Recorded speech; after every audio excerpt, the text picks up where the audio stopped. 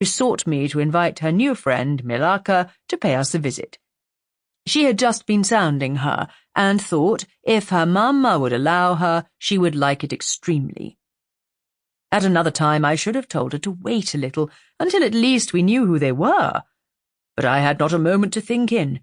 The two ladies assailed me together, and I must confess the refined and beautiful face of the young lady, about which there was something extremely engaging, as well as the elegance and fire of high birth, determined me, and, quite overpowered, I submitted, and undertook, too easily, the care of the young lady whom her mother called Millarca. The Countess beckoned to her daughter, who listened with grave attention while she told her, in general terms, how suddenly and peremptorily she had been summoned, and also of the arrangement she had made for her under my care, adding that I was one of her earliest and most valued friends.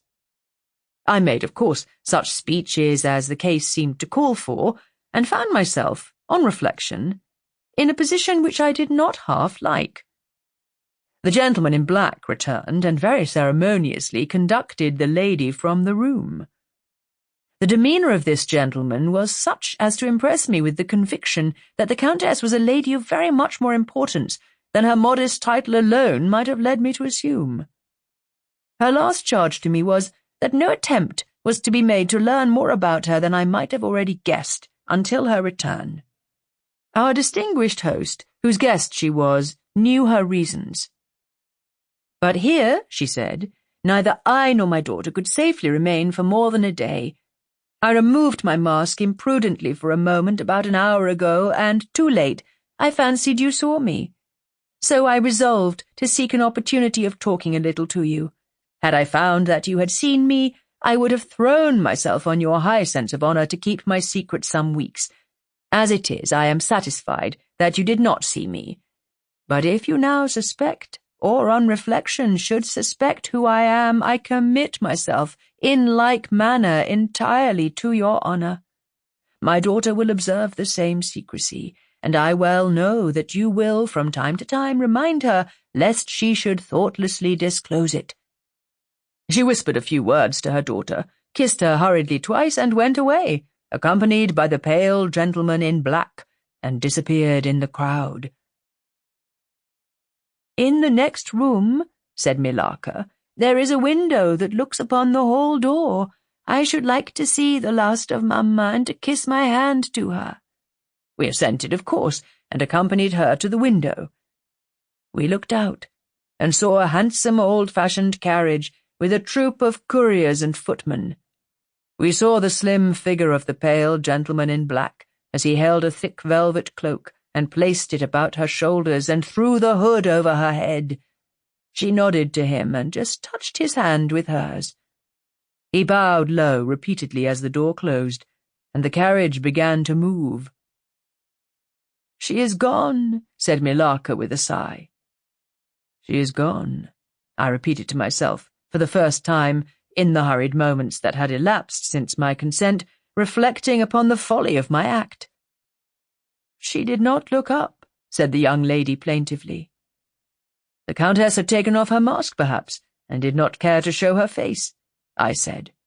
"And she could not know that you were in the window."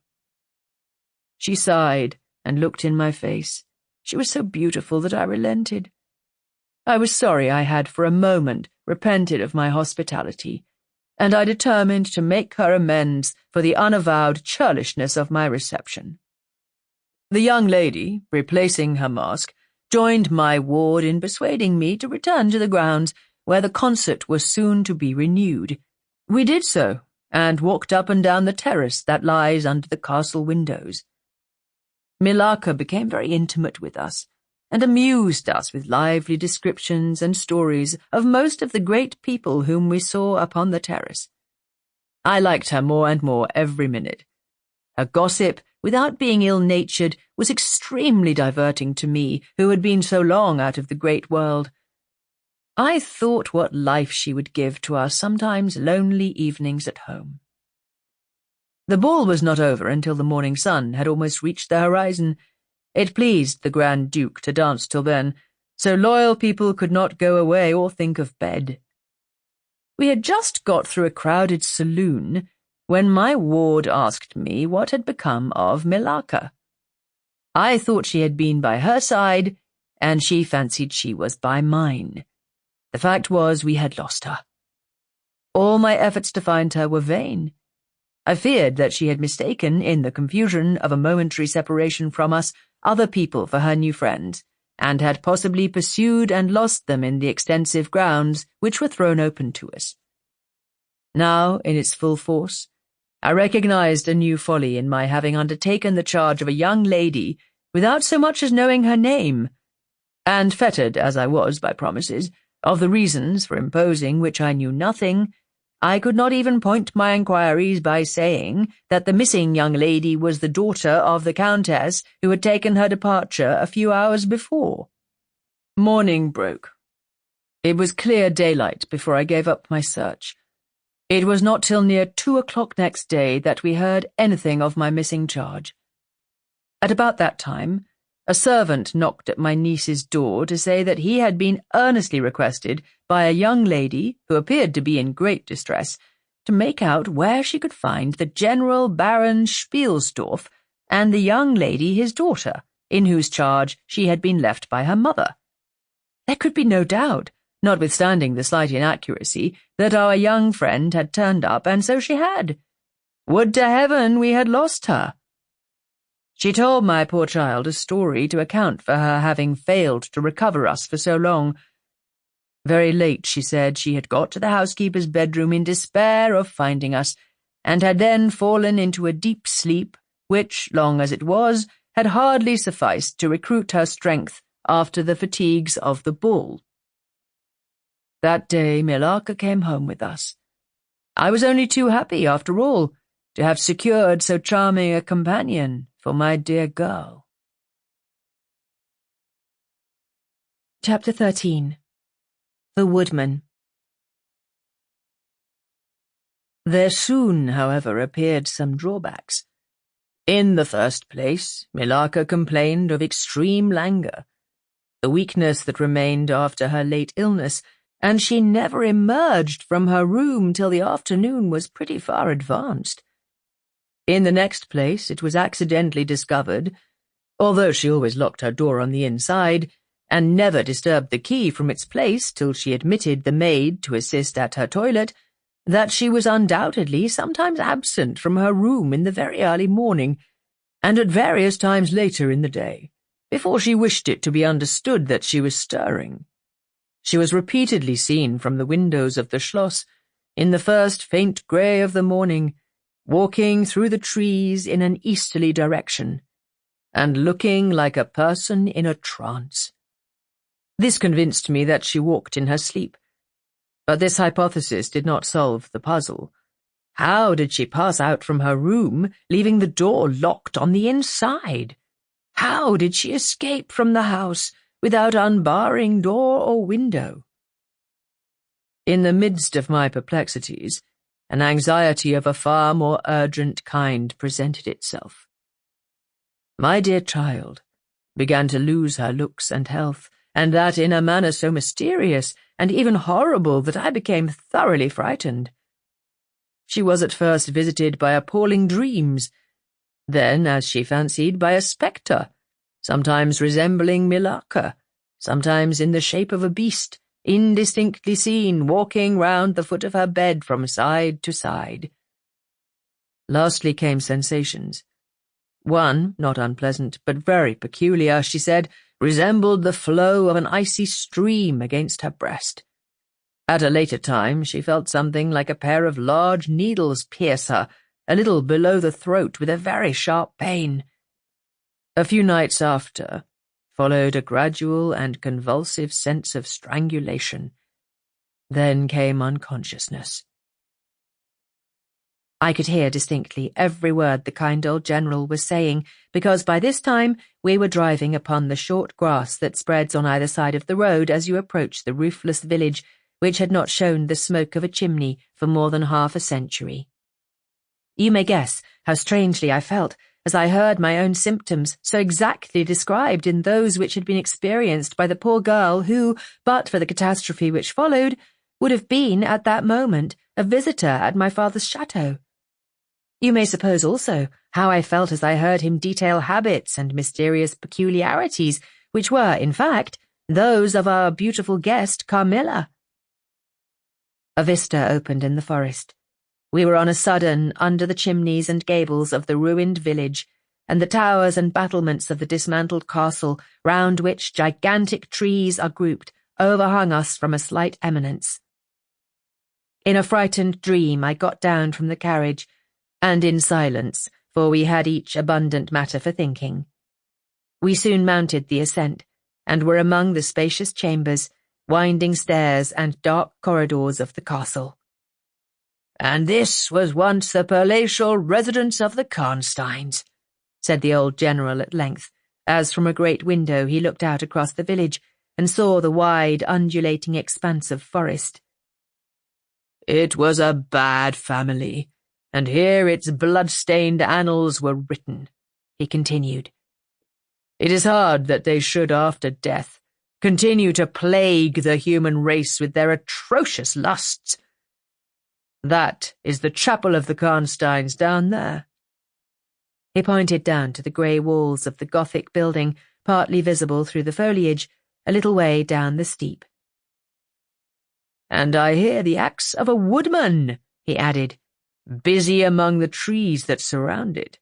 He possibly may give us the information of which I am in search, and point out the grave of Makalla, Countess of Karnstein.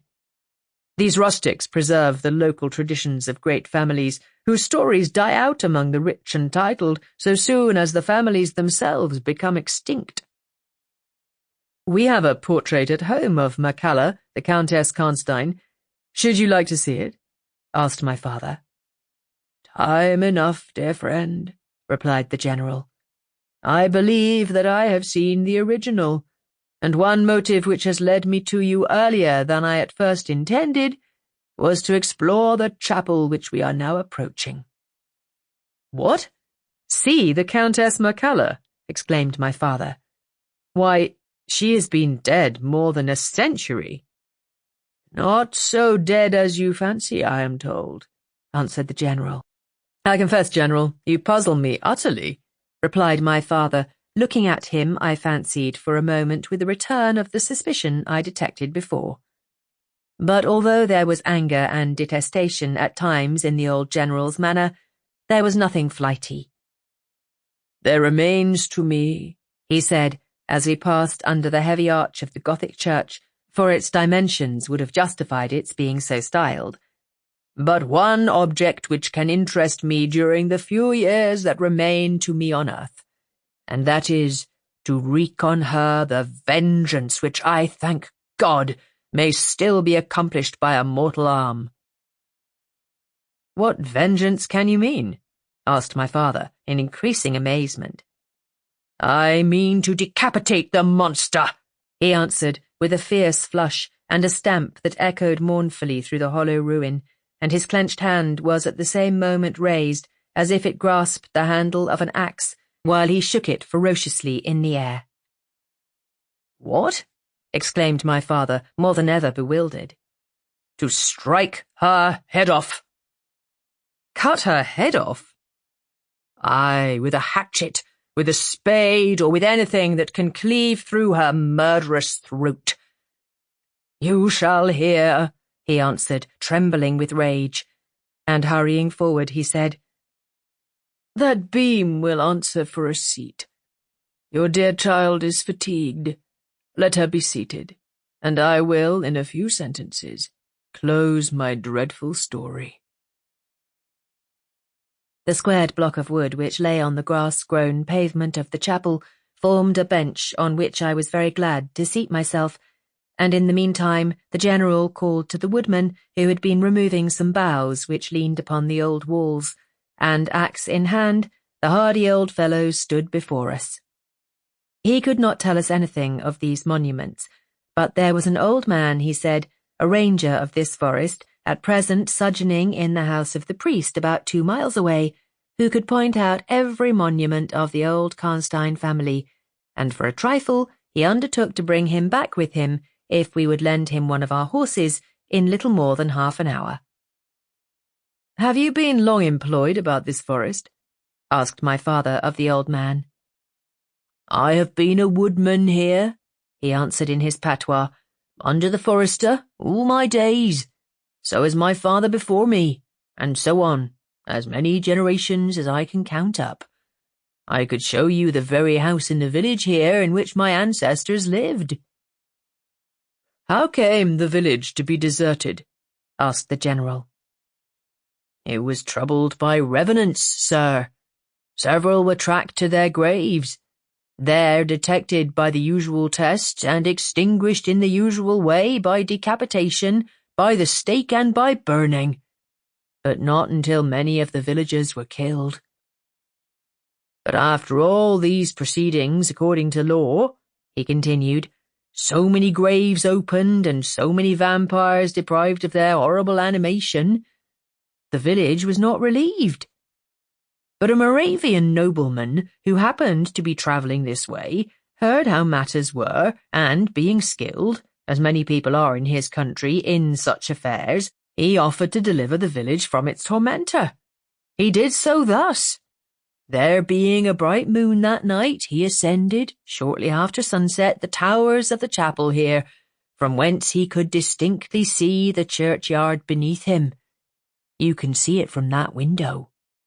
From this point he watched until he saw the vampire come out of his grave and place near it the linen clothes in which he had been folded, and then glide away towards the village to plague its inhabitants. The stranger, having seen all this, came down from the steeple, took the linen wrappings of the vampire, and carried them up to the top of the tower, which he again mounted. When the vampire returned from his prowlings and missed his clothes, he cried furiously to the Moravian, whom he saw at the summit of the tower, and who, in reply, beckoned him to ascend and take them. Whereupon the vampire, accepting his invitation, began to climb the steeple. And so soon as he had reached the battlements, the Moravian, with a stroke of his sword, clove his skull in twain, hurling him down to the churchyard, whither, descending by the winding stairs, the stranger followed and cut his head off, and next day delivered it and the body to the villagers, who duly impaled and burnt them.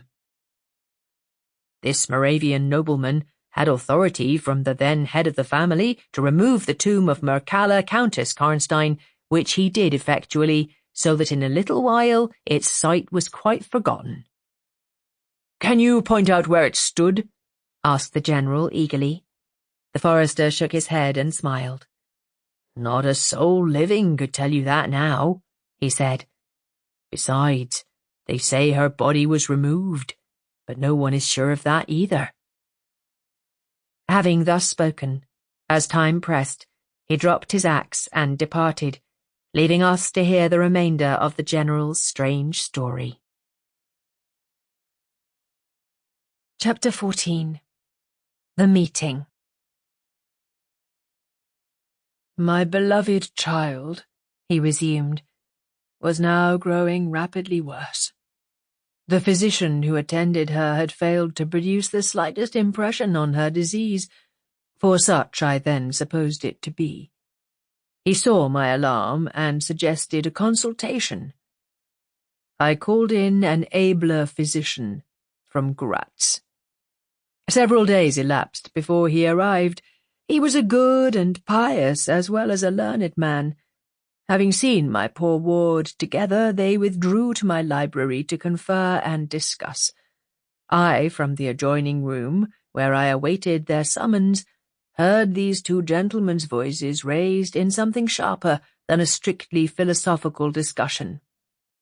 I knocked at the door and entered. I found the old physician from Graz maintaining his theory. His rival was combating it with undisguised ridicule, accompanied with bursts of laughter. This unseemly manifestation subsided, and the altercation ended on my entrance. "Sir," said my first physician, "my learned brother seems to think that you want a conjurer, and not a doctor." "Pardon me," said the old physician from Gratz, looking displeased. "I shall state my own view of the case in my own way another time. I grieve, Monsieur le Général, that by my skill and science I can be of no use.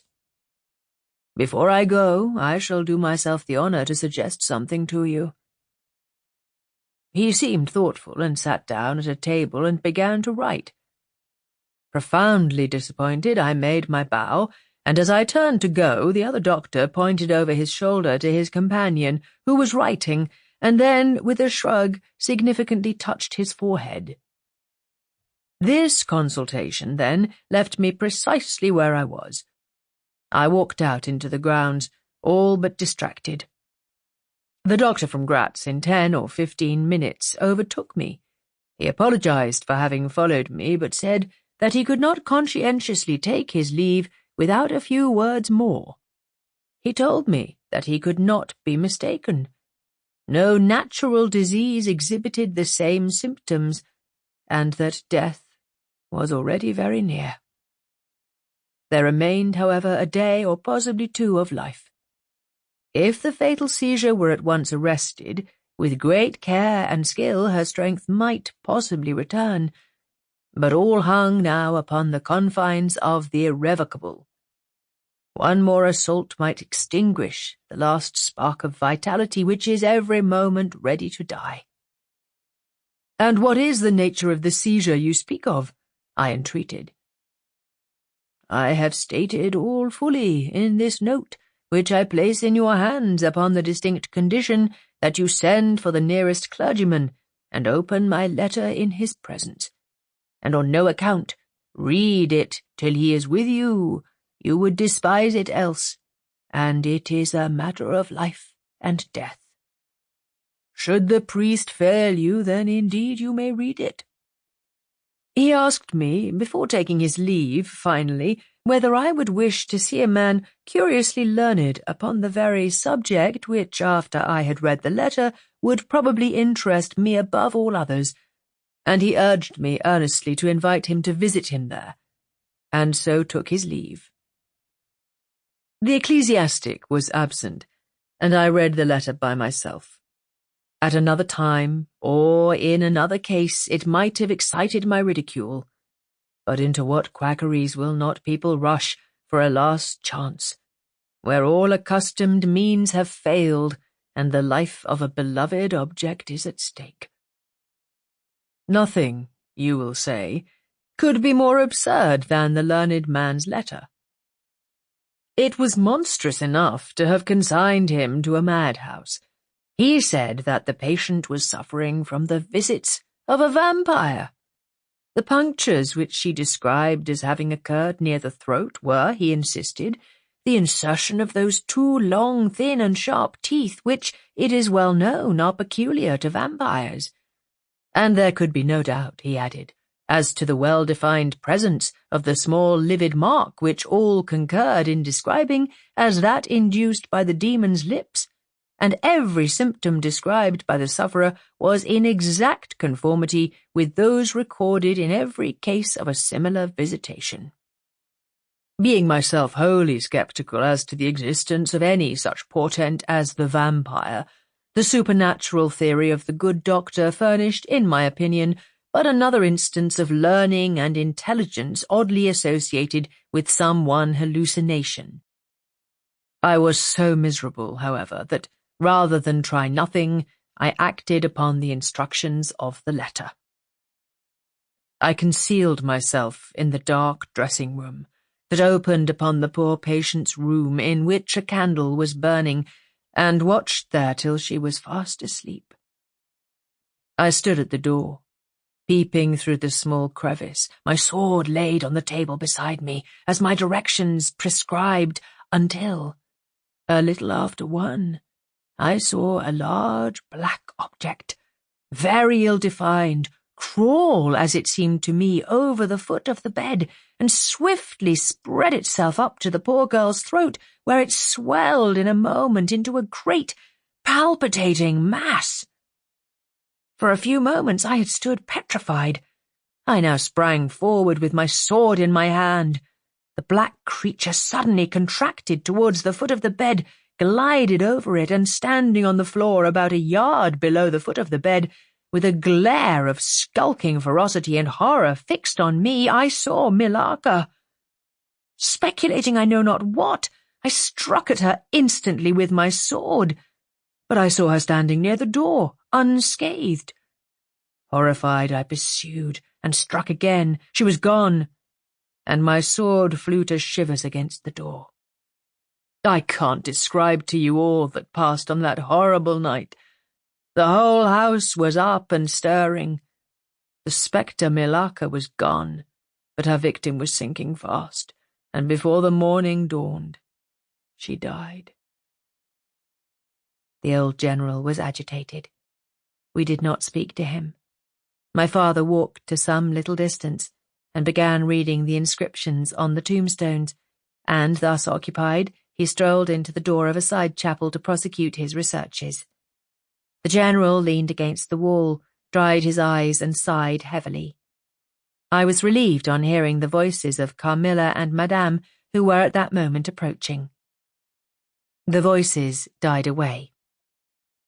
In this solitude, having just listened to so strange a story, connected as it was with the great and titled dead, whose monuments were mouldering among the dust and ivy round us, and every incident of which bore so awfully upon my own mysterious case, in this haunted spot, darkened by the towering foliage that rose on every side, dense and high above its noiseless walls, a horror began to steal over me, and my heart sank as I thought that my friends were, after all, not about to enter and disturb this triste and ominous scene. The old general's eyes were fixed on the ground, as he leaned with his hand upon the basement of a shattered monument. Under a narrow arched doorway, surmounted by one of those demoniacal grotesques in which the cynical and ghastly fancy of old Gothic carving delights, I saw very gladly the beautiful face and figure of Carmilla enter the shadowy chapel. I was just about to rise and speak, and nodded, smiling, in answer to her peculiarly engaging smile, when, with a cry, the old man by my side caught up the woodman's hatchet and started forward. On seeing him, a brutalized change came over her features. It was an instantaneous and horrible transformation, as she made a crouching step backwards. Before I could utter a scream, he struck at her with all his force, but she dived under his blow, and unscathed, caught him in her tiny grasp by the wrist. He struggled for a moment to release his arm, but his hand opened, the axe fell to the ground, and the girl was gone. He staggered against the wall, his grey hair stood upon his head, and a moisture shone over his face as if he were at the point of death. The frightful scene had passed in a moment. The first thing I recollect after is Madame standing before me and impatiently repeating again and again the question, "Where is Mademoiselle Carmilla?" I answered at length, "I don't know, I can't tell. She went there." And I pointed to the door through which Madame had just entered, "Only a minute or two since." "But I have been standing there in the passage ever since Mademoiselle Carmilla entered, and she did not return." She then began to call Carmilla through every door and passage and from the windows, but no answer came. "She called herself Carmilla?" asked the general, still agitated. "Carmilla, yes," I answered. "Aye," he said, "that is Millarca. That is the same person who long ago was called Mecalla, Countess Karnstein. Depart from this accursed ground, my poor child, as quickly as you can. Drive to the clergyman's house, and stay there till we come. Begone! May you never behold Carmilla more. You will not find her here." Chapter 15. Ordeal and Execution. As he spoke, one of the strangest-looking men I ever beheld entered the chapel at the door through which Carmilla had made her entrance and her exit. He was tall, narrow-chested, stooping with high shoulders and dressed in black. His face was brown and dried in with deep furrows. He wore an oddly shaped hat with a broad leaf. His hair, long and grizzled, hung on his shoulders. He wore a pair of gold spectacles and walked slowly, with an odd shambling gait, with his face sometimes turned up to the sky and sometimes bowed down towards the ground, seemed to wear a perpetual smile. His long, thin arms were swinging, and his lank hands, in old black gloves, ever so much too wide for them, waving and gesticulating in utter abstraction. "The very man!" exclaimed the General, advancing with manifest delight. "My dear Baron, how happy I am to see you! I had no hope of meeting you so soon." He signed to my father, who had by this time returned, and leading the fantastic old gentleman, whom he called the Baron, to meet him. He introduced him formally, and they at once entered into earnest conversation. The stranger took a roll of paper from his pocket and spread it on the worn surface of a tomb that stood by. He had a pencil case in his fingers, with which he traced imaginary lines from point to point on the paper, which, from their often glancing from it, together at certain points of the building, I concluded to be a plan of the chapel. He accompanied what I may term his lecture with occasional readings from a dirty little book whose yellow leaves were closely written over. They sauntered together down the side aisle, opposite to the spot where I was standing, conversing as they went. Then they began measuring distances by paces, and finally they all stood together, facing a piece of the side wall, which they began to examine with great minuteness, pulling off the ivy that clung over it, and rapping the plaster with the ends of their sticks, scraping here and knocking there. At length they ascertained the existence of a broad marble tablet, with letters carved in relief upon it. With the assistance of the woodman, who soon returned, a monumental inscription and carved escutcheon were disclosed. They proved to be those of the long-lost monument of Makala, Countess Karnstein. The old general, though not, I fear, given to the praying mood, raised his hands and eyes to heaven in mute thanksgiving for some moments. "Tomorrow," I heard him say, "the commissioner will be here, and the inquisition will be held according to law." Then, turning to the old man with the gold spectacles, whom I have described, he shook him warmly by both hands and said, "Baron, how can I thank you? How can we all thank you? You will have delivered this region from a plague that has scourged its inhabitants for more than a century. The horrible enemy, thank God, is at last tracked." My father led the stranger aside, and the general followed. I know that he had led them out of hearing, that he might relate my case, and I saw them glance often quickly at me as the discussion proceeded. My father came to me, kissed me again and again, and leading me from the chapel said, "It is time to return. But before we go home, we must add to our party the good priest who lives but a little way from this, and persuade him to accompany us to the Schloss." In this quest we were successful, and I was glad, being unspeakably fatigued when we reached home. But my satisfaction was changed to dismay on discovering that there were no tidings of Carmilla. Of the scene that had occurred in the ruined chapel, no explanation was offered to me, and it was clear that it was a secret which my father, for the present, determined to keep from me. The sinister absence of Carmilla made the remembrance of the scene more horrible to me. The arrangements for the night were singular. 2 servants and Madame were to sit up in my room that night, and the ecclesiastic with my father kept watch in the adjoining dressing-room. The priest had performed certain solemn rites that night, the purport of which I did not understand any more than I comprehended the reason of this extraordinary precaution taken for my safety during sleep. I saw all clearly a few days later. The disappearance of Carmilla was followed by the discontinuance of my nightly sufferings. You have heard, no doubt, of the appalling superstition that prevails in Upper and Lower Styria, in Moravia, Silesia, in Turkish Serbia, in Poland, even in Russia. The superstition, so we must call it, of the vampire.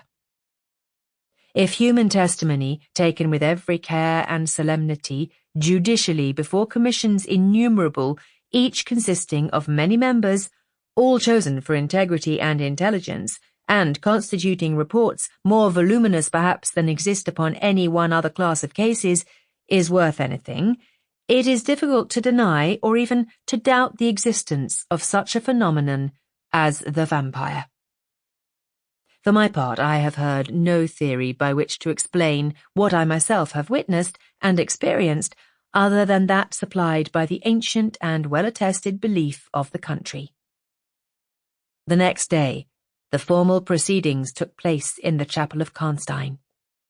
The grave of the Countess Mircalla was opened, and the general and my father recognized each his perfidious and beautiful guest in the face now disclosed to view.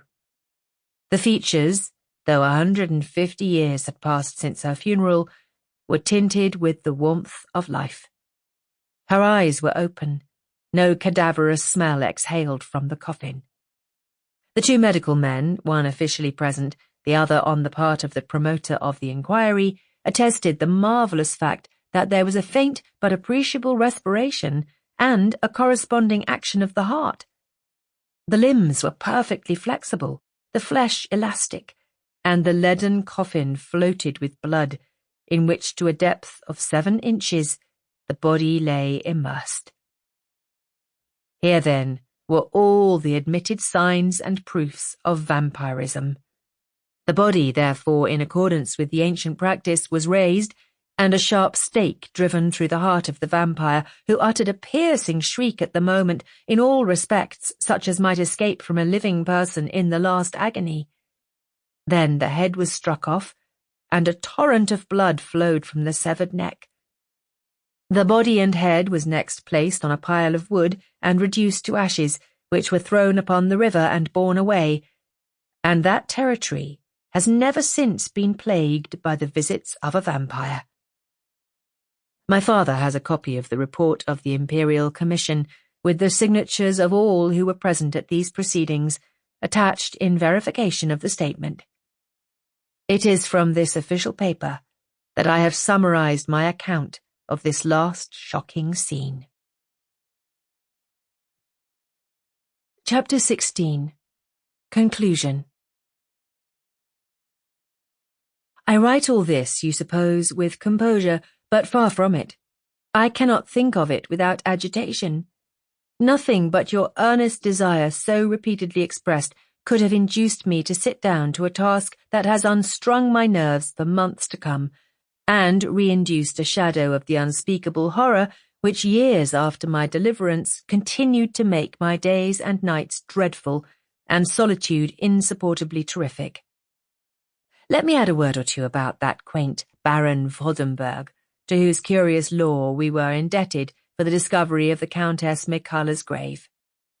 He had taken up his abode in Gratz, where, living upon a mere pittance, which was all that remained to him of the once princely estates of his family, in Upper Styria, he devoted himself to the minute and laborious investigation of the marvellously authenticated tradition of vampirism. He had at his fingers' ends all the great and little works upon the subject. Magia Postuma, Phlegon de Mirabilibus, Augustinus de Cura pro Motuis, Philosophicae et Christianae Cogitationes de Vampiris by John Christopher Herenberg, and 1,000 others, among which I remember only a few of those which he lent to my father. He had a voluminous digest of all the judicial cases, from which he had extracted a system of principles that appear to govern, some always and others occasionally only, the condition of the vampire. I may mention, in passing, that the deadly pallor attributed to that sort of revenants is a mere melodramatic fiction. They present, in the grave and when they show themselves in human society, the appearance of healthy life. When disclosed to light in their coffins, they exhibit all the symptoms that are enumerated as those which proved the vampire life of the long-dead Countess Karnstein. How they escape from their graves and return to them for certain hours every day, without displacing the clay or leaving any trace of disturbance in the state of the coffin or the cerements, has always been admitted to be utterly inexplicable. The amphibious existence of the vampire is sustained by daily renewed slumber in the grave. Its horrible lust for living blood supplies the vigour of its waking existence. The vampire is prone to be fascinated with an engrossing vehemence, resembling the passion of love by particular persons. In pursuit of these, it will exercise inexhaustible patience and stratagem, for access to a particular object may be obstructed in 100 ways. It will never desist until it has satiated its passion and drained the very life of its coveted victim. But it will, in these cases, husband and protract its murderous enjoyment with the refinement of an epicure, and heighten it by the gradual approaches of an artful courtship. In these cases, it seems to yearn for something like sympathy and consent. In ordinary ones, it goes direct to its object, overpowers with violence, and strangles and exhausts often at a single feast. The vampire is apparently subject, in certain situations, to special conditions. In the particular instance of which I have given you a relation, Mircalla seemed to be limited to a name which, if not her real one, should at least reproduce, without the omission or addition of a single letter, those, as we say, anagrammatically which compose it. Carmilla did this. So did Millarca. My father related to the Baron Vordenburg, who remained with us for 2 or 3 weeks after the expulsion of Carmilla, the story about the Moravian nobleman and the vampire at Karnstein churchyard, and then he asked the Baron how he had discovered the exact position of the long-concealed tomb of the Countess Mircalla. The Baron's grotesque features puckered up into a mysterious smile. He looked down, still smiling on his worn spectacle case, and fumbled with it. Then looking up, he said, "I have many journals and other papers written by that remarkable man. The most curious among them is one treating of the visit of which you speak to Karnstein. The tradition, of course, discolours and distorts a little. He might have been termed a Moravian nobleman, for he had changed his abode to that territory, and was, beside, a noble. But he was, in truth, a native of Upper Styria.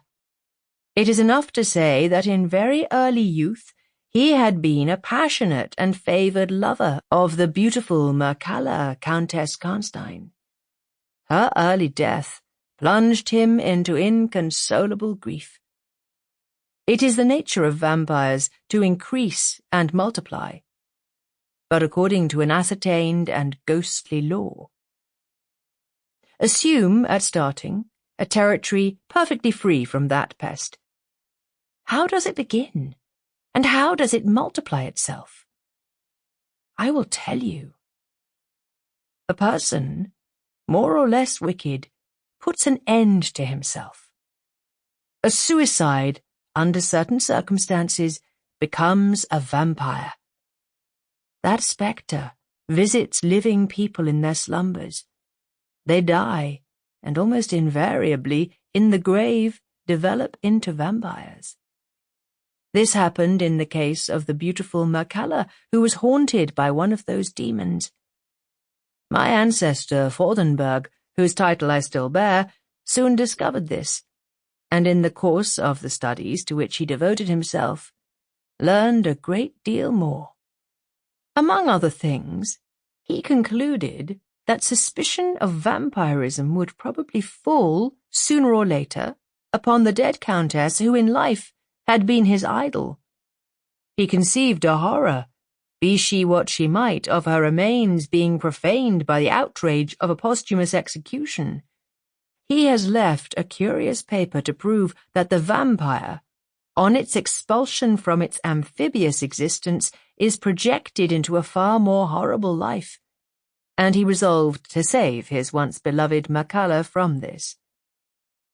He adopted the stratagem of a journey here, a pretended removal of her remains, and a real obliteration of her monument. when age had stolen upon him, and from the veil of years he looked back on the scenes he was leaving, he considered in a different spirit what he had done, and a horror took possession of him. He made the tracings and notes which have guided me to the very spot, and drew up a confession of the deception that he had practiced. If he had intended any further action in this matter, death prevented him, and the hand of a remote descendant has, too late for many, directed the pursuit to the lair of the beast. We talked a little more, and among other things he said was this: "One sign of the vampire is the power of the hand. The slender hand of Macalla closed like a vice of steel on the general's wrist when he raised the hatchet to strike. But its power is not confined to its grasp. It leaves a numbness in the limb it seizes, which is slowly, if ever, recovered from." The following spring, my father took me a tour through Italy. We remained away for more than a year. It was long before the terror of recent events subsided. And to this hour, the image of Carmilla returns to memory with ambiguous alternations. Sometimes the playful, languid, beautiful girl, sometimes the writhing fiend I saw in the ruined church. And often from a reverie I have started, fancying I heard the light step of Carmilla at the drawing-room door. The end.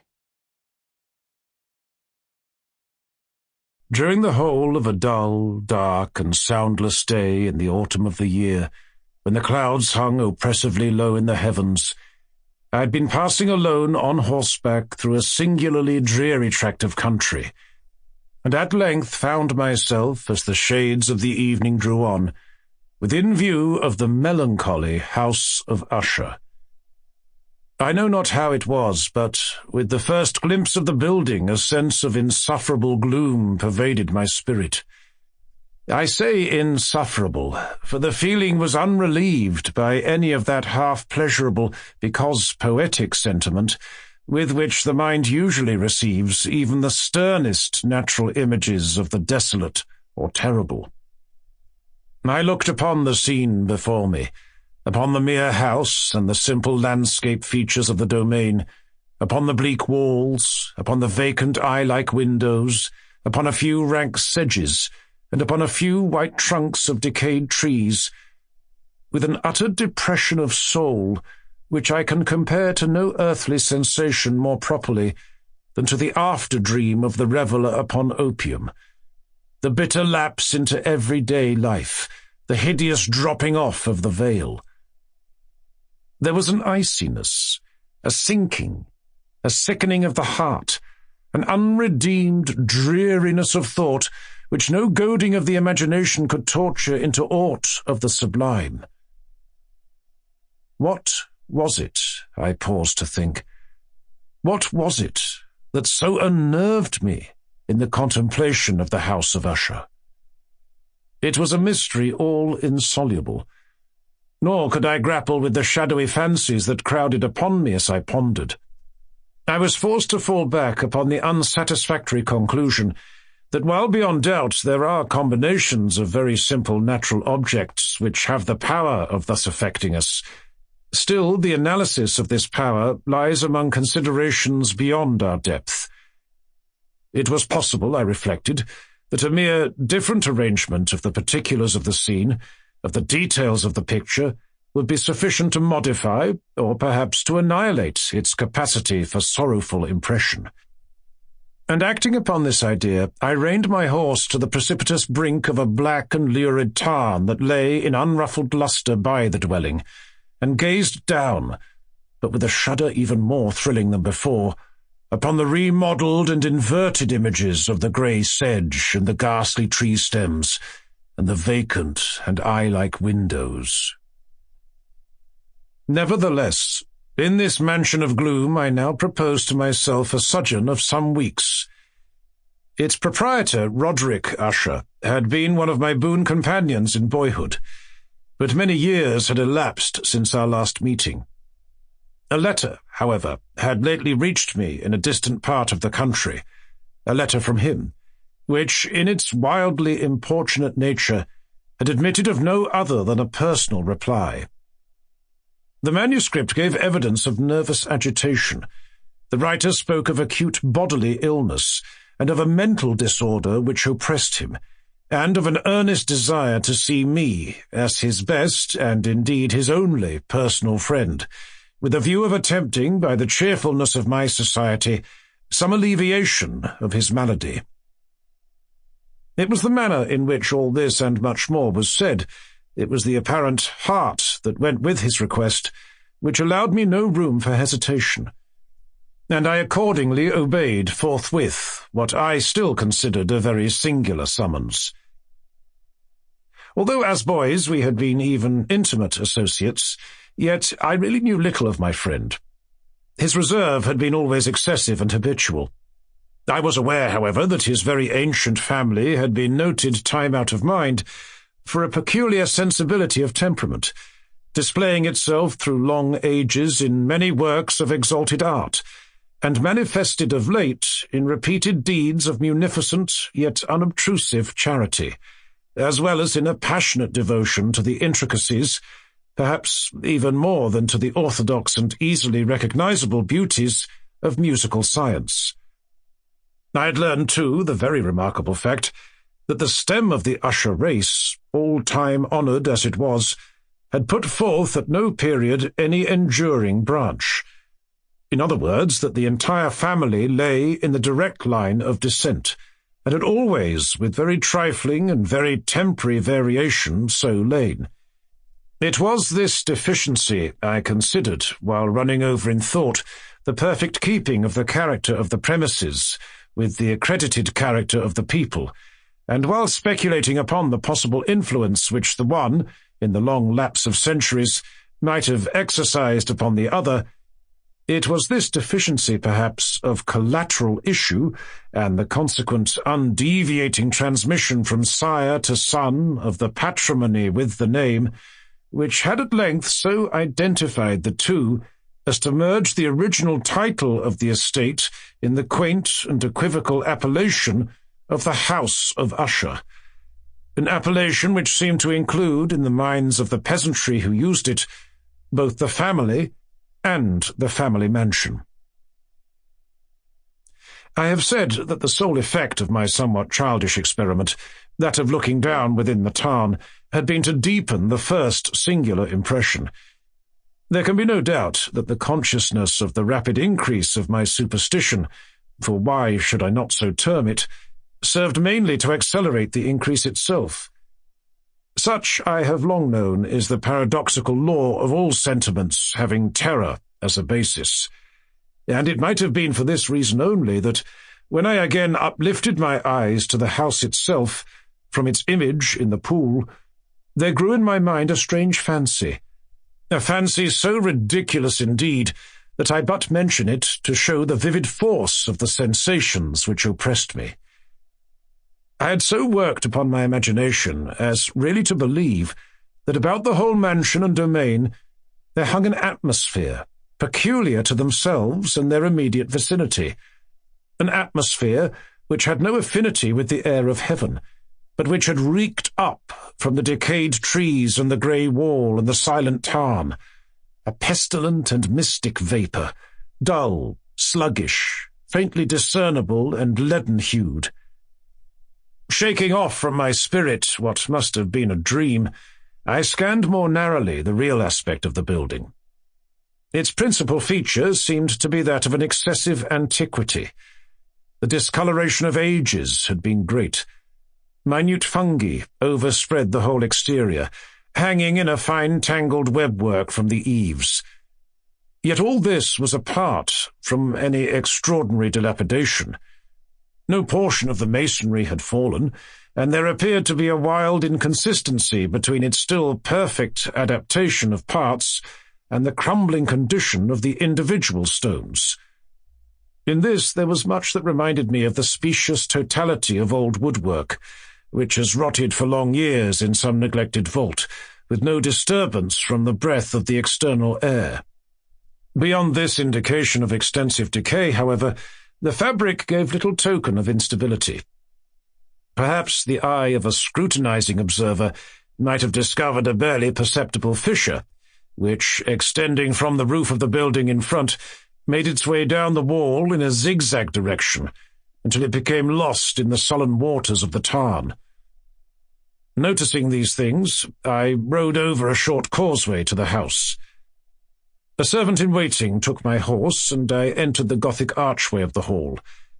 A valet of stealthy step thence conducted me in silence through many dark and intricate passages in my progress to the studio of his master.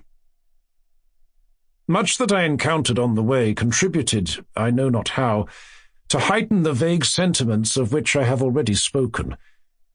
While the objects around me, while the carvings of the ceilings, the sombre tapestries of the walls, the ebon blackness of the floors, and the phantasmagoric armorial trophies which rattled as I strode, were but matters to which, or to such as which, I had been accustomed from my infancy, while I hesitated not to acknowledge how familiar was all this, I still wondered to find how unfamiliar were the fancies which ordinary images were stirring up. On one of the staircases I met the physician of the family. His countenance, I thought, wore a mingled expression of low cunning and perplexity. He accosted me with trepidation, and passed on. The valet now threw open a door, and ushered me into the presence of his master. The room in which I found myself was very large and lofty. The windows were long, narrow, and pointed, and at so vast a distance from the black oaken floor as to be altogether inaccessible from within. Feeble gleams of encrimsoned light made their way through the trellised panes, and served to render sufficiently distinct the more prominent objects around. The eye, however, struggled in vain to reach the remoter angles of the chamber, or the recesses of the vaulted and fretted ceiling. Dark draperies hung upon the walls. The general furniture was profuse, comfortless, antique, and tattered. Many books and musical instruments lay scattered about, but failed to give any vitality to the scene. I felt that I breathed an atmosphere of sorrow. An air of stern, deep, and irredeemable gloom hung over and pervaded all. Upon my entrance, Usher arose from a sofa on which he had been lying at full length, and greeted me with a vivacious warmth, which had much in it, I at first thought, of an overdone cordiality, of the constrained effort of the ennuyé, man of the world. A glance, however, at his countenance convinced me of his perfect sincerity. We sat down, and for some moments, while he spoke not, I gazed upon him with a feeling half of pity, half of awe. Surely man had never before so terribly altered, in so brief a period, as had Roderick Usher. It was with difficulty that I could bring myself to admit the identity of the one being before me with the companion of my early boyhood. Yet the character of his face had been at all times remarkable.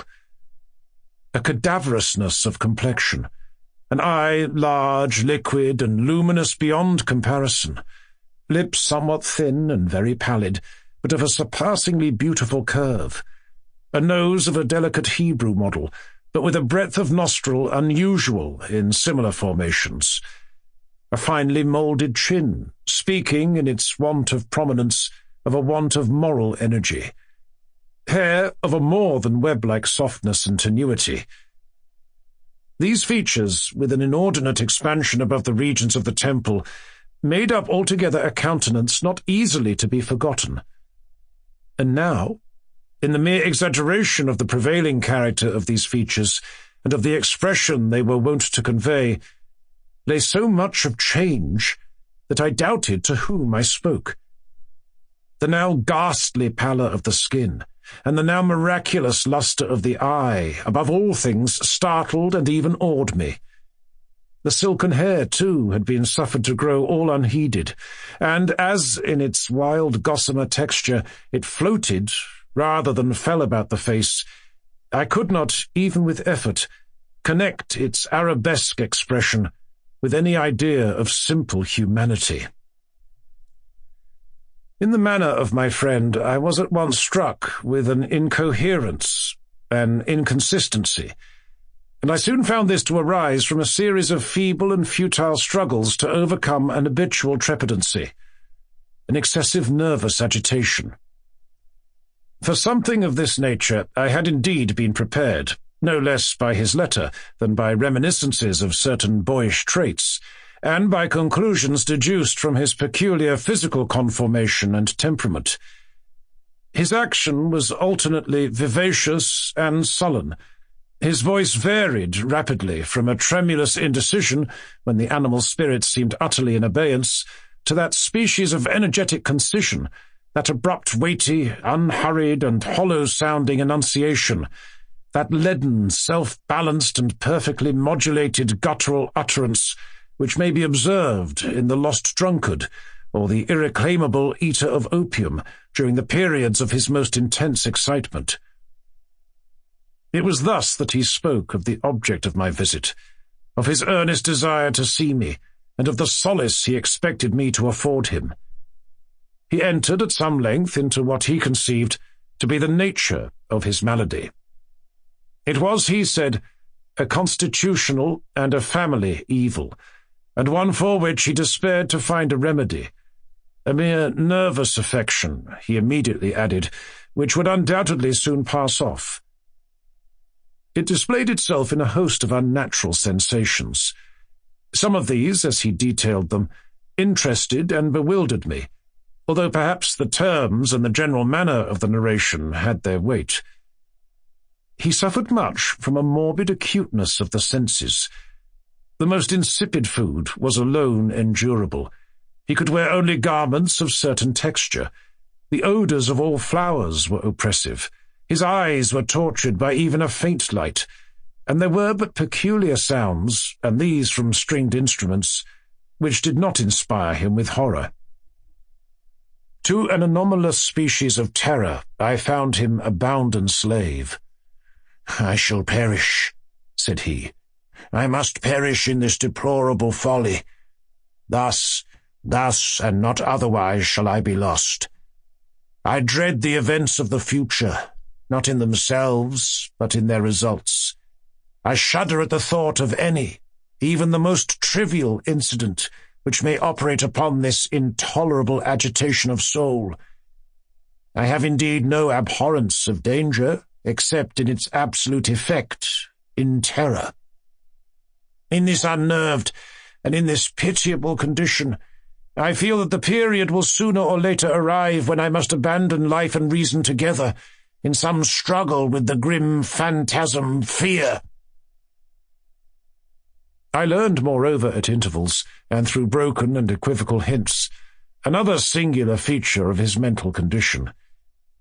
He was enchained by certain superstitious impressions in regard to the dwelling which he tenanted, and whence, for many years, he had never ventured forth, in regard to an influence whose superstitious force was conveyed in terms too shadowy here to be restated, an influence which some peculiarities in the mere form and substance of his family mansion had, by dint of long sufferance, he said, obtained over his spirit, an effect which the physique of the grey walls and turrets and of the dim tarn into which they all looked down had at length brought about upon the morale of his existence. He admitted, however, although with hesitation, that much of the peculiar gloom which thus afflicted him could be traced to a more natural and far more palpable origin, to the severe and long-continued illness, indeed to the evidently approaching dissolution of a tenderly beloved sister, his sole companion for long years, his last and only relative on earth. Her decease, he said, with a bitterness which I can never forget, would leave him, the hopeless and the frail, the last of the ancient race of the Ushers. While he spoke, the Lady Madeline, for so was she called, passed slowly through a remote portion of the apartment, and without having noticed my presence, disappeared. I regarded her with an utter astonishment, not unmingled with dread, and yet I found it impossible to account for such feelings. A sensation of stupor oppressed me as my eyes followed her retreating steps. When a door at length closed upon her, my glance sought instinctively and eagerly the countenance of the brother, but he had buried his face in his hands, and I could only perceive that a far more than ordinary wanness had overspread the emaciated fingers, through which trickled many passionate tears. The disease of the Lady Madeline had long baffled the skill of her physicians. A settled apathy, a gradual wasting away of the person, and frequent, although transient, affections of a partially cataleptical character were the unusual diagnosis. Hitherto she had steadily borne up against the pressure of her malady, and had not betaken herself finally to bed.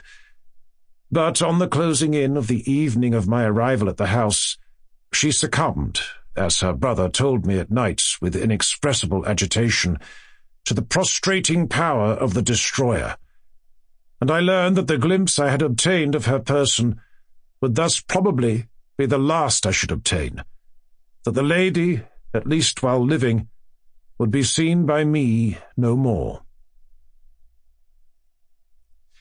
For several days ensuing, her name was unmentioned by either Usher or myself, and during this period I was busied in earnest endeavours to alleviate the melancholy of my friend. We painted and read together, or I listened, as if in a dream, to the wild improvisations of his speaking guitar. And thus, as a closer and still closer intimacy admitted me more unreservedly into the recesses of his spirit, the more bitterly did I perceive the futility of all attempt at cheering a mind from which darkness, as if an inherent positive quality, poured forth upon all objects of the moral and physical universe in one unceasing radiation of gloom. I shall ever bear about me a memory of the many solemn hours I thus spent alone with the master of the House of Usher. Yet I should fail in any attempt to convey an idea of the exact character of the studies, or of the occupations in which she involved me, or led me the way. An excited and highly distempered ideality threw a sulphureous lustre over all. His long improvised dirges will ring forever in my ears. Among other things, I hold painfully in mind a certain singular perversion and amplification of the wild air of the last waltz of von Weber. From the paintings over which his elaborate fancy brooded, and which grew, touch by touch, into vaguenesses at which I shuddered the more thrillingly, because I shuddered knowing not why, from these paintings, vivid as their images now are before me, I would in vain endeavour to educe more than a small portion which should lie within the compass of merely written words. By the utter simplicity, by the nakedness of his designs, he arrested and overawed attention. If ever mortal painted an idea, that mortal was Roderick Usher. For me, at least, in the circumstances then surrounding me, there arose out of the pure abstractions which the hypochondriac contrived to throw upon his canvas an intensity of intolerable awe, no shadow of which felt I ever yet in the contemplation of the certainly glowing, yet too concrete reveries of Fuseli. One of the phantasmagoric conceptions of my friend, partaking not so rigidly of the spirit of abstraction, may be shadowed forth, although feebly, in words. A small picture presented the interior of an immensely long and rectangular vault or tunnel, with low walls, smooth, white, and without interruption or device. Certain accessory points of the design served well to convey the idea that this excavation lay at an exceeding depth below the surface of the earth. No outlet was observed in any portion of its vast extent, and no torch or other artificial source of light was discernible. Yet a flood of intense rays rolled throughout, and bathed the whole in a ghastly and inappropriate splendour. I've just spoken of that morbid condition of the auditory nerve, which rendered all music intolerable to the sufferer, with the exception of certain effects of stringed instruments. It was perhaps the narrow limits to which he thus confined himself upon the guitar, which gave birth in great measure to the fantastic character of his performances. But the fervid facility of his impromptus could not be so accounted for. They must have been and were in the notes as well as in the words of his wild fantasias, for he not unfrequently accompanied himself with rhymed verbal improvisations, the result of that intense mental collectedness and concentration to which I have previously alluded as observable only in particular moments of the highest artificial excitement. The words of one of these rhapsodies I have easily remembered. I was perhaps the more forcibly impressed with it, as he gave it, because, in the under or mystic current of its meaning, I fancied that I perceived, and for the first time, a full consciousness on the part of Usher of the tottering of his lofty reason upon her throne. The verses, which were entitled The Haunted Palace, ran very nearly, if not accurately, thus. 1. In the greenest of our valleys, by good angels tenanted, once a fair and stately palace, radiant palace, reared its head.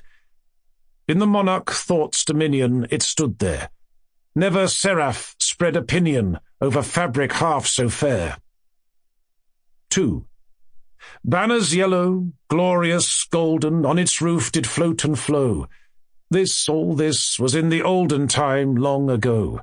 And every gentle air that dallied in that sweet day, along the ramparts, plumed and pallid, a winged odour went away. 3. Wanderers in that happy valley through 2 luminous windows saw spirits moving musically to a lute's well-tuned law, round about a throne, where sitting Porphyrogene, in state his glory well befitting, the ruler of the realm was seen. 4. And all with pearl and ruby glowing was the fair palace door, through which came, flowing, flowing, flowing, and sparkling evermore, a troop of echoes whose sweet duty was but to sing, in voices of surpassing beauty, the wit and wisdom of their king. 5. But evil things in robes of sorrow assailed the monarch's high estate. Ah, let us mourn, for never morrow shall dawn upon him desolate.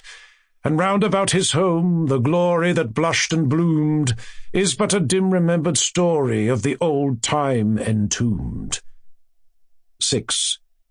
And travellers now within that valley, through the red-litten windows, see vast forms that move fantastically to a discordant melody, while, like a rapid ghastly river, through the pale door a hideous throng rush out forever, and laugh, but smile no more. I well remember that suggestions arising from this ballad led us into a train of thought wherein there became manifest an opinion of Usher's, which I mention not so much on account of its novelty, for other men have thought thus, as on account of the pertinency with which he maintained it. This opinion, in its general form, was that of the sentience of all vegetable things. But in his disordered fancy, the idea had assumed a more daring character, and trespassed under certain conditions upon the kingdom of inorganization. I lack words to express the full extent or the earnest abandon of his persuasion. The belief, however, was connected, as I have previously hinted, with the grey stones of the home of his forefathers. The conditions of the sentience had been here, he imagined, fulfilled in the method of collocation of these stones, and in the order of their arrangement, as well as in that of the many fungi which overspread them, and of the decayed trees which stood around.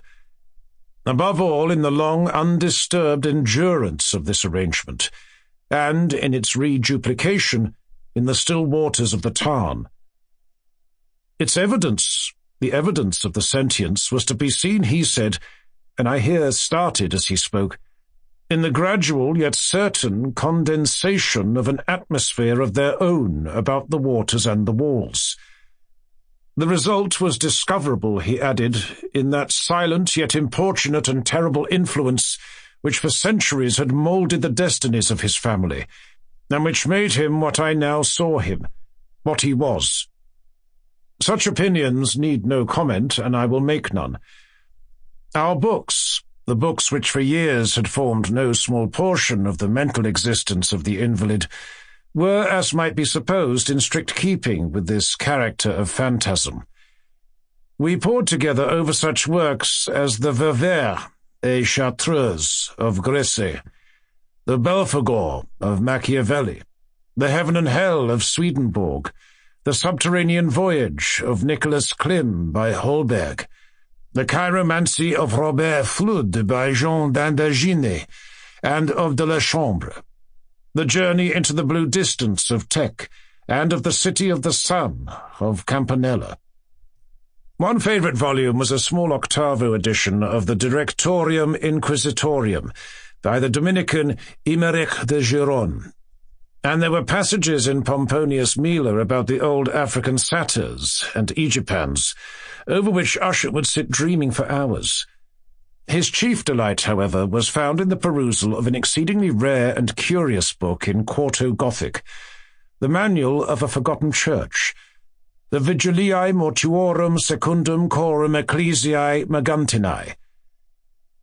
I could not help thinking of the wild ritual of this work, and of its probable influence upon the hypochondriac, when one evening, having informed me abruptly that the Lady Madeline was no more, he stated his intention of preserving her corpse for a fortnight previously to its final interment in one of the numerous vaults within the main walls of the building. The worldly reason, however, assigned for this singular proceeding was one which I did not feel at liberty to dispute. The brother had been led to his resolution, so he told me, by consideration of the unusual character of the malady of the deceased, and of certain obtrusive and eager inquiries on the part of her medical men, and of the remote and exposed situation of the burial ground of the family. I will not deny that when I called to mind the sinister countenance of the person whom I met upon the staircase on the day of my arrival at the house, I had no desire to oppose what I regarded as at best but a harmless and by no means an unnatural precaution. At the request of Usher, I personally aided him in the arrangements for the temporary entombment.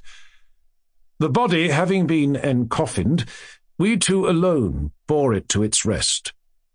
The vault in which we placed it, and which had been so long unopened that our torches, half smothered in its oppressive atmosphere, gave us little opportunity for investigation, was small, damp, and entirely without means of admission for light, lying at great depth immediately beneath that portion of the building in which was my own sleeping apartment. It had been used apparently in remote feudal times for the worst purposes of a dungeon keep, and in later days as a place of deposit for powder or some other highly combustible substance, as a portion of its floor and the whole interior of a long archway through which we reached it were carefully sheathed with copper. The door, of massive iron, had been also similarly protected. Its immense weight caused an unusually sharp grating sound as it moved upon its hinges. Having deposited our mournful burden upon trestles within this region of horror, we partially turned aside the yet unscrewed lid of the coffin and looked upon the face of the tenant. A striking similitude between the brother and sister now first arrested my attention, and Usher, divining perhaps my thoughts, murmured out some few words from which I learned that the deceased and himself had been twins, and that sympathies of a scarcely intelligible nature had always existed between them. Our glances, however, rested not long upon the dead, for we could not regard her unawed. The disease which had thus entombed the lady in the maturity of youth had left, as usual in all maladies of a strictly cataleptical character, the mockery of a faint blush upon the bosom and the face, and that suspiciously lingering smile upon the lip which is so terrible in death. We replaced and screwed down the lid, and having secured the door of iron, made our way with toil into the scarcely less gloomy apartments of the upper portion of the house. And now, some days of bitter grief having elapsed, an observable change came over the features of the mental disorder of my friend. His ordinary manner had vanished. His ordinary occupations were neglected or forgotten. He roamed from chamber to chamber with hurried, unequal, and objectless step. The pallor of his countenance had assumed, if possible, a more ghastly hue, but the luminousness of his eye had utterly gone out. The once occasional huskiness of his tone was heard no more, and a tremulous quaver, as if of extreme terror, habitually characterized his utterance. There were times, indeed, when I thought his unceasingly agitated mind was labouring with some oppressive secret, to divulge which he struggled for the necessary courage.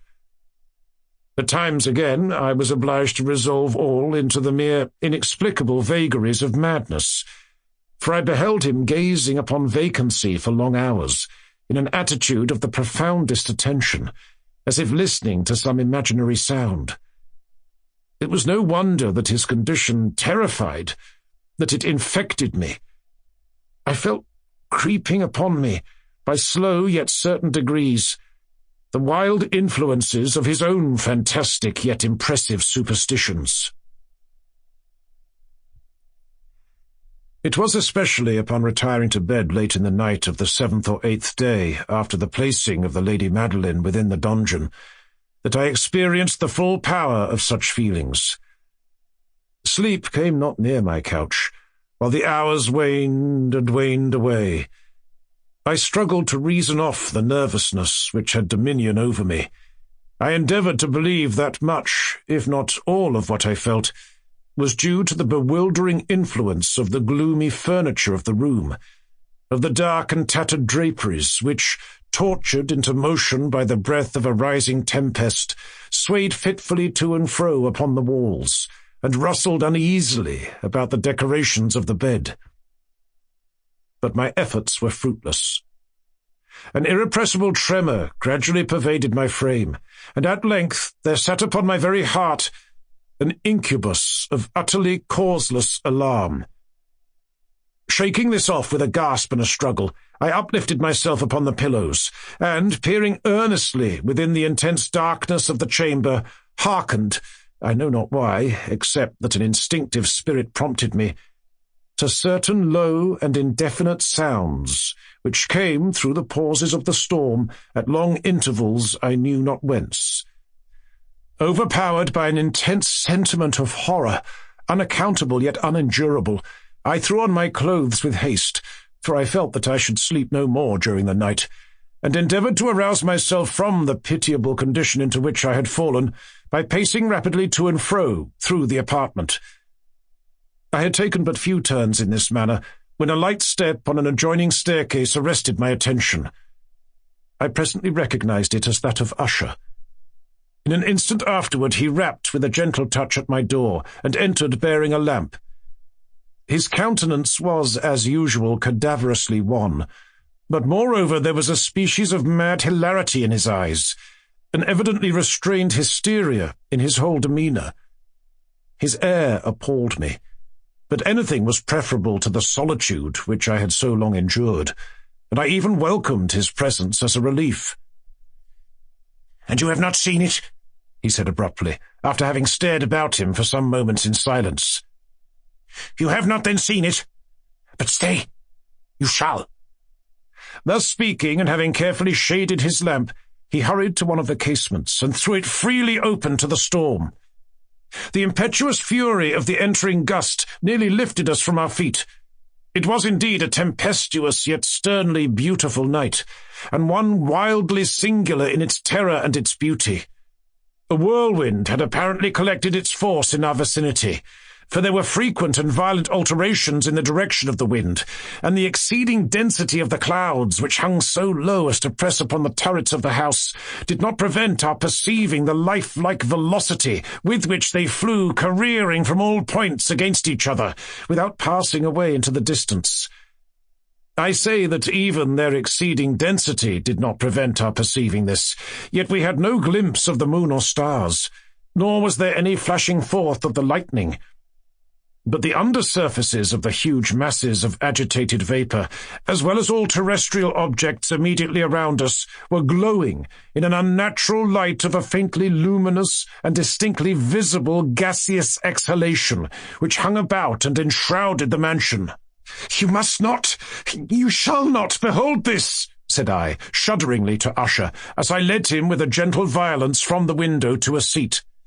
"These appearances which bewilder you are merely electrical phenomena, not uncommon, or it may be that they have their ghastly origin in the rank miasma of the tarn. Let us close this casement. The air is chilling and dangerous to your frame. Here is one of your favourite romances. I will read and you shall listen, and so we will pass away this terrible night together." The antique volume which I had taken up was The Mad Tryst of Sir Lancelot Canning, but I had called it a favourite of Usher's more in sad jest than in earnest, for in truth there is little in its uncouth and unimaginative prolixity which could have had interest for the lofty and spiritual ideality of my friend. It was, however, the only book immediately at hand, and I indulged a vague hope that the excitement which now agitated the hypochondriac might find relief, for the history of mental disorder is full of similar anomalies, even in the extremeness of the folly which I should read. Could I have judged, indeed, by the wild, overstrained air of vivacity with which he hearkened, or apparently hearkened, to the words of the tale, I might well have congratulated myself upon the success of my design. I had arrived at that well-known portion of the story where Ethelred, the hero of the tryst, having sought in vain for peaceable admission into the dwelling of the hermit, proceeds to make good an entrance by force. Here, it will be remembered, the words of the narrative run thus. "And Ethelred, who was by nature of a doughty heart, and who was now mighty withal, on account of the powerfulness of the wine which he had drunken, waited no longer to hold parley with the hermit, who, in sooth, was of an obstinate and maliceful turn, but, feeling the rain upon his shoulders and fearing the rising of the tempest, uplifted his mace outright, and with blows made quickly room in the plankings of the door for his gauntleted hand. And now, pulling therewith sturdily, he so cracked and ripped and tore all asunder, that the noise of the dry and hollow-sounding wood alarumed and reverberated throughout the forest." At the termination of this sentence I started, and for a moment paused, for it appeared to me, although I at once concluded that my excited fancy had deceived me, it appeared to me that, from some very remote portion of the mansion, there came indistinctly to my ears what might have been, in its exact similarity of character, the echo, but a stifled and dull one certainly, of the very cracking and ripping sound which Sir Lancelot had so particularly described. It was, beyond doubt, the coincidence alone which had arrested my attention, for amid the rattling of the sashes of the casements and the ordinary commingled noises of the still increasing storm, the sound in itself had nothing surely which should have interested or disturbed me. I continued the story. But the good champion Ethelred, now entering within the door, was sore enraged and amazed to perceive no signal of the maliceful hermit, but in the stead thereof a dragon of a scaly and prodigious demeanour, and of a fiery tongue, which sat in guard before a palace of gold, with a floor of silver, and upon the wall there hung a shield of shining brass, with this legend enwritten: "Who entereth herein, a conqueror hath been. Who slayeth the dragon, the shield he shall win." And Ethelred uplifted his mace, and struck upon the head of the dragon, which fell before him, and gave up his pesty breath, with a shriek so horrid and harsh, and withal so piercing, that Ethelred had fain to close his ears with his hands against the dreadful noise of it, the like whereof was never before heard. Here again I paused abruptly, and now with a feeling of wild amazement, for there could be no doubt whatever that in this instance I did actually hear, although from what direction it proceeded I found it impossible to say, a low and apparently distant but harsh, protracted and most unusual screaming or grating sound, the exact counterpart of what my fancy had already conjured up for the dragon's unnatural shriek, as described by the romancer. Oppressed, as I certainly was, upon the occurrence of this second and most extraordinary coincidence, by 1,000 conflicting sensations, in which wonder and extreme terror were predominant, I still retained sufficient presence of mind to avoid exciting by any observation the sensitive nervousness of my companion.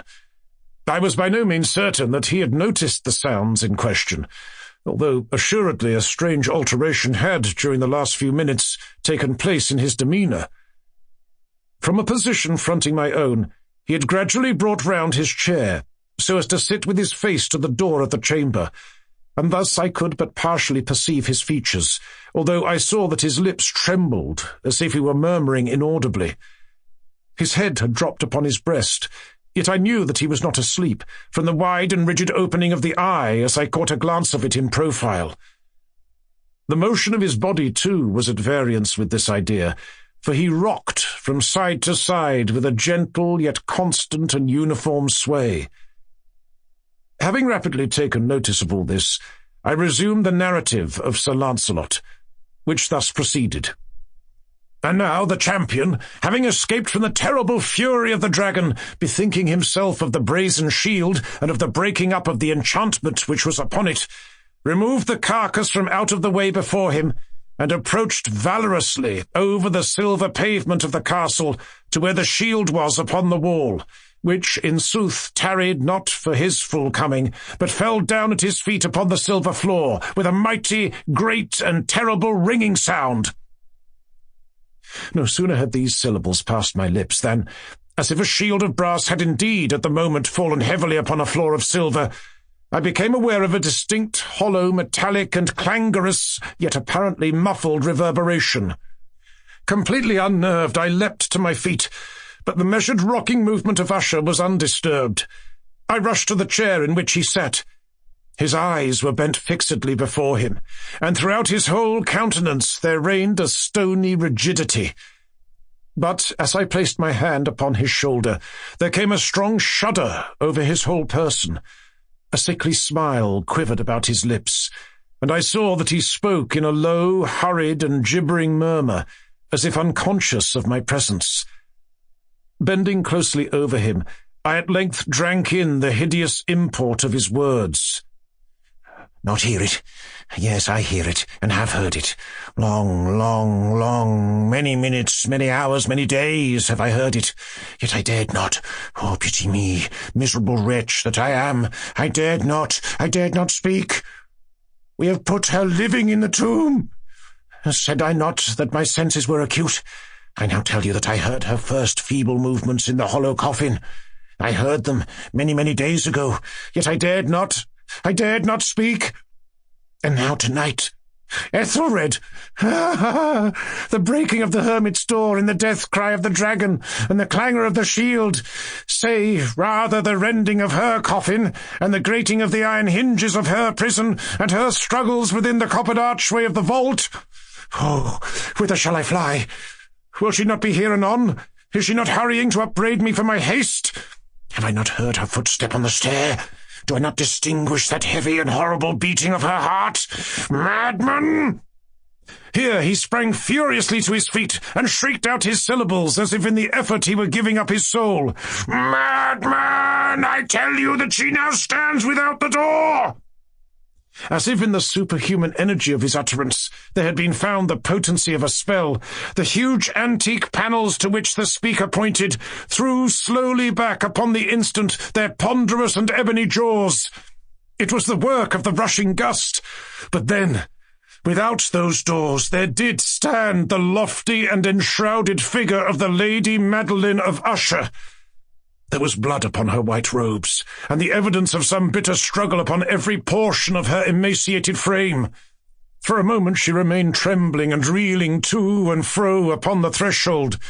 Then, with a low moaning cry, fell heavily inward upon the person of her brother, and in her violent and now final death agonies, bore him to the floor a corpse and a victim to the terrors he had anticipated.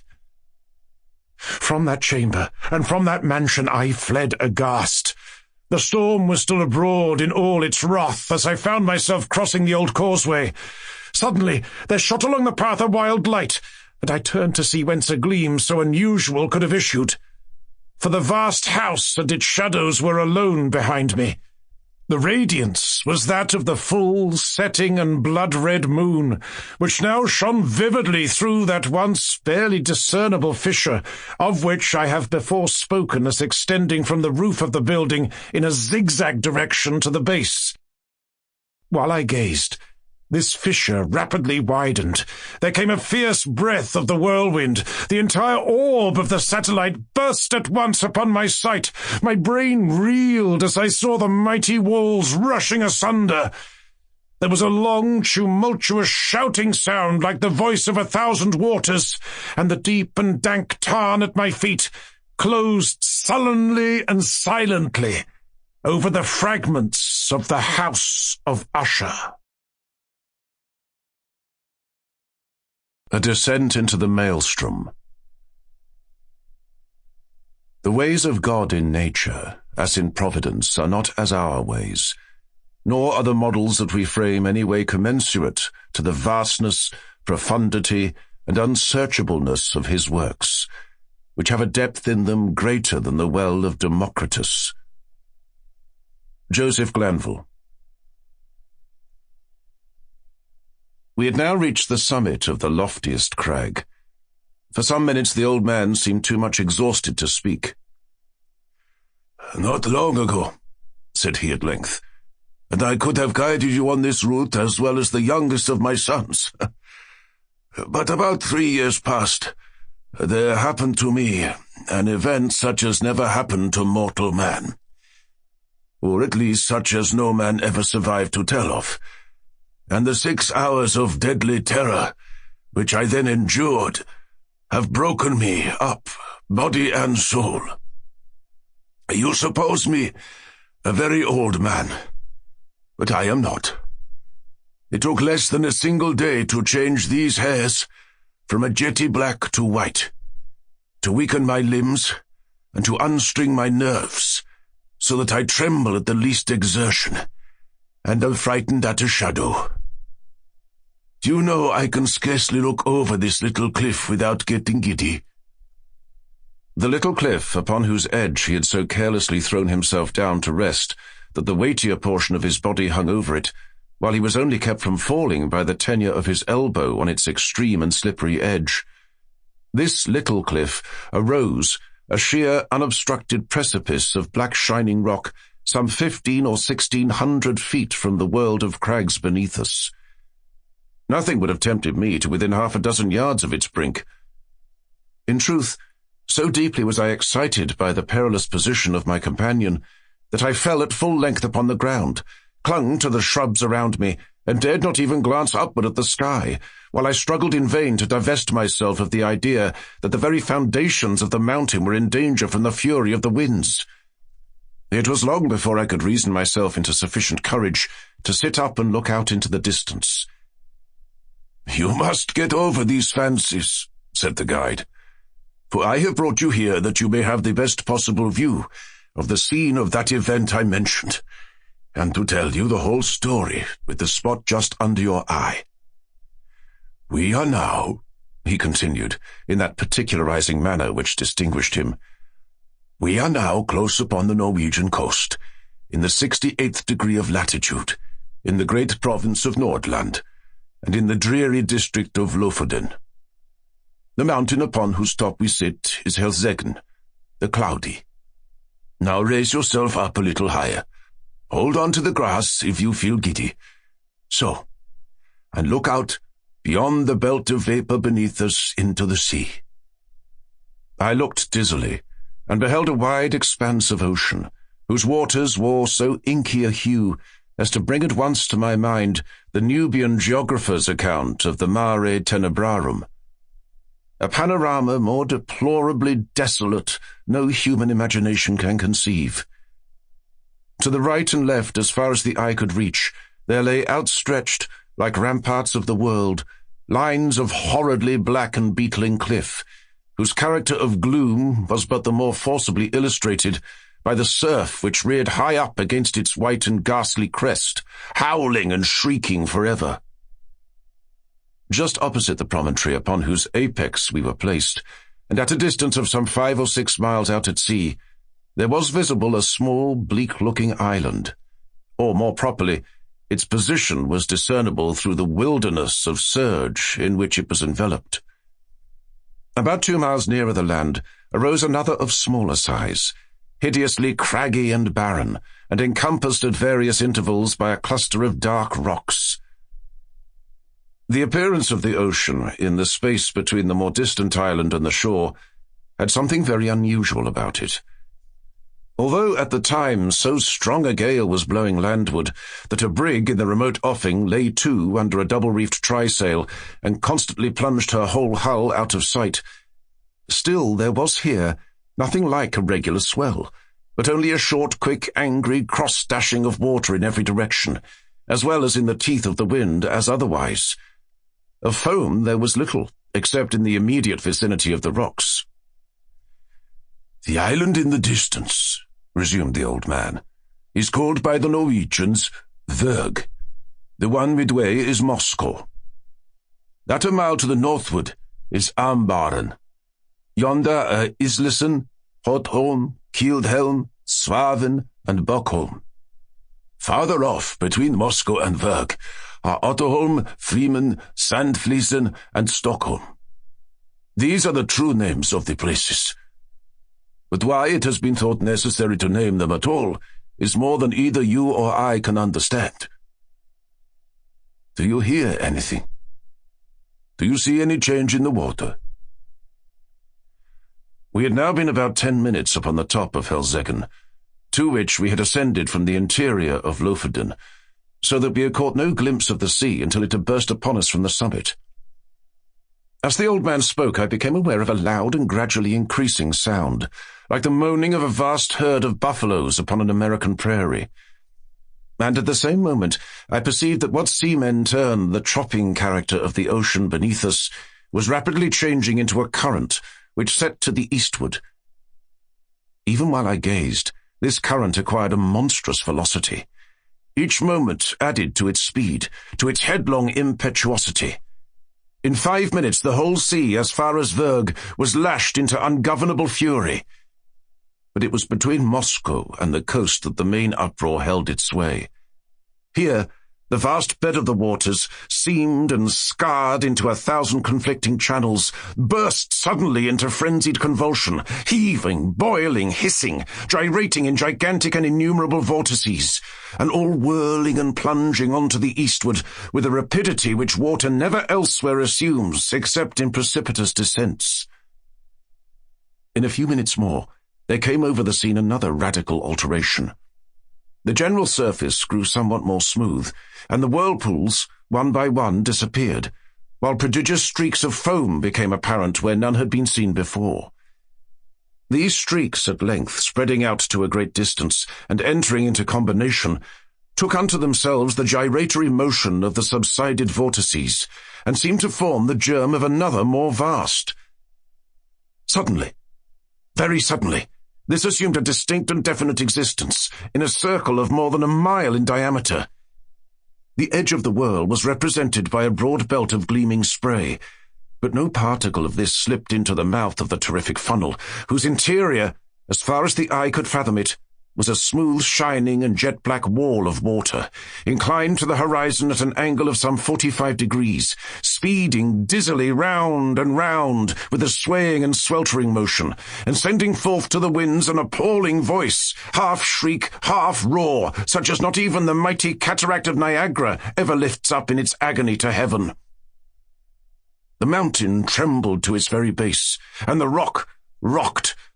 I threw myself upon my face and clung to the scant herbage in an excess of nervous agitation. "This," said I at length to the old man, "this could be nothing else than the great whirlpool of the Maelstrom." "So it is sometimes termed," said he.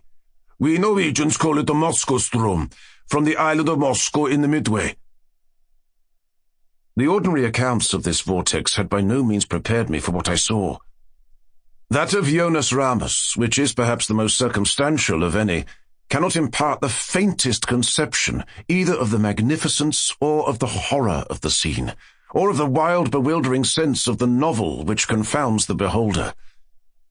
I am not sure from what point of view the writer in question surveyed it, nor at what time, but it could neither have been from the summit of Helseggen nor during a storm. There are some passages of his description, nevertheless, which may be quoted for their details, although their effect is exceedingly feeble in conveying an impression of the spectacle. "Between Lofoden and Moscow," he says, "the depth of the water is between 36 and 40 fathoms, but on the other side, toward Verg, this depth decreases, so as not to afford a convenient passage for a vessel, without the risk of splitting on the rocks, which happens even in the calmest weather.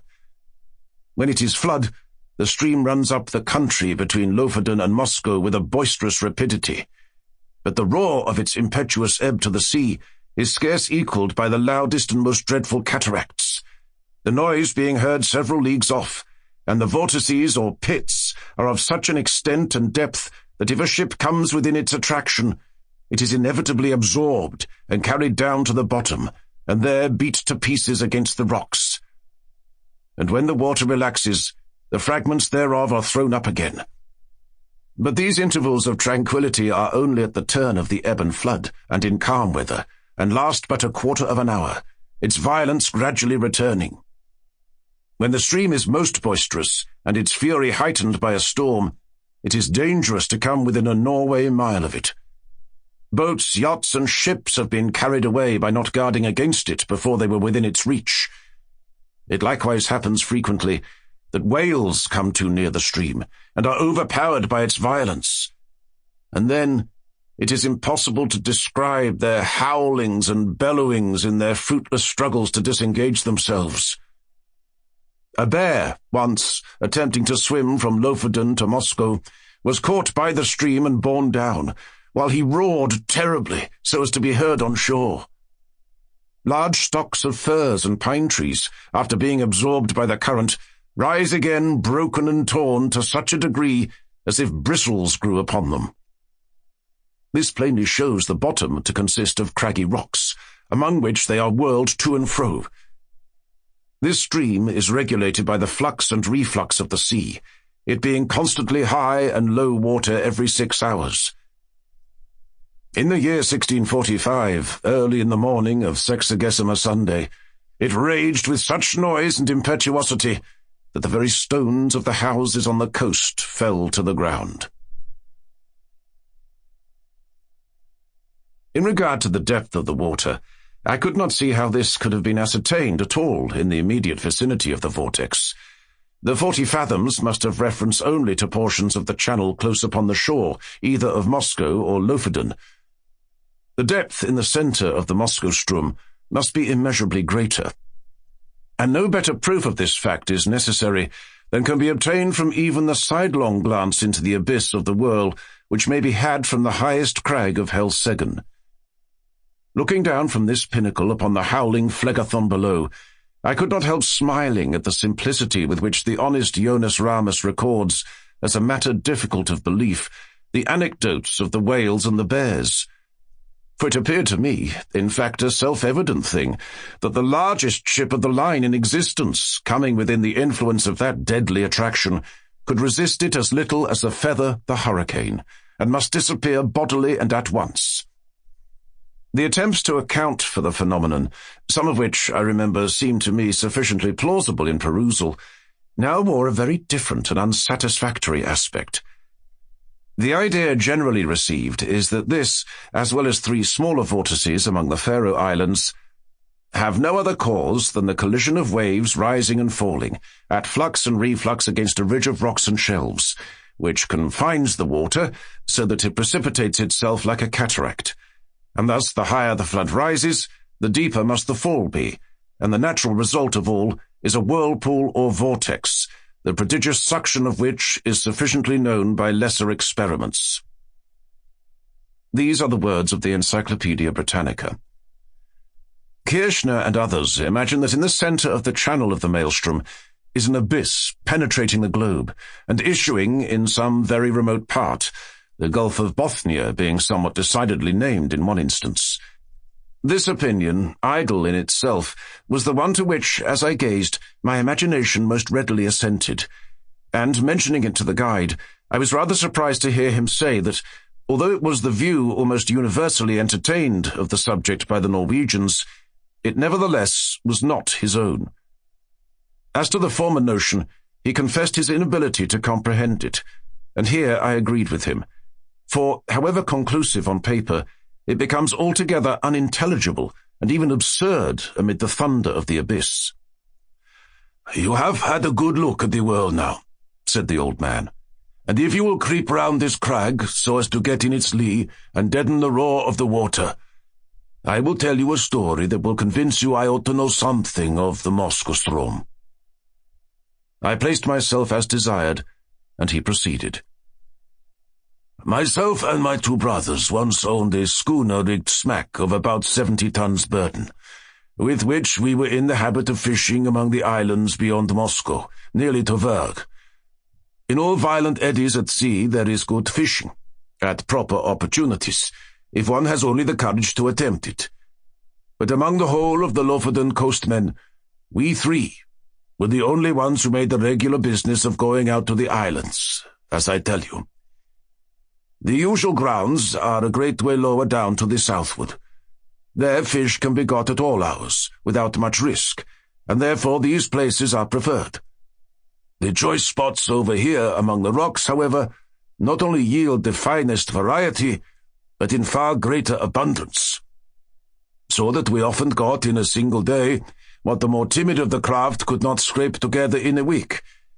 In fact, we made it a matter of desperate speculation, the risk of life standing instead of labor, and courage answering for capital. We kept the smack in a cove about 5 miles higher up the coast than this, and it was our practice, in fine weather, to take advantage of the 15-minute slack to push across the main channel of the Moskostrom, far above the pool, and then drop down upon anchorage somewhere near Ottoholm or Sandfliesen, where the eddies are not so violent as elsewhere. Here we used to remain until nearly time for slack water again, when we weighed and made for home. We never set out upon this expedition without a steady side wind for going and coming, one that we felt sure would not fail us before our return, and we seldom made a miscalculation upon this point. Twice, during 6 years, we were forced to stay all night at anchor on account of a dead calm, which is a rare thing indeed, just about here, and once we had to remain on the grounds nearly a week, starving to death, owing to a gale which blew up shortly after our arrival and made the channel too boisterous to be thought of. Upon this occasion, we should have been driven out to sea in spite of everything, for the whirlpools threw us round and round so violently that at length we fouled our anchor and dragged it, if it had not been that we drifted into one of the innumerable cross-currents, here today and gone tomorrow, which drove us under the lee of Fleeman, where, by good luck, we brought up. I could not tell you the 20th part of the difficulties we encountered on the grounds. It is a bad spot to be in, even in good weather, but we made shift always to run the gauntlet of the Moskostrom itself without accident, although at times my heart has been in my mouth when we happened to be a minute or so behind or before the slack. The wind sometimes was not as strong as we thought it at starting, and then we made rather less way than we could wish, while the current rendered the smack unmanageable. My eldest brother had a son, 18 years old, and I had 2 stout boys of my own. These would have been of great assistance at such times in using the sweeps as well as afterward in fishing. But somehow, although we ran the risk ourselves, we had not the heart to let the young ones get into the danger. For, after all is said and done, it was a horrible danger, and that is the truth. It is now within a few days of 3 years since what I am going to tell you occurred. It was on the 10th day of July, a day which the people of this part of the world will never forget, for it was one in which blew the most terrible hurricane that ever came out of the heavens. And yet all the morning, and indeed until late in the afternoon, there was a gentle and steady breeze from the southwest, while the sun shone brightly, so that the oldest seamen among us could not have foreseen what was to follow. The three of us, my two brothers and myself, had crossed over to the islands about 2:00 p.m., and had soon nearly loaded the smack with fine fish, which, we all remarked, were more plenty that day than we had ever known them. It was just 7, by my watch, when we weighed and started for home, so as to make the worst of the Strom at slack water, which we knew would be at 8. We set out with a fresh wind on our starboard quarter, and for some time spanked along at a great rate, never dreaming of danger, for indeed we saw not the slightest reason to apprehend it. All at once, we were taken aback by a breeze from over Helseggen. This was most unusual, something that had never happened to us before, and I began to feel a little uneasy without exactly knowing why. We put the boat on the wind, but could make no headway at all for the eddies, and I was upon the point of proposing to return to the anchorage, when looking astern, we saw the whole horizon covered with a singular copper-coloured cloud that rose with the most amazing velocity. In the meantime, the breeze that had headed us off fell away, and we were dead becalmed, drifting about in every direction. This state of things, however, did not last long enough to give us time to think about it. In less than a minute, the storm was upon us. In less than 2, the sky was entirely overcast, and what with this and the driving spray, it became suddenly so dark that we could not see each other in the smack. Such a hurricane as then blew, it is folly to attempt describing. The oldest seamen in Norway never experienced anything like it. We had let our sails go by the run before it cleverly took us, but at the first puff, both our masts went by the board as if they had been sawed off, the mainmast taking with it my youngest brother who had lashed himself to it for safety. Our boat was the lightest feather of a thing that ever sat upon water. It had a complete flush deck with only a small hatch near the bow, and this hatch it had always been our custom to batten down when about to cross the Strom, by way of precaution against the chopping seas. But for this circumstance, we should have found it at once, for we lay entirely buried for some moments. How my elder brother escaped destruction I cannot say, for I never had an opportunity of ascertaining. For my part, as soon as I had let the foresail run, I threw myself flat on deck, with my feet against the narrow gunwale of the bow, and with my hands grasping a ringbolt near the foot of the foremast. It was mere instinct that prompted me to do this, which was undoubtedly the very best thing I could have done, for I was too much flurried to think.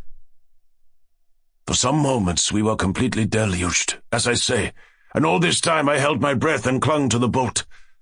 When I could stand it no longer, I raised myself upon my knees, still keeping hold with my hands, and thus got my head clear. Presently, our little boat gave herself a shake, just as a dog does in coming out of the water, and thus rid herself in some measure of the seas. I was now trying to get the better of the stupor that had come over me, and to collect my senses so as to see what was to be done, when I felt somebody grasp my arm. It was my elder brother, and my heart leapt for joy, for I had made sure that he was overboard. But the next moment all this joy was turned into horror, for he put his mouth close to my ear and screamed out the word, "Moscow Strom!" No one ever will know what my feelings were at that moment. I shook from head to foot as if I had had the most violent fit of the ague. I knew what he meant by that one word well enough. I knew what he wished to make me understand. With the wind that now drove us on, we were bound for the whirl of the Strom, and nothing could save us. You perceive that in crossing the Strom channel, we always went a long way up above the whirl, even in the calmest weather, and then had to wait and watch carefully for the slack. But now, we were driving right upon the pool itself, and in such a hurricane as this. To be sure, I thought, we shall get there just about the slack. There is some little hope in that. but in the next moment I cursed myself for being so great a fool as to dream of hope at all. I knew very well that we were doomed. Had we been 10 times a 90-gun ship. By this time, the first fury of the tempest had spent itself, or perhaps we did not feel it so much as we scudded before it. But at all events the seas, which at first had been kept down by the wind and lay flat and frothing, now got up into absolute mountains. A singular change, too, had come over the heavens. Around in every direction it was still as black as pitch, but nearly overhead there burst out all at once a circular rift of clear sky, as clear as I ever saw, and of a deep, bright blue, and through it there blazed forth the full moon with a lustre that I never before knew her to wear. She lit up everything about us with the greatest distinctness. But oh, God, what a scene it was to light up! I now made 1 or 2 attempts to speak to my brother, but in some manner which I could not understand, the din had so increased that I could not make him hear a single word, although I screamed at the top of my voice in his ear. Presently he shook his head, looking as pale as death, and held up one of his fingers, as if to say, "Listen." At first I could not make out what he meant, but soon a hideous thought flashed upon me. I dragged my watch from its fob. It was not going. I glanced at its face by the moonlight, and then burst into tears as I flung it far away into the ocean. It had run down at 7 o'clock. We were behind the time of the slack, and the whirl of the Strom was in full fury. When a boat is well built, properly trimmed, and not deep-laden, the waves in a strong gale, when she is going large, seem always to slip from beneath her, which appears very strange to a landsman, and this is what is called riding in sea phrase. Well, so far we had ridden the swells very cleverly, but presently a gigantic sea happened to take us right under the counter, and bore us with it as it rose up, as if into the sky. I would not have believed that any wave could rise so high, and then down we came with a sweep, a slide, and a plunge that made me feel sick and dizzy, as if I was falling from some lofty mountain-top in a dream. But while we were up, I had thrown a quick glance around, and that one glance was all sufficient. I saw our exact position in an instant. The Moskow Strom whirlpool was about 1/4 of a mile dead ahead, but no more like the everyday Moskow Strom than the world as you now see it is like a mill race. If I had not known where we were and what we had to expect, I should not have recognized the place at all. As it was, I involuntarily closed my eyes in horror. The lids clenched themselves together, as if in a spasm. It could not have been more than 2 minutes afterward, until we suddenly felt the waves subside, and were enveloped in foam. The boat made a sharp half-turn to larboard, and then shot off in its new direction like a thunderbolt.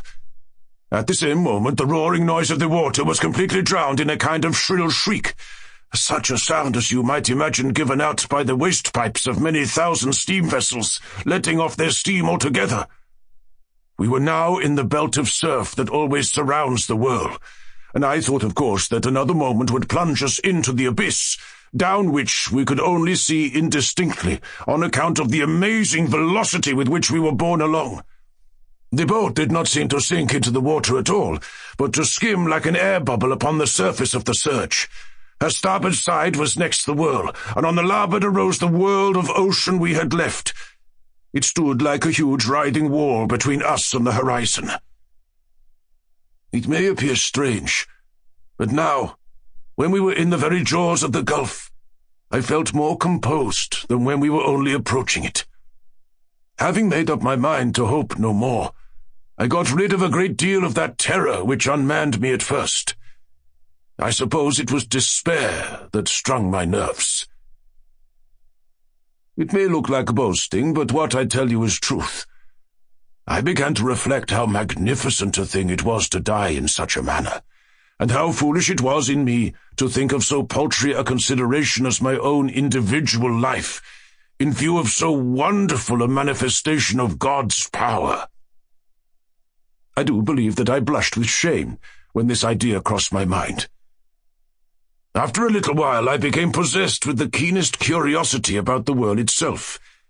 I positively felt a wish to explore its depths, even at the sacrifice I was going to make. And my principal grief was that I should never be able to tell my old companions on shore about the mysteries I should see. These, no doubt, were singular fancies to occupy a man's mind in such extremity, and I have often thought since that the revolutions of the boat around the pool might have rendered me a little light-headed. There was another circumstance which tended to restore my self-possession, and this was the cessation of the wind, which could not reach us in our present situation. For as you saw yourself, the belt of surf is considerably lower than the general bed of the ocean, and this latter now towered above us, a high black mountainous ridge. If you have never been at sea in a heavy gale, you can form no idea of the confusion of mind occasioned by the wind and spray together. They blind, deafen, and strangle you, and take away all power of action or reflection. But we were now, in a great measure, rid of these annoyances, just as death-condemned felons in prison are allowed petty indulgences, forbidden them while their doom is yet uncertain. How often we made the circuit of the belt it is impossible to say. We careered round and round for perhaps an hour, flying rather than floating, getting gradually more and more into the middle of the surge, and then nearer and nearer to its horrible inner edge. All this time I had never let go of the ring-bolt. My brother was at the stern, holding on to a small empty water cask, which had been securely lashed under the coop of the counter, and was the only thing on deck that had not been swept overboard when the gale first took us. As we approached the brink of the pit, he let go his hold upon this, and made for the ring, from which, in the agony of his terror, he endeavoured to force my hands, as it was not large enough to afford us both a secure grasp. I never felt deeper grief than when I saw him attempt this act, although I knew he was a madman when he did it, a raving maniac through sheer fright. I did not care, however, to contest the point with him. I knew it could make no difference whether either of us held on at all. So I let him have the bolt and went astern to the cask. This there was no great difficulty in doing, for the smack flew round steadily enough and upon an even keel, only swaying to and fro with the immense sweeps and swelters of the whirl. Scarcely had I secured myself in my new position, when we gave a wild lurch to starboard, and rushed headlong into the abyss. I muttered a hurried prayer to God and thought it was all over.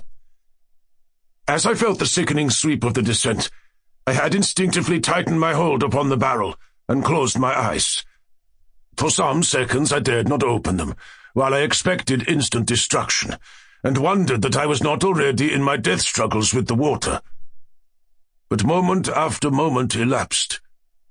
I still lived. The sense of falling had ceased, and the motion of the vessel seemed much as it had been before, while in the belt of foam, with the exception that she now lay more along. I took courage, and looked once again upon the scene. Never shall I forget the sensations of awe, horror, and admiration with which I gazed about me. The boat appeared to be hanging, as if by magic, midway down, upon the interior surface of a funnel vast in circumference, prodigious in depth, and whose perfectly smooth sides might have been mistaken for ebony, but for the bewildering rapidity with which they spun around, and for the gleaming and ghastly radiance they shot forth, as the rays of the full moon from that circular rift amid the clouds which I have already described streamed in a flood of golden glory along the black walls, and far away down into the inmost recesses of the abyss. At first I was too much confused to observe anything accurately. The general burst of terrific grandeur was all that I beheld. When I recovered myself a little, however, my gaze fell instinctively downward. In this direction, I was able to obtain an unobstructed view, from the manner in which the smack hung on the inclined surface of the pool. She was quite upon an even keel. That is to say, her deck lay in a plane parallel with that of the water, but this latter sloped at an angle of more than 45 degrees, so that we seemed to be lying upon our beam ends. I could not help observing, nevertheless, that I had scarcely more difficulty in maintaining my hold and footing in this situation than if we had been upon a dead level, and this, I suppose, was owing to the speed at which we revolved.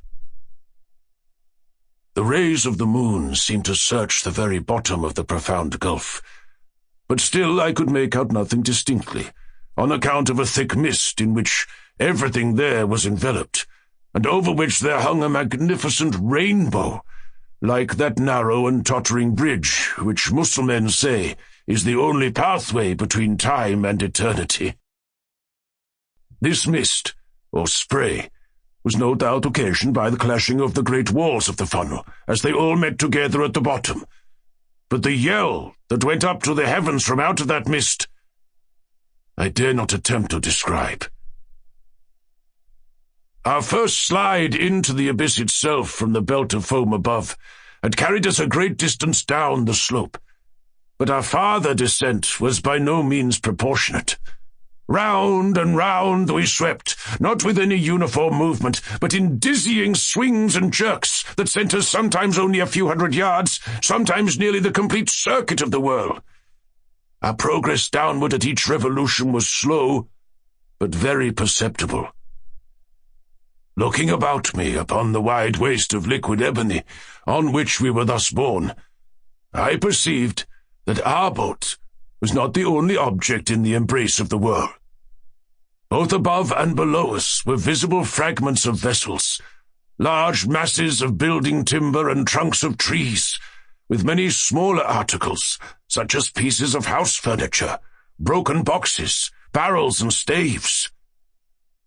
I have already described the unnatural curiosity which had taken the place of my original terrors. It appeared to grow upon me as I drew nearer and nearer to my dreadful doom. I now began to watch, with a strange interest, the numerous things that floated in our company. I must have been delirious, for I even sought amusement in speculating upon the relative velocities of their several descents toward the foam below. "This fir tree," I found myself at one time saying, "will certainly be the next thing that takes the awful plunge and disappears." And then I was disappointed to find that the wreck of a Dutch merchant ship overtook it and went down before. At length, after making several guesses of this nature and being deceived in all, this fact, the fact of my invariable miscalculation, set me upon a train of reflection that made my limbs again tremble and my heart beat heavily once more. It was not a new terror that thus affected me, but the dawn of a more exciting hope. This hope arose partly from memory, and partly from present observation. I called to mind the great variety of buoyant matter that strewed the coast of Lofoden, having been absorbed and then thrown forth by the Moskow-Strom. By far the greater number of the articles were shattered in the most extraordinary way, so chafed and roughened as to have the appearance of being stuck full of splinters. But then I distinctly recollected that there were some of them which were not disfigured at all. Now I could not account for this difference, except by supposing that the roughened fragments were the only ones which had been completely absorbed, that the others had entered the whirl at so late a period of the tide, or for some reason had descended so slowly after entering, that they did not reach the bottom before the turn of the flood came, or of the ebb, as the case might be. I conceived it possible in either instance that they might thus be whirled up again to the level of the ocean without undergoing the fate of those which had been drawn in more early or absorbed more rapidly. I made also 3 important observations. The first was that, as a general rule, the larger the bodies were, the more rapid their descent. The second, that between two masses of equal extent, the one spherical and the other of any other shape, the superiority in speed of descent was with the sphere. The third, that between two masses of equal size, the one cylindrical and the other of any other shape, the cylinder was absorbed more slowly. Since my escape, I have had several conversations on this subject with an old schoolmaster of the district, and it was from him that I learned the use of the words cylinder and sphere. He explained to me, although I have forgotten the explanation, how what I observed was, in fact, the natural consequence of the forms of the floating fragments, and showed me how it happened that a cylinder, swimming in a vortex, offered more resistance to its suction, and was drawn in with greater difficulty than an equally bulky body of any form whatever. There was one startling circumstance which went a great way in enforcing these observations, and rendering me anxious to turn them to account.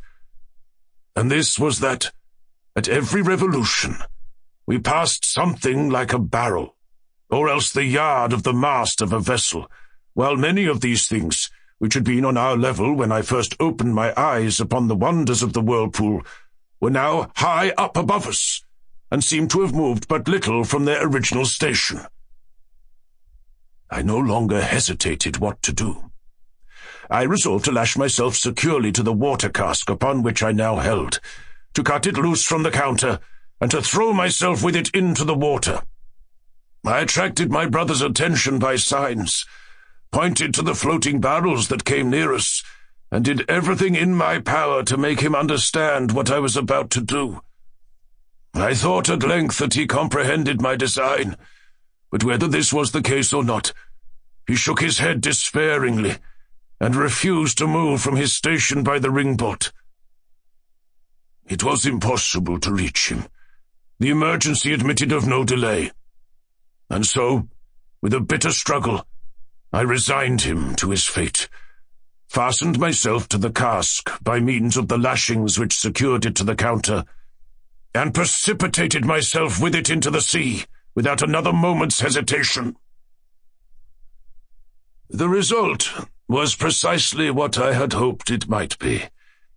As it is myself who now tell you this tale, as you see that I did escape, and as you are already in possession of the mode in which this escape was effected, and must therefore anticipate all that I have farther to say, I will bring my story quickly to conclusion. It might have been an hour or thereabout after my quitting the smack, when, having descended to a vast distance beneath me, it made 3 or 4 wild gyrations in rapid succession, and bearing my loved brother with it, plunged headlong at once and forever into the chaos of foam below. The barrel, to which I was attached, sunk very little farther than half the distance between the bottom of the gulf and the spot at which I leapt overboard, before a great change took place in the character of the whirlpool. The slope of the sides of the vast funnel became momently less and less steep. The gyrations of the whirl grew gradually less and less violent. By degrees, the froth and the rainbow disappeared, and the bottom of the gulf seemed slowly to uprise. The sky was clear. The winds had gone down, and the full moon was setting radiantly in the west, when I found myself on the surface of the ocean, in full view of the shores of Lofoden, and above the spot where the pool of the Moskosstrom had been.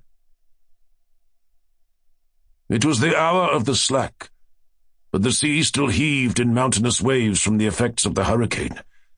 I was borne violently into the channel of the Strom, and in a few minutes was hurried down the coast into the grounds of the fishermen. A boat picked me up, exhausted from fatigue, and, now that the danger was removed, speechless from the memory of its horror. Those who drew me on board were my old mates and daily companions, but they knew me no more than they would have known a traveller from the spirit land.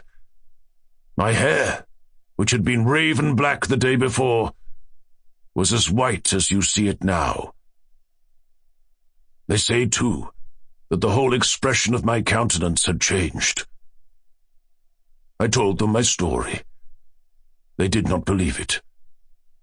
I now tell it to you, and I can scarcely expect you to put more faith in it than did the merry fishermen of Lofoten. A Tale of Jerusalem. Intonsos rigidam in frontem ascendere canos, passus erat. Lucan. A bristly boar. Translation. "Let us hurry to the walls," said Abel Fittim to Buzi ben Levi and Simeon the Pharisee, on the 10th day of the month Tammuz, in the year of the world 3941. "Let us hasten to the ramparts adjoining the gate of Benjamin, which is in the city of David, and overlooking the camp of the uncircumcised. For it is the last hour of the 4th watch, being sunrise, and the idolaters, in fulfillment of the promise of Pompey, should be awaiting us with the lambs for the sacrifices." Simeon, Abel Fittim, and Buzi ben Levi were the Gizbarim, or sub-collectors of the offering in the holy city of Jerusalem. "Verily," replied the Pharisee, "let us hasten, for this generosity in the heathen is unwanted, and fickle-mindedness has ever been an attribute of the worshippers of Baal." "That they are fickle-minded and treacherous is as true as the Pentateuch," said Buzi ben Levi, "but that is only towards the people of Adonai. When was it ever known that the Ammonites proved wanting to their own interests? Methinks it is no great stretch of generosity to allow us lambs for the altar of the Lord, receiving in lieu thereof 30 silver shekels per head." "Thou forgettest, however, Ben Levi," replied Abel Fittim, "that the Roman Pompey, who is now impiously besieging the city of the Most High, has no assurity that we apply not the lambs thus purchased for the altar to the sustenance of the body, rather than of the spirit." "No, by the 5 corners of my beard!" shouted the Pharisee, who belonged to the sect called the Dashers, that little knot of saints whose manner of dashing and lacerating the feet against the pavement was long a thorn and a reproach to less zealous devotees, a stumbling block to less gifted perambulators. "By the 5 corners of that beard which, as a priest, I am forbidden to shave, have we lived to see the day when a blaspheming and idolatrous upstart of Rome shall accuse us of appropriating to the appetites of the flesh the most holy and consecrated elements? Have we lived to see the day when—" "Let us not question the motives of the Philistine," interrupted Abel Fittim. "For today we profit for the first time by his avarice or by his generosity. But rather let us hurry to the ramparts, lest offering should be wanting for that altar, whose fire the rains of heaven cannot extinguish, and whose pillars of smoke no tempest can turn aside." That part of the city to which our worthy Gizbarim now hastened, and which bore the name of its architect, King David, was esteemed the most strongly fortified district of Jerusalem, being situated upon the steep and lofty hill of Zion. Here a broad, deep, circumvallatory trench, hewn from the solid rock, was defended by a wall of great strength, erected upon its inner edge. This wall was adorned at regular interspaces by square towers of white marble, the lowest 60, and the highest 120 cubits in height. But in the vicinity of the gates of Benjamin, the wall arose by no means from the margin of the fosse. On the contrary, between the level of the ditch and the basement of the rampart, sprang up a perpendicular cliff of 250 cubits, forming part of the precipitous Mount Moriah. So that when Simeon and his associates arrived on the summit of the tower called Adoni-Bezek, the loftiest of all the turrets around about Jerusalem, and the usual place of conference with the besieging army, they looked down upon the camp of the enemy from an eminence excelling by many feet that of the pyramid of Cheops, and by several that of the temple of Belus.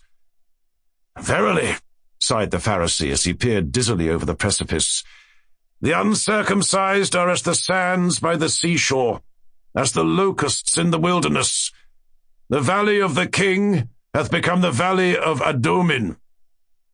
"And yet," added Ben Levi, "thou canst not point me out a Philistine, no, not one, from Aleph to Tau, from the wilderness to the battlements, who seemeth any bigger than the letter Jod." "Lower away the basket with the shekels of silver," Here shouted a Roman soldier in a hoarse, rough voice, which appeared to issue from the regions of Pluto. "Lower away the basket with the accursed coin which it has broken the jaw of a noble Roman to pronounce. It is thus you evince your gratitude to our master Pompeius, who, in his condescension, has thought fit to listen to your idolatrous importunities. The god Phoebus, who is a true god, has been charioted for an hour, and were you not to be on the ramparts by sunrise? Oedipal, do you think that we, the conquerors of the world, have nothing better to do than stand waiting by the walls of every kennel to traffic with the dogs of the earth? Lower away, I say, and see that your trumpery be bright in colour and just in weight." "El Elohim!" ejaculated the Pharisee, as the discordant tones of the centurion rattled up the crags of the precipice and fainted away against the temple. "El Elohim! Who is the god Phoebus? Whom doth the blasphemer invoke?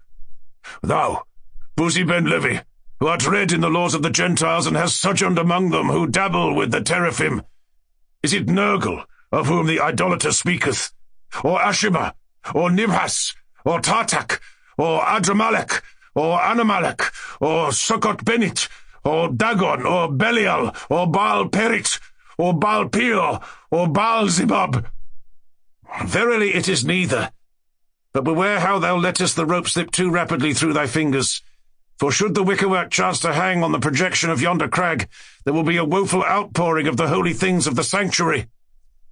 By the assistance of some rudely constructed machinery, the heavily laden basket was now carefully lowered down among the multitude, and from the giddy pinnacle the Romans were seen gathering confusedly round it, but owing to the vast height and the prevalence of a fog, no distinct view of their operations could be obtained.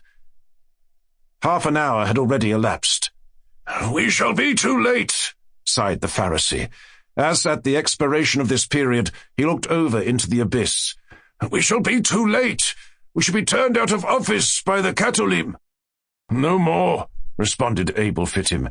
"No more shall we feast upon the fat of the land.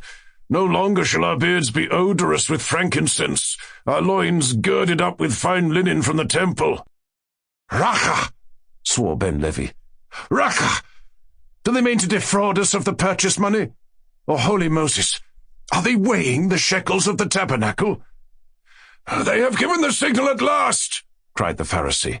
"They have given the signal at last. Pull away, Abel Fittim, and thou, Buzi ben Levi, pull away, for verily the Philistines have either still hold upon the basket, or the Lord hath softened their hearts to place therein a beast of good weight." And the Gizbarim pulled away, while their burdens swung heavily upwards through the still increasing mist. "Bushohi!" As at the conclusion of an hour, some object at the extremity of the rope became indistinctly visible.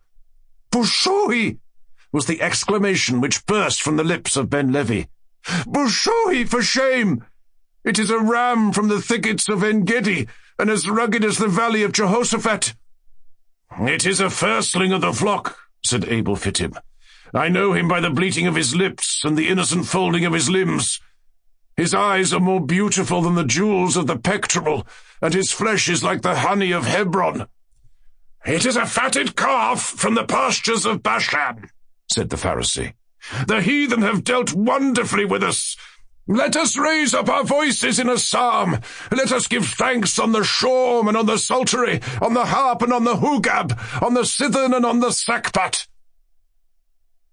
It was not until the basket had arrived within a few feet of the Gizbarim that a low grunt betrayed to their perception a hog of no common size.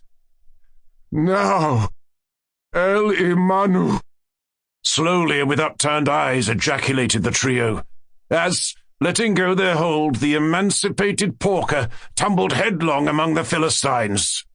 "El Imanu, God be with us. It is the unutterable flesh." A Tale of the Ragged Mountains. During the fall of the year 1827, while residing near Charlottesville, Virginia, I casually made the acquaintance of Mr. Augustus Bedloe. This young gentleman was remarkable in every respect, and excited in me a profound interest and curiosity. I found it impossible to comprehend him, either in his moral or his physical relations. Of his family I could obtain no satisfactory account. Whence he came, I never ascertained. Even about his age, although I call him a young gentleman, there was something which perplexed me in no little degree. He certainly seemed young, and he made a point of speaking about his youth. Yet there were moments when I should have had little trouble in imagining him 100 years of age. But in no regard was he more peculiar than in his personal appearance. He was singularly tall and thin. He stooped much. His limbs were exceedingly long and emaciated. His forehead was broad and low. His complexion was absolutely bloodless. His mouth was large and flexible, and his teeth were more wildly uneven, although sound, than I had ever before seen teeth in a human head. The expression of his smile, however, was by no means unpleasing, as might be supposed. But it had no variation whatever. It was one of profound melancholy, of a phaseless and unceasing gloom. His eyes were abnormally large and round, like those of a cat. The pupils, too, upon any accession or diminution of light, underwent contraction or dilation, just such as is observed in the feline tribe. In moments of excitement the orbs grew bright to a degree almost inconceivable, seeming to emit luminous rays, not of a reflected, but of an intrinsic lustre, as does a candle or the sun. Yet their ordinary condition was so totally vapid, filmy and dull, as to convey the idea of the eyes of a long-interred corpse. These peculiarities of person appeared to cause him much annoyance, and he was continually alluding to them in a sort of half-explanatory, half-apologetic strain, which, when I first heard it, impressed me very painfully.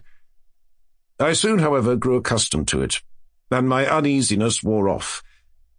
It seemed to be his design rather to insinuate than directly to assert that physically he had not always been what he was, that a long series of neuralgic attacks had reduced him from a condition of more than usual personal beauty to that which I saw. For many years past he had been attended by a physician named Templeton, an old gentleman, perhaps 70 years of age, whom he had first encountered at Saratoga, and from whose attention while there he either received, or fancied that he received, great benefit. The result was that Bedloe, who was wealthy, had made an arrangement with Dr. Templeton, by which the latter, in consideration of a liberal annual allowance, had consented to devote his time and medical experience exclusively to the care of the invalid. Dr. Templeton had been a traveller in his younger days, and at Paris had become a convert, in great measure, to the doctrines of Mesmer. It was altogether by means of magnetic remedies that he had succeeded in alleviating the acute pains of his patient, and this success had very naturally inspired the latter with a certain degree of confidence in the opinions from which the remedies had been educed. The doctor, however, like all enthusiasts, had struggled hard to make a thorough convert of his pupil, and finally so far gained his point as to induce the sufferer to submit to numerous experiments. By a frequent repetition of these, a result had arisen which of late days has become so common as to attract little or no attention, but which, at the period of which I write, had very rarely been known in America. I mean to say that between Dr. Templeton and Bedloe there had grown up little by little a very distinct and strongly marked rapport, or magnetic relation. I am not prepared to assert, however, that this rapport extended beyond the limits of the simple sleep-producing power, but this power itself had attained great intensity. At the first attempt to induce the magnetic somnolency, the mesmerist entirely failed. In the fifth or sixth he succeeded very partially, and after long continued effort. Only at the 12th was the triumph complete. After this the will of the patient succumbed rapidly to that of the physician, so that when I first became acquainted with the two, Sleep was brought about almost instantaneously by the mere volition of the operator, even when the invalid was unaware of his presence. It is only now, in the year 1845, when similar miracles are witnessed daily by thousands, that I dare venture to record this apparent impossibility as a matter of serious fact. The temperature of Bedloe was in the highest degree sensitive, excitable, enthusiastic. His imagination was singularly vigorous and creative, and no doubt it derived additional force from the habitual use of morphine, which he swallowed in great quantity, and without which he would have found it impossible to exist. It was his practice to take a very large dose of it immediately after breakfast each morning, or rather, immediately after a cup of strong coffee, for he ate nothing in the forenoon, and then set forth alone, or attended only by a dog, upon a long ramble among the chain of wild and dreary hills that lie westward and southward of Charlottesville, and are there dignified by the title of the Ragged Mountains. Upon a dim, warm, misty day toward the close of November, and during the strange interregnum of the seasons which in America is termed the Indian summer, Mr. Bedloe departed as usual for the hills. The day passed, and still he did not return.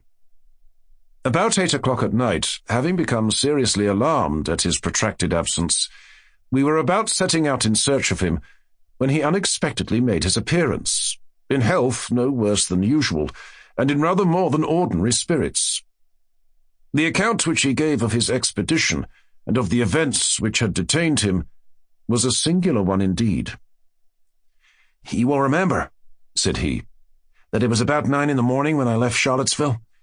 I bent my steps immediately to the mountains, and about 10 entered a gorge which was entirely new to me. I followed the windings of this pass with much interest. The scenery which presented itself on all sides, although scarcely entitled to be called grand, had about it an indescribable, and to me a delicious aspect of dreary desolation. The solitude seemed absolutely virgin.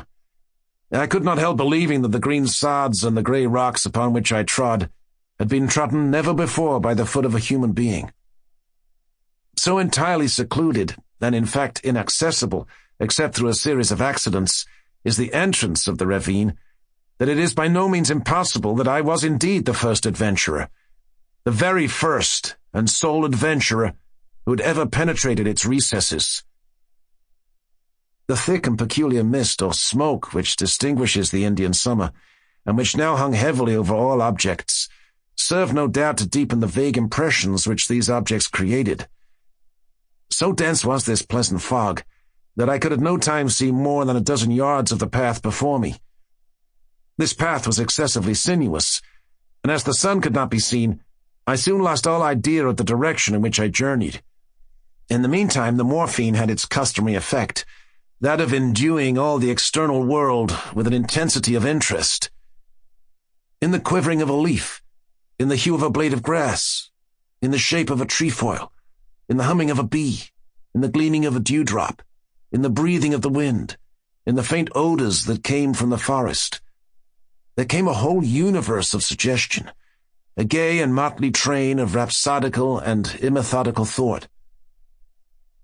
Busied in this, I walked on for several hours, during which the mist deepened around me to so great an extent that at length I was reduced to an absolute groping of the way.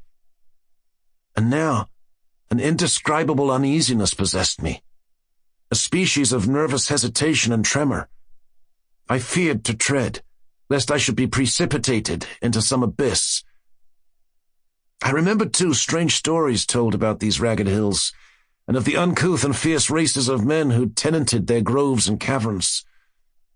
1,000 vague fancies oppressed and disconcerted me, fancies the more distressing because vague. Very suddenly my attention was arrested by the loud beating of a drum. My amazement was, of course, extreme. A drum in these hills was a thing unknown. I could not have been more surprised at the sound of the trump of the archangel. But a new and still more astounding source of interest and perplexity arose. There came a wild rattling or jingling sound, as if of a bunch of large keys, and upon the instant A dusky-visaged and half-naked man rushed past me with a shriek. He came so close to my person that I felt his hot breath upon my face. He bore in one hand an instrument composed of an assemblage of steel rings, and shook them vigorously as he ran. Scarcely had he disappeared in the mist before, panting after him, with open mouth and glaring eyes, there darted a huge beast. I could not be mistaken in its character. It was a hyena. The sight of this monster rather relieved than heightened my terrors, for I now made sure that I dreamed, and endeavored to arouse myself to waking consciousness. I stepped boldly and briskly forward. I rubbed my eyes, I called aloud, I pinched my limbs. A small spring of water presented itself to my view, and here, stooping, I bathed my hands and my head and neck. This seemed to dissipate the equivocal sensations which had hitherto annoyed me. I arose, as I thought, a new man, and proceeded steadily and complacently on my unknown way. At length, quite overcome by exertion and by a certain oppressive closeness of the atmosphere, I seated myself beneath a tree. Presently there came a feeble gleam of sunshine, and the shadow of the leaves of the tree fell faintly but definitely upon the grass. At this shadow I gazed wonderingly for many minutes. Its character stupefied me with astonishment. I looked upward. The tree was a palm. I now arose hurriedly and in a state of fearful agitation, for the fancy that I dreamed would serve me no longer. I felt that I had perfect command of my senses, and these senses now brought to my soul a world of novel and singular sensation. The heat became all at once intolerable. A strange odor loaded the breeze. A low, continuous murmur, like that arising from a full but gently flowing river, came to my ears, intermingled with the peculiar hum of multitudinous human voices. While I listened in an extremity of astonishment, which I need not attempt to describe, a strong and brief gust of wind bore off the incumbent fog, as if by the wand of an enchanter. I found myself at the foot of a high mountain, and looking down into a vast plain through which wound a majestic river. On the margin of this river stood an eastern-looking city, such as we read of in the Arabian tales, but of a character even more singular than any there described. From my position, which was far above the level of the town, I could perceive its every nook and corner, as if delineated on a map. The streets seemed innumerable, and crossed each other irregularly in all directions, but were rather long winding alleys than streets, and absolutely swarmed with inhabitants. The houses were wildly picturesque. On every hand was a wilderness of balconies, of verandas, of minarets, of shrines, and fantastically carved oriels. Bazaars abounded, and in these were displayed rich wares in infinite variety and profusion. Silks, muslins, the most dazzling cutlery, the most magnificent jewels and gems. Besides these things were seen on all sides banners and palanquins, litters with stately dames close-veiled, elephants gorgeously caparisoned, idols grotesquely hewn, drums, banners, and gongs, spears, silver, and gilded maces. And amid the crowd and the clamor and the general intricacy and confusion, amid the million of black and yellow men, turbaned and robed and of flowing beard, there roamed a countless multitude of holy filleted bulls, while vast legions of the filthy but sacred ape clambered, chattering and shrieking about the cornices of the mosques, or clung to the minarets and oriels. From the swarming streets to the banks of the river, there descended innumerable flights of steps leading to bathing places, while the river itself seemed to force a passage with difficulty through the vast fleets of deeply burdened ships that far and wide encountered its surface.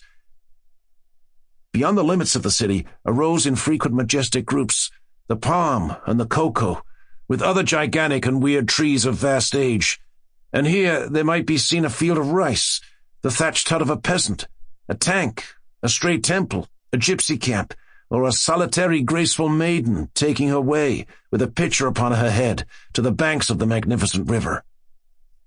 You will say now, of course, that I dreamed, but not so. What I saw, what I heard, what I felt, what I thought, had about it nothing of the unmistakable idiosyncrasy of the dream. All was rigorously self-consistent. At first, doubting that I was really awake, I entered into a series of tests, which soon convinced me that I really was. Now, when one dreams, and in the dream suspects that he dreams, the suspicion never fails to confirm itself, and the sleeper is almost immediately aroused. Thus Novalis errs not in saying that we are near waking when we dream that we dream. Had the vision occurred to me as I describe it, without my suspecting it as a dream, then a dream it might absolutely have been. But occurring as it did, and suspected and tested as it was, I am forced to class it among other phenomena. In this I'm not sure that you are wrong, observed Dr. Templeton. But proceed. You arose and descended into the city. I arose, continued Bedloe, regarding the doctor with an air of profound astonishment. I arose, as you say, and descended into the city. On my way, I fell in with an immense populace, crowding through every avenue, all in the same direction, and exhibiting in every action the wildest excitement. Very suddenly, and by some inconceivable impulse, I became intensely imbued with personal interest in what was going on. I seemed to feel that I had an important part to play, without exactly understanding what it was. Against the crowd which environed me, however, I experienced a deep sentiment of animosity. I shrank from amid them, and swiftly, by a circuitous path, reached and entered the city. Here all was the wildest tumult and contention. A small party of men, clad in garments half Indian, half European, and officered by gentlemen in a uniform partly British, were engaged at great odds with the swarming rabble of the alleys. I joined the weaker party, arming myself with the weapons of a fallen officer, and fighting I knew not whom with the nervous ferocity of despair. We were soon overpowered by numbers and driven to seek refuge in a species of kiosk. Here we barricaded ourselves, and for the present were secure. From a loophole near the summit of the kiosk, I perceived a vast crowd in furious agitation, surrounding and assaulting a gay palace that overhung the river.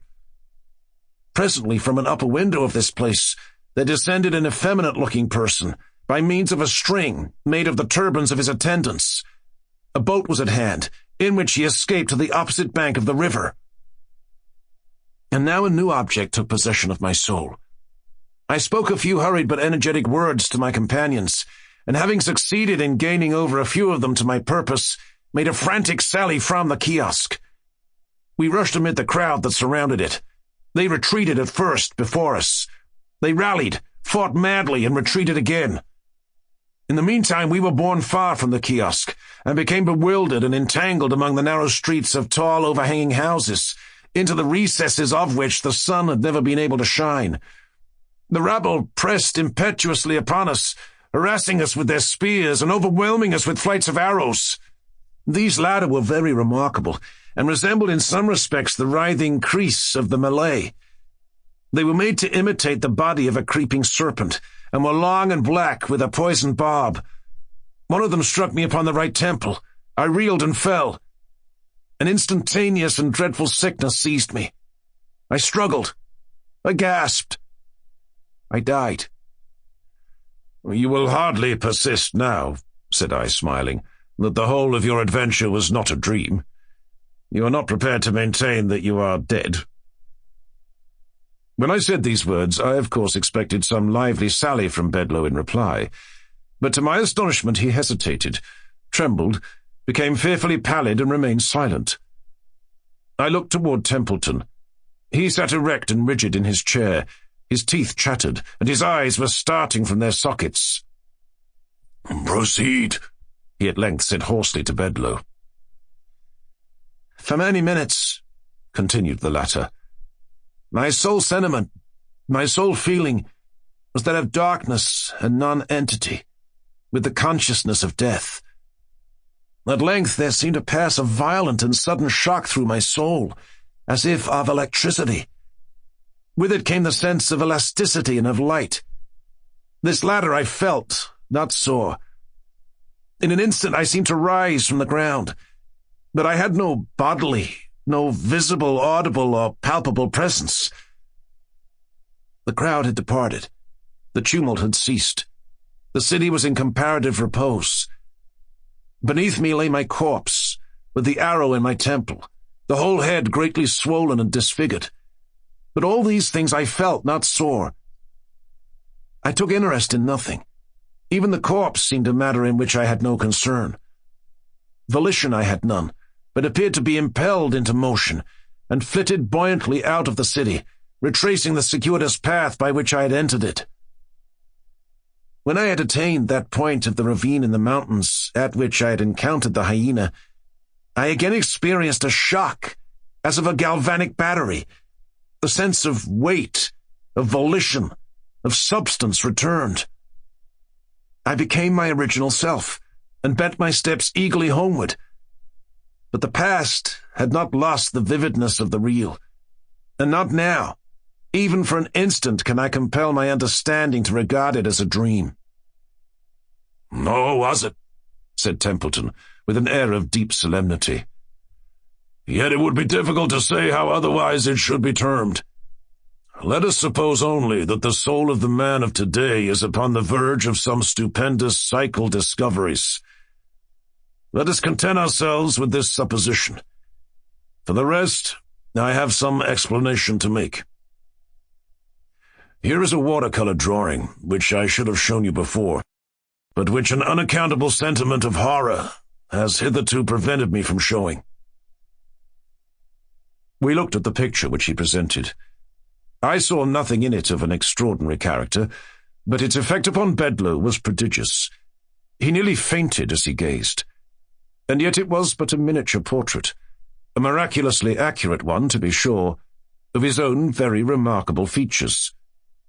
At least, this was my thought as I regarded it. "You will perceive," said Templeton, "the date of this picture. It is here, scarcely visible in this corner. 1780. In this year was the portrait taken.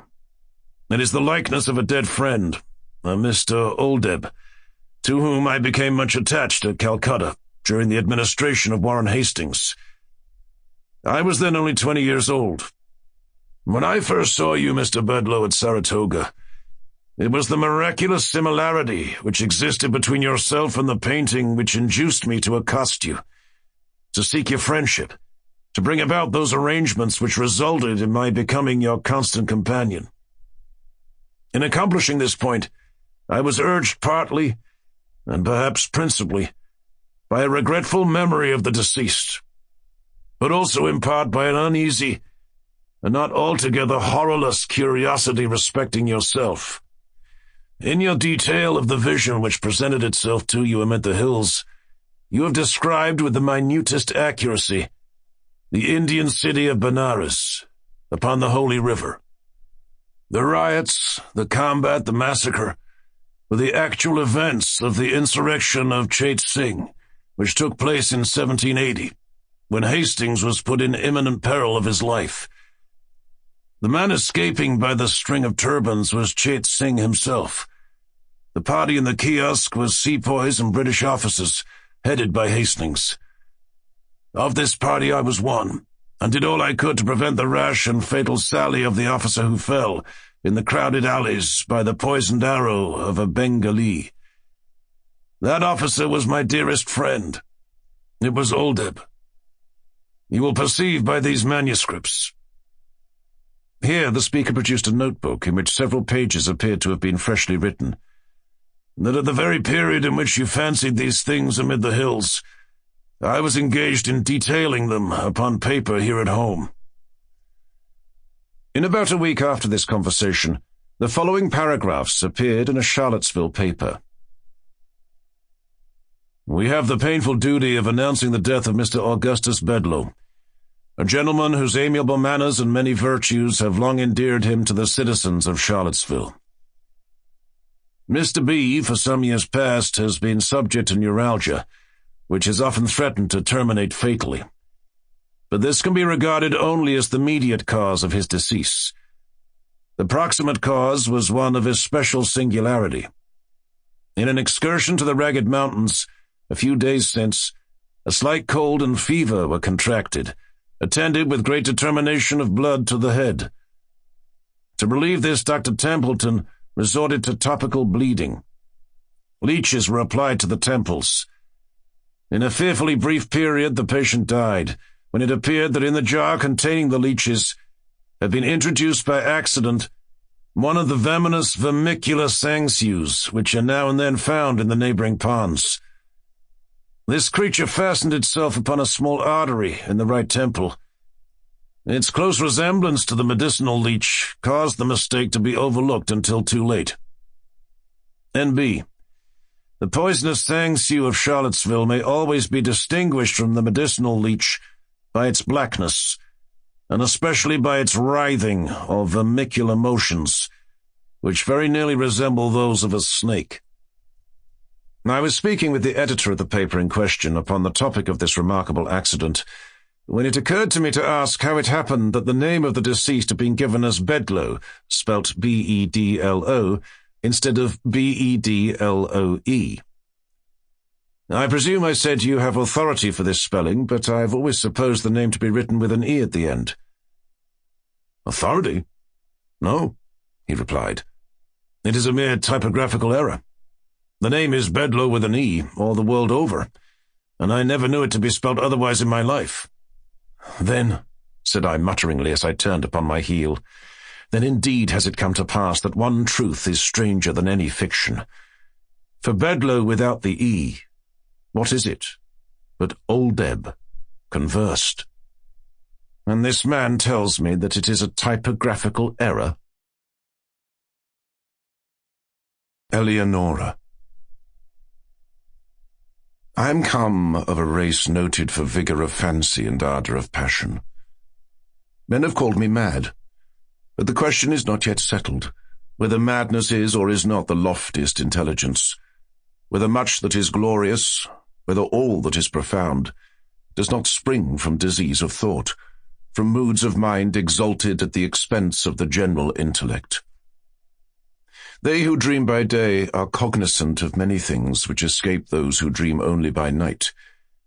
In their grey visions, they obtain glimpses of eternity, and thrill, in awakening, to find that they have been upon the verge of the great secret. In snatches they learn something of the wisdom which is of good, and more of the mere knowledge which is of evil. They penetrate, however, rudderless or compassless, into the vast ocean of the light ineffable, and again, like the adventures of the Nubian geographer, aggressi sunt mare tenebrarum quid in eo esset exploraturi.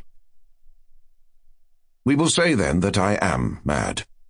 I grant, at least, that there are two distinct conditions of my mental existence, the condition of a lucid reason, not to be disputed, and belonging to the memory of events forming the first epoch of my life, and a condition of shadow and doubt, appertaining to the present, and to the recollection of what constitutes the second great era of my being.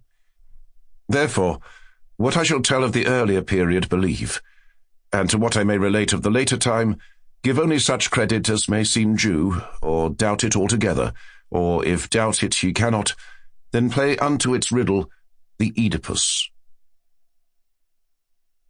She whom I loved in youth, and of whom I now pen calmly and distinctly these remembrances, was the sole daughter of the only sister of my mother long departed. Eleonora was the name of my cousin. We had always dwelled together beneath a tropical sun in the valley of the many-coloured grass. No unguided footstep ever came upon that vale, for it lay away up among a range of giant hills that hung beetling around about it, shutting out the sunlight from its sweetest recesses. No path was trodden in its vicinity, and to reach our happy home there was need of putting back with force the foliage of many thousands of forest trees, and of crushing to death the glories of many millions of fragrant flowers.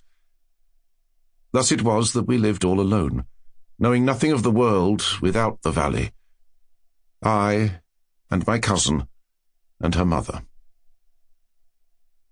From the dim regions beyond the mountains at the upper end of our encircled domain, there crept out a narrow and deep river, brighter than all save the eyes of Eleonora. And winding stealthily about in mazy courses, it passed away at length through a shadowy gorge, among hills still dimmer than those whence it had issued. We called it the River of Silence, for there seemed to be a hushing influence in its flow. No murmur arose from its bed, and so gently it wandered along that the pearly pebbles upon which we loved to gaze, far down within its bosom, stirred not at all, but lay in a motionless content, each in its own old station, shining on gloriously forever. The margin of the river, and of the many dazzling rivulets that glided through devious ways into its channel, as well as the spaces that extended from the margins away down into the depths of the streams until they reached the bed of pebbles at the bottom, these spots, not less than the whole surface of the valley, from the river to the mountains that girdled it in, were carpeted all by a soft green grass, thick, short, perfectly even, and vanilla-perfumed, but so besprinkled throughout with the yellow buttercup, the white daisy, the purple violet, and the ruby-red asphodel, that its exceeding beauty spoke to our hearts in loud tones of the love and of the glory of God. And here and there, in groves about this grass, like wildernesses of dreams, sprang up fantastic trees, whose tall slender stems stood not upright, but slanted gracefully toward the light that peered at noonday into the centre of the valley. Their mark was speckled with the vivid alternate splendour of ebony and silver, and was smoother than all save the cheeks of Eleonora, so that, but for the brilliant green of the huge leaves that spread from their summits in long tremulous lines, dallying with the zephyrs, one might have fancied them giant serpents of Syria, doing homage to their sovereign the sun. Hand in hand about this valley for 15 years roamed I with Eleonora, before love entered within our hearts.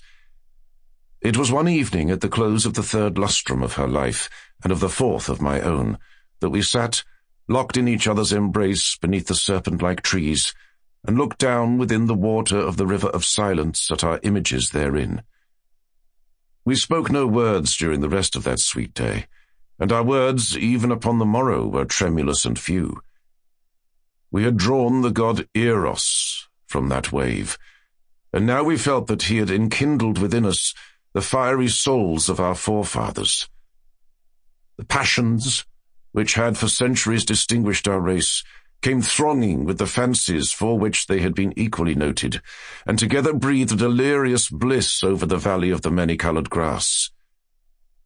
A change fell upon all things. Strange brilliant flowers, star-shaped, burn out upon the trees where no flowers had been known before. The tints of the green carpet deepened, and when, one by one, the white daisies shrank away, there sprang up in place of them 10 by 10 of the ruby-red asphodel.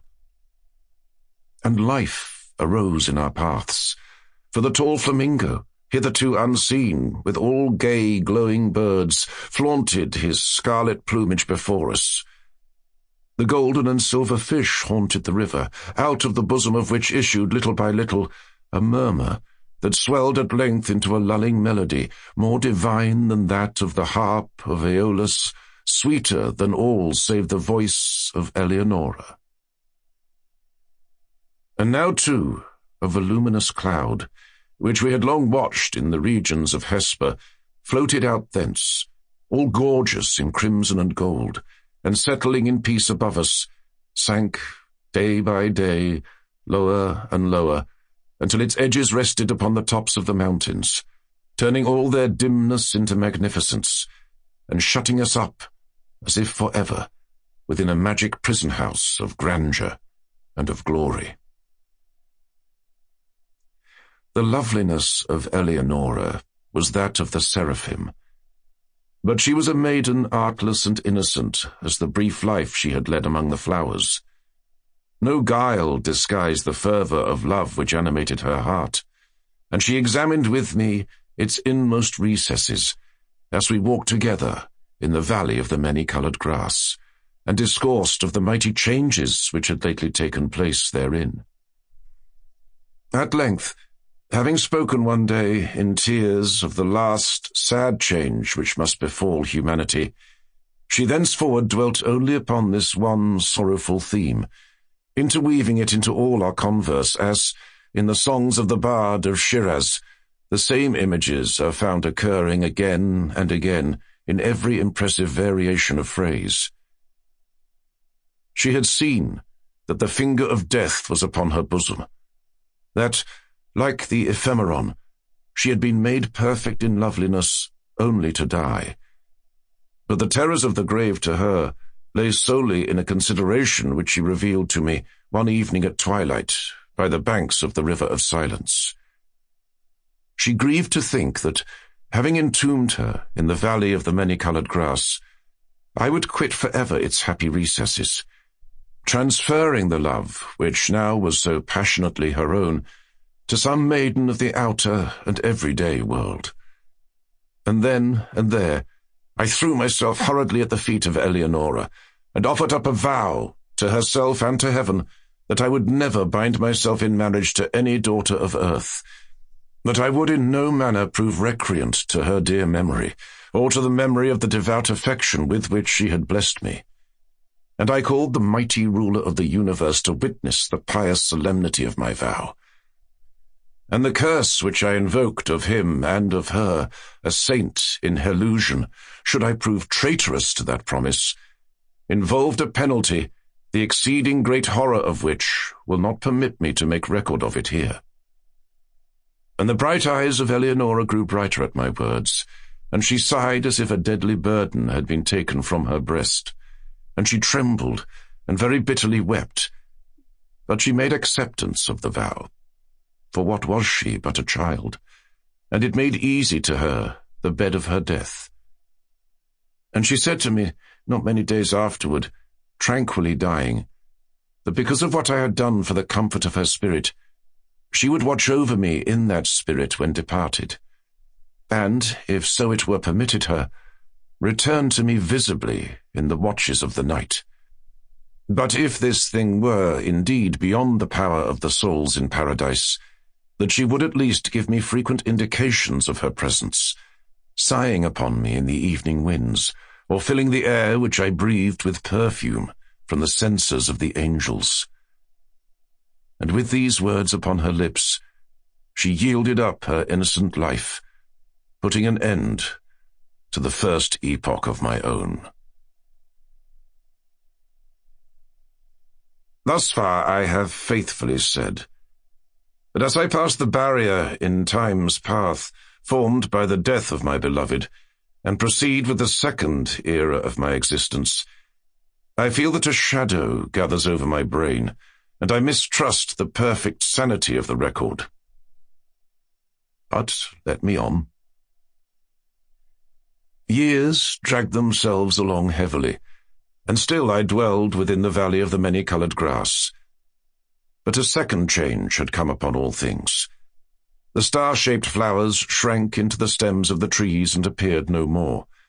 The tints of the green carpet faded, and, one by one, the ruby-red asphodels withered away, and there sprang up in place of them, 10 by 10, dark eye-like violets that writhed uneasily and were ever encumbered with dew. And life departed from our paths, for the tall flamingo flaunted no longer his scarlet plumage before us, but flew sadly from the vale into the hills, with all the gay glowing birds that had arrived in his company. And the golden and silver fish swam down through the gorge at the lower end of our domain, and bedecked the sweet river never again. And the lulling melody that had been softer than the wind harp of Aeolus, and more divine than all save the voice of Eleonora, it died little by little away, in murmurs growing lower and lower, until the stream returned at length utterly into the solemnity of its original silence. And then, lastly, the voluminous cloud uprose, and abandoning the tops of the mountains to the dimness of old, fell back into the regions of Hesper, and took away all its manifold golden and gorgeous glories from the valley of the many-coloured grass. Yet the promises of Eleonora were not forgotten. For I heard the sounds of the swinging of the censers of the angels, and streams of a holy perfume floated ever and ever about the valley. And at lone hours, when my heart beat heavily, the winds that bathed my brow came unto me laden with soft sighs, and indistinct murmurs filled often the night air. And once, oh, but once only, I was awakened from a slumber, like the slumber of death, by the pressing of spiritual lips upon my own. But the void within my heart refused even thus to be filled. I longed for the love which had before filled it to overflowing. At length the valley pained me through its memories of Eleonora, and I left it for ever, for the vanities and the turbulent triumphs of the world. I found myself within a strange city, where all things might have served to blot from recollection the sweet dreams I had dreamed so long in the valley of the many-coloured grass. The pomps and pageantries of a stately court, and the mad clangor of arms, and the radiant loveliness of women, bewildered and intoxicated my brain. But as yet my soul had proved true to its vows, and the indications of the presence of Eleonora were still given me in the silent hours of the night. Suddenly these manifestations, they ceased, and the world grew dark before mine eyes, and I stood aghast at the burning thoughts which possessed, at the terrible temptations which beset me. For there came from some far, far distant and unknown land, into the gay court of the king I served, a maiden, to whose beauty my whole recreant heart yielded at once, at whose footstool I bowed down without a struggle, in the most ardent, in the most abject worship of love. What indeed was my passion for the young girl of the valley, in comparison with the fervour, and the delirium, and the spirit-lifting ecstasy of adoration with which I poured out my whole soul in tears at the feet of the ethereal Ermengarde? Oh, bright was the seraph Ermengarde, and in that knowledge I had room for none other. Oh, divine was the angel Ermengarde, and as I looked down into the depths of her memorial eyes, I thought only of them and of her. I wedded, nor dreaded the curse I had invoked, and its bitterness was not visited upon me. And once, but once again, in the silence of the night, there came through my lattice the soft sighs which had forsaken me, and they modelled themselves into familiar and sweet voice, saying, "Sleep in peace, for the spirit of love reigneth and ruleth, and in taking to thy passionate heart her who is Ermengarde, thou art absolved, for reasons which shall be made known to thee in heaven, of thy vows unto Eleonora." Hop-Frog. I never knew anyone so keenly alive to a joke as the king was. He seemed to live only for joking. To tell a good story of the joke kind, and to tell it well, was the surest road to his favour. Thus it happened that his 7 ministers were all noted for their accomplishments as jokers. They all took after the king, too, in being large, corpulent, oily men, as well as inimitable jokers. Whether people grow fat by joking, or whether there is something in fat itself which predisposes to a joke, I have never been quite able to determine. But certain it is that a lean joker is a rara avis in terris. About the refinements, or as he called them, the ghost of wit, the king troubled himself very little. He had an especial admiration for breadth in a jest, and would often put up with length for the sake of it. Over-niceties wearied him. He would have preferred Rabelais' Gargantua to the Zadig of Voltaire, and upon the whole, practical jokes suited his taste far better than verbal ones. At the date of my narrative, professing jesters had not altogether gone out of fashion at court. Several of the great continental powers still retain their fools, who wore motley, with cap and bells, and who are expected to be always ready with sharp witticisms at a moment's notice, in consideration of the crumbs that fell from the royal table. Our king, as a matter of course, retained his fool. The fact is, he required something in the way of folly, if only to counterbalance the heavy wisdom of the 7 wise men who were his ministers, not to mention himself. His fool, or professional jester, was not only a fool, however. His value was trebled in the eyes of the king by the fact of his being also a dwarf and a cripple. Dwarfs were as common at court in those days as fools, and many monarchs would have found it difficult to get through their days. Days are rather longer at court than elsewhere, without both a jester to laugh with and a dwarf to laugh at. But, as I have already observed, your jesters, in 99 cases out of 100, are fat, round, and unwieldy, so that it was no small source of self-gratulation with our king that, in Hopfrog, this was the fool's name, he possessed a triplicate treasure in one person. I believe the name Hopfrog was not that given to the dwarf by his sponsors at baptism, but it was conferred upon him by general consent of the several ministers, on account of his inability to walk as other men do. In fact, Hopfrog could only get along by a sort of interjectional gait, something between a leap and a wriggle, a movement that afforded illimitable amusement, and of course consolation to the king, for, notwithstanding the protuberance of his stomach and a constitutional swelling of the head, the king, by his whole court, was accounted a capital figure. But although Hopfrog, through the distortion of his legs, could move only with great pain and difficulty along a road or floor, the prodigious muscular power which nature seemed to have bestowed upon his arms by way of compensation for deficiency in the lower limbs enabled him to perform many feats of wonderful dexterity, where trees or ropes were in question, or anything else to climb.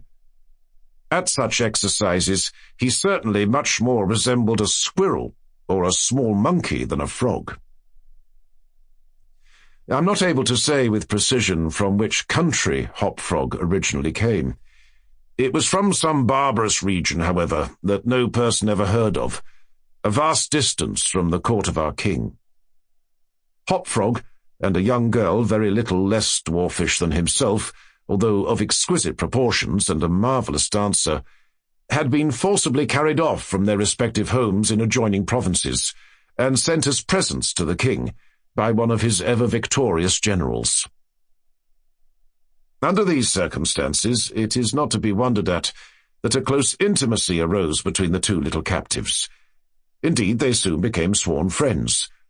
Hopfrog, who, although he made a great deal of sport, was by no means popular, had it not in his power to render Trippetta many services. But she, on account of her grace and exquisite beauty, although a dwarf, was universally admired and petted.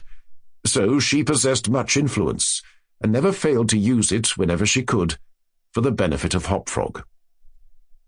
On some grand state occasion, I forgot what, the king determined to have a masquerade, and whenever a masquerade or anything of that kind occurred at the court, then the talents both of Hopfrog and Trippetta were sure to be called into play. Hopfrog, in especial, was so inventive in the way of getting up pageants, suggesting novel characters and arranging costumes for masked balls, that nothing could be done, it seems, without his assistance. The night appointed for the fete had arrived. A gorgeous hall had been fitted up under Trippetta's eye with every kind of device which could possibly give éclat to a masquerade. The whole court was in a fever of expectation. As for costumes and characters, it might well be supposed that everybody had come to a decision on such points. Many had made up their minds as to what roles they should assume a week or even a month in advance, and in fact, there was not a particle of indecision anywhere, except in the case of the king and his 7 ministers. Why they hesitated I never could tell, unless they did it by way of a joke. More probably, they found it difficult, on account of being so fat, to make up their minds. At all events, time flew, and, as a last resort, they sent for Trippetta and Hopfrog. When the two little friends obeyed the summons of the king, they found him sitting at his wine with the 7 members of his cabinet council, but the monarch appeared to be in a very ill humour. He knew that Hopfrog was not fond of wine, for it excited the poor cripple almost to madness, and madness is no comfortable feeling. But the king loved his practical jokes, and took pleasure in forcing Hopfrog to drink, and, as the king called it, to be merry. "Come here, Hopfrog," said he, as the jester and his friend entered the room. "Swallow this bumper to the health of your absent friends." Here Hopfrog sighed. "And then let us have the benefit of your invention. We want characters. Characters, man. Something novel, out of the way. We are wearied with this everlasting sameness. Come, drink. The wine will brighten your wits." Hopfrog endeavoured as usual to get up a jest in reply to these advances from the king, but the effort was too much. It happened to be the poor dwarf's birthday, and the command to drink to his absent friends forced the tears to his eyes. Many large, bitter drops fell into the goblet as he took it, humbly, from the hand of the tyrant. "Ha ha ha ha ha!" roared the latter, as the dwarf reluctantly drained the beaker. "See what a glass of good wine can do. Why, your eyes are shining already." Poor fellow! His large eyes gleamed rather than shone, for the effect of wine on his excitable brain was not more powerful than instantaneous. He placed the goblet nervously on the table, and looked round upon the company with a half-insane stare. They all seemed highly amused at the success of the king's joke. "And now to business," said the Prime Minister, a very fat man. "Yes," said the king. "Come, lend us your assistance. Characters, my fine fellow. We stand in need of characters. All of us." And as this was seriously meant for a joke, his laugh was chorused by the 7. Hopfrog also laughed, although feebly and somewhat vacantly. "Come, come," said the king impatiently. "Have you nothing to suggest?" "I am endeavouring to think of something novel," replied the dwarf, abstractly, for he was quite bewildered by the wine. "Endeavouring?" cried the tyrant fiercely. "What do you mean by that? Ah, I perceive. You are sulky and want more wine. Here, drink this." And he poured out another goblet full, and offered it to the cripple, who merely gazed at it, gasping for breath. "Drink, I say!" shouted the monster, "or by the fiends!" The dwarf hesitated. The king grew purple with rage. The courtiers smirked. Trippetta, pale as a corpse, advanced to the monarch's seat, and, falling on her knees before him, implored him to spare her friend. The tyrant regarded her for some moments, in evident wonder at her audacity. He seemed quite at a loss what to do or say, how most becomingly to express his indignation. At last, without uttering a syllable, he pushed her violently from him, and threw the contents of the brimming goblet in her face. The poor girl got up the best she could, and, not daring even to sigh, resumed her position at the foot of the table. There was a dead silence for about half a minute, during which the falling of a leaf or of a feather might have been heard. It was interrupted by a low but harsh and protracted grating sound, which seemed to come at once from every corner of the room. "What? What are you making that noise for?" demanded the king, turning furiously to the dwarf. The latter seemed to have recovered in great measure from his intoxication, and looking fixedly but quietly into the tyrant's face, merely ejaculated, I? How could it have been me?" "The sound appeared to come from without," observed one of the courtiers. "I fancy it was the parrot at the window, wetting his bill upon his cage wires." "True," replied the monarch, as if much relieved by the suggestion. "But on the honour of a knight, I could have sworn that it was the gritting of this vagabond's teeth." Hereupon the dwarf laughed. The king was too confirmed a joker to object to anyone's laughing, and displayed a set of large, powerful, and very repulsive teeth. Moreover, he avowed his perfect willingness to swallow as much wine as desired.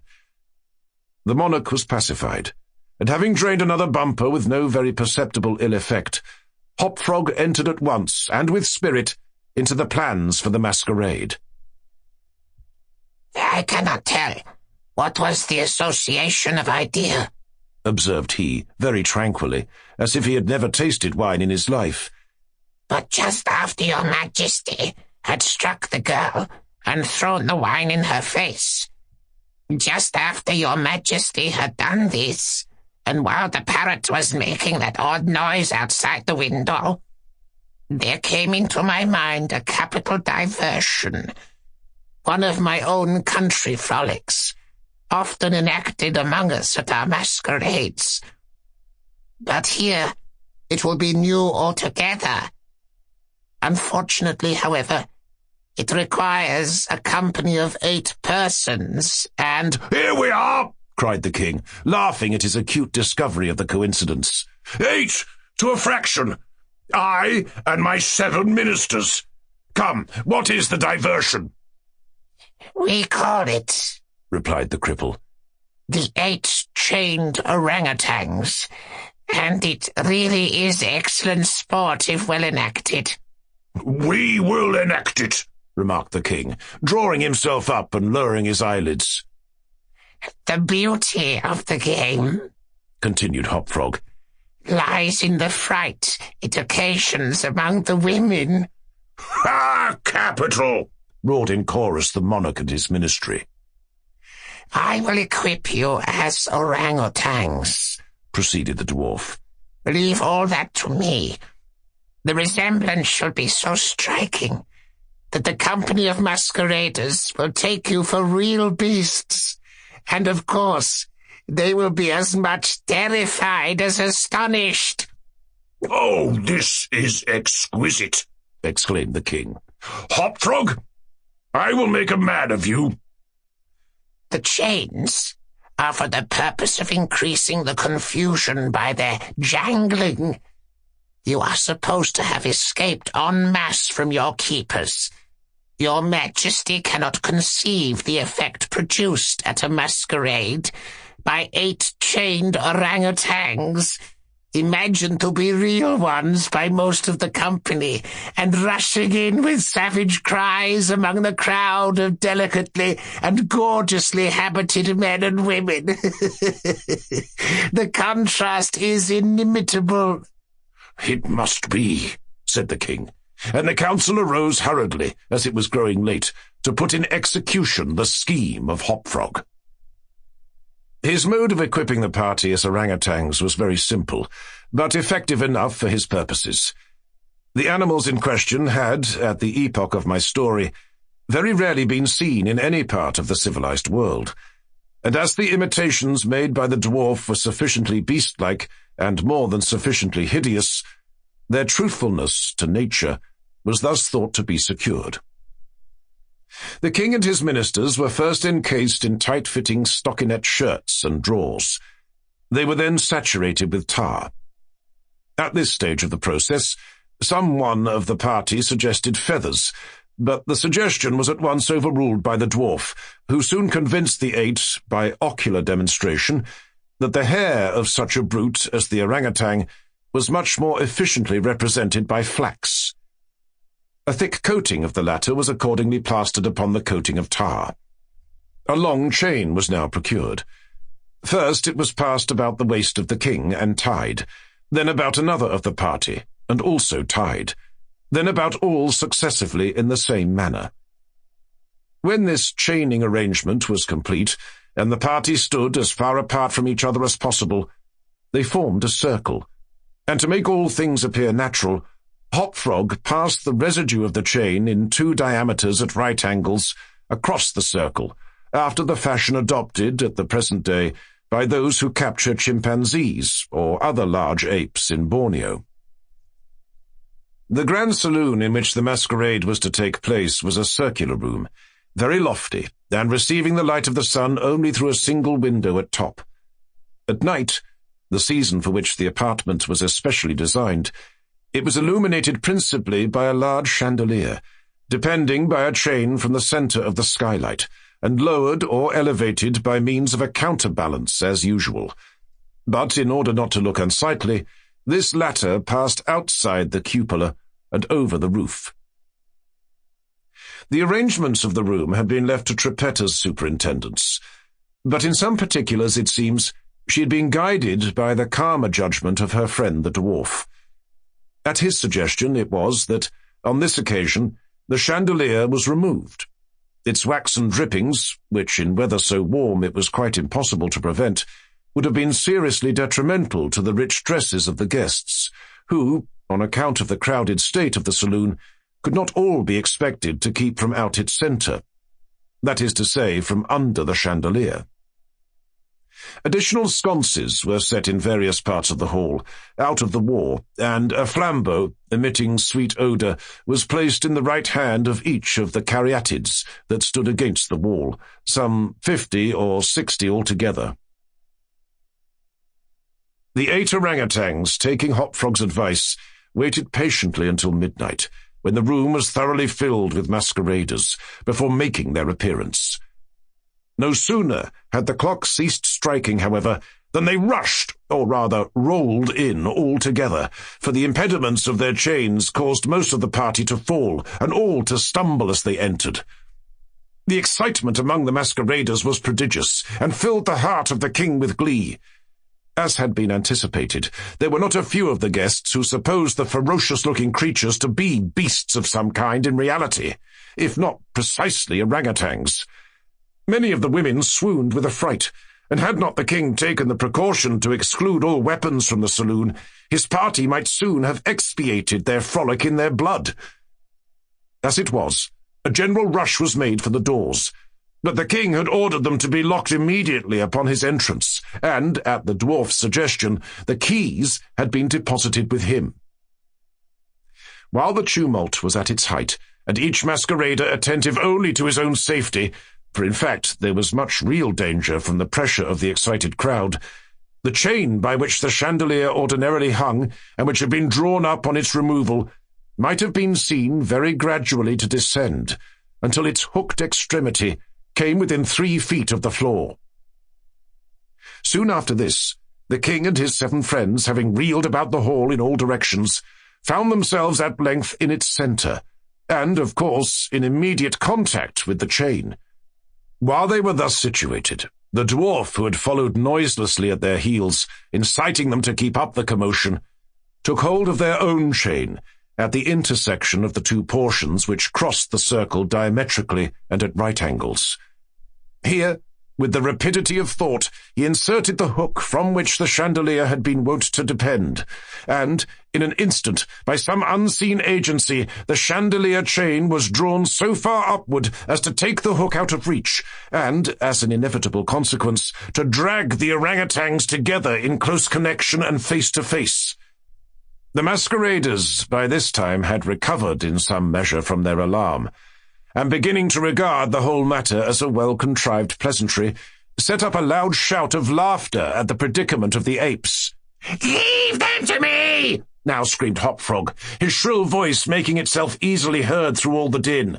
"Leave them to me! I fancy I know them. If I can only get a good look at them, I can soon tell who they are."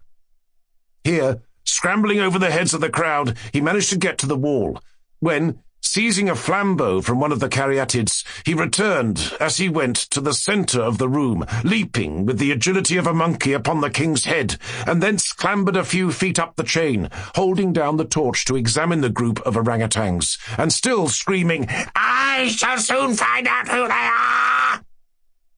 And now, while the whole assembly, the apes included, were convulsed with laughter, the jester suddenly uttered a shrill whistle, when the chain flew violently up for about 30 feet, dragging with it the dismayed and struggling orangutans, and leaving them suspended in mid-air between the skylight and the floor.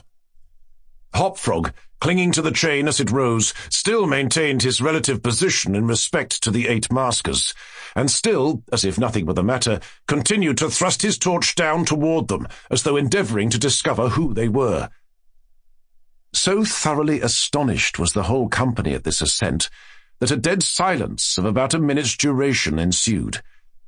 It was broken by just such a low, harsh, grating sound as had before attracted the attention of the king and his councillors, when the former threw the wine in the face of Trippetta. But on the present occasion, there could be no question as to whence the sound issued. It came from the fang-like teeth of the dwarf, who ground them and gnashed them as he foamed at the mouth, and glared with an expression of maniacal rage into the upturned countenances of the king and his 7 companions.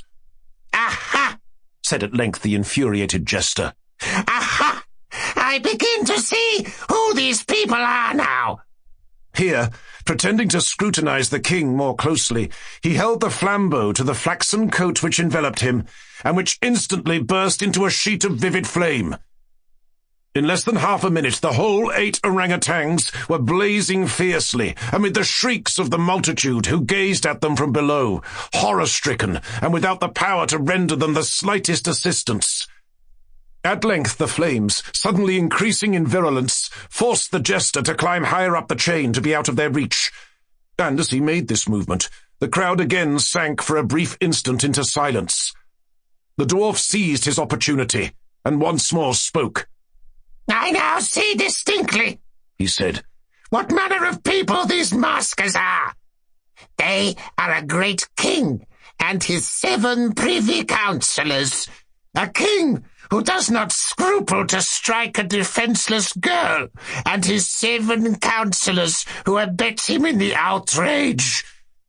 As for myself, I am simply Hopfrog the jester, and this is my last jest." Owing to the high combustibility of both the flax and the tar to which it adhered, the dwarf had scarcely made an end of his brief speech before the work of vengeance was complete. The 8 corpses swung in their chains, a fetid, blackened, hideous, and indistinguishable mass. The cripple hurled his torch at them, clambered leisurely to the ceiling, and disappeared through the skylight. It is supposed that Trippetta, stationed on the roof of the saloon, had been the accomplice of her friend in this fiery revenge, and that together they effected their escape to their own country. For neither was seen again. The Black Cat. For the most wild, yet most homely narrative which I am about to pen, I neither expect nor solicit belief. Mad indeed would I be to expect it, in a case where my very senses reject their own evidence. Yet mad am I not, and very surely do I not dream.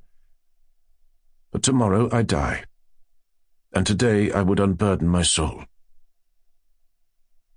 My immediate purpose is to place before the world, plainly, succinctly, and without comment, a series of mere household events. In their consequences, these events have terrified, have tortured, have destroyed me. Yet I will not attempt to expound them. To me, they have presented little but horror. To many they will seem less terrible than barocks. Hereafter perhaps some intellect may be found which will reduce my phantasm to the commonplace. Some intellect more calm, more logical, and far less excitable than my own, which will perceive in the circumstances I detail with awe nothing more than an ordinary succession of very natural causes and effects. From my infancy I was noted for the docility and humanity of my disposition. My tenderness of heart was even so conspicuous as to make me the jest of my companions. I was especially fond of animals, and was indulged by my parents with a great variety of pets. With these I spent most of my time, and never was so happy as when feeding and caressing them. This peculiarity of character grew with my growth, and in my manhood I derived from it one of my principal sources of pleasure.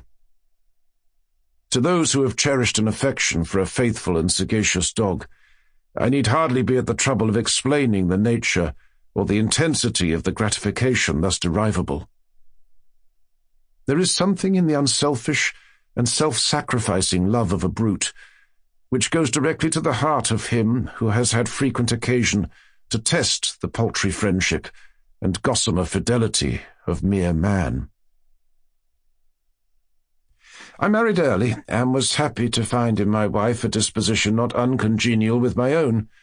Observing my partiality for domestic pets, she lost no opportunity of procuring those of the most agreeable kind. We had birds, goldfish, a fine dog, rabbits, a monkey, and a cat. This latter was a remarkably large and beautiful animal, entirely black, and sagacious to an astonishing degree. In speaking of his intelligence, my wife, who at heart was not a little tinctured with superstition, made frequent allusion to the ancient popular notion which regarded all black cats as witches in disguise. Not that she was ever serious upon this point, and I mention the matter at all for no better reason than that it happens just now to be remembered. Pluto, this was the cat's name, was my favourite pet and playmate. I alone fed him, and he attended me wherever I went about the house. It was even with difficulty that I could prevent him from following me through the streets. Our friendship lasted in this manner for several years, during which my general temperament and character, through the instrumentality of the fiend intemperance, had, I blush to confess it, experienced a radical alteration for the worse. I grew day by day more moody, more irritable, more regardless of the feelings of others. I suffered myself to use intemperate language to my wife. At length I even offered her personal violence. My pets, of course, were made to feel the change in my disposition. I not only neglected, but ill-used them. For Pluto, however, I still retained sufficient regard to restrain me from maltreating him, as I made no scruple of maltreating the rabbit, the monkey, or even the dog, when by accident or through affection they came in my way. But my disease grew upon me, and what disease is like alcohol? And at length even Pluto, who was now becoming old and consequently somewhat peevish, even Pluto began to experience the effects of my ill temper. One night, returning home much intoxicated from one of my haunts about town, I fancied that the cat avoided my presence. I seized him, when, in his fright at my violence, he inflicted a slight wound upon my hand with his teeth. The fury of a demon instantly possessed me. I knew myself no longer. My original soul seemed at once to take its flight from my body, and a more than fiendish malevolence, gin-nurtured, thrilled every fibre of my frame. I took from my waistcoat pocket a penknife, opened it, grasped the poor beast by the throat, and deliberately cut one of its eyes from the socket. Oh, I blush, I burn, I shudder, while I pen the damnable atrocity. When reason returned with the morning, when I had slept off the fumes of the night's debauch, I experienced a sentiment half of horror, half of remorse for the crime of which I had been guilty. But it was at best a feeble and equivocal feeling, and the soul remained untouched. I again plunged into excess, and soon drowned in wine all memory of the deed. In the meantime, the cat slowly recovered. The socket of the lost eye presented, it is true, a frightful appearance, but he no longer appeared to suffer any pain. He went about the house as usual, but, as might be expected, fled in extreme terror at my approach. I had so much of my old heart left as to be at first grieved by this evident dislike on the part of a creature which had once so loved me. But this feeling soon gave place to irritation, and then came, as if to my final and irrevocable overthrow, a spirit of perverseness. Of this spirit philosophy takes no account. Yet I am not more sure that my soul lives than I am that perverseness is one of the primitive impulses of the human heart, one of the indivisible primary faculties or sentiments which give direction to the character of man. Who has not, 100 times, found himself committing a vile or a silly action for no other reason than because he knows he should not? Have we not a perpetual inclination, in the teeth of our best judgment, to violate that which is law, merely because we understand it to be such? This spirit of perverseness, I say, came to my final overthrow. It was this unfathomable longing of the soul to vex itself, to offer violence to its own nature, to do wrong for the wrong's sake only, that urged me to continue, and finally to consummate the injury I had inflicted upon the unoffending brute. One morning, in cool blood, I slipped a noose about its neck, and hung it to the limb of a tree. Hung it with the tears streaming from my eyes, and with the bitterest remorse at my heart. Hung it because I knew that it had loved me, and because I felt it had given me no reason of offence.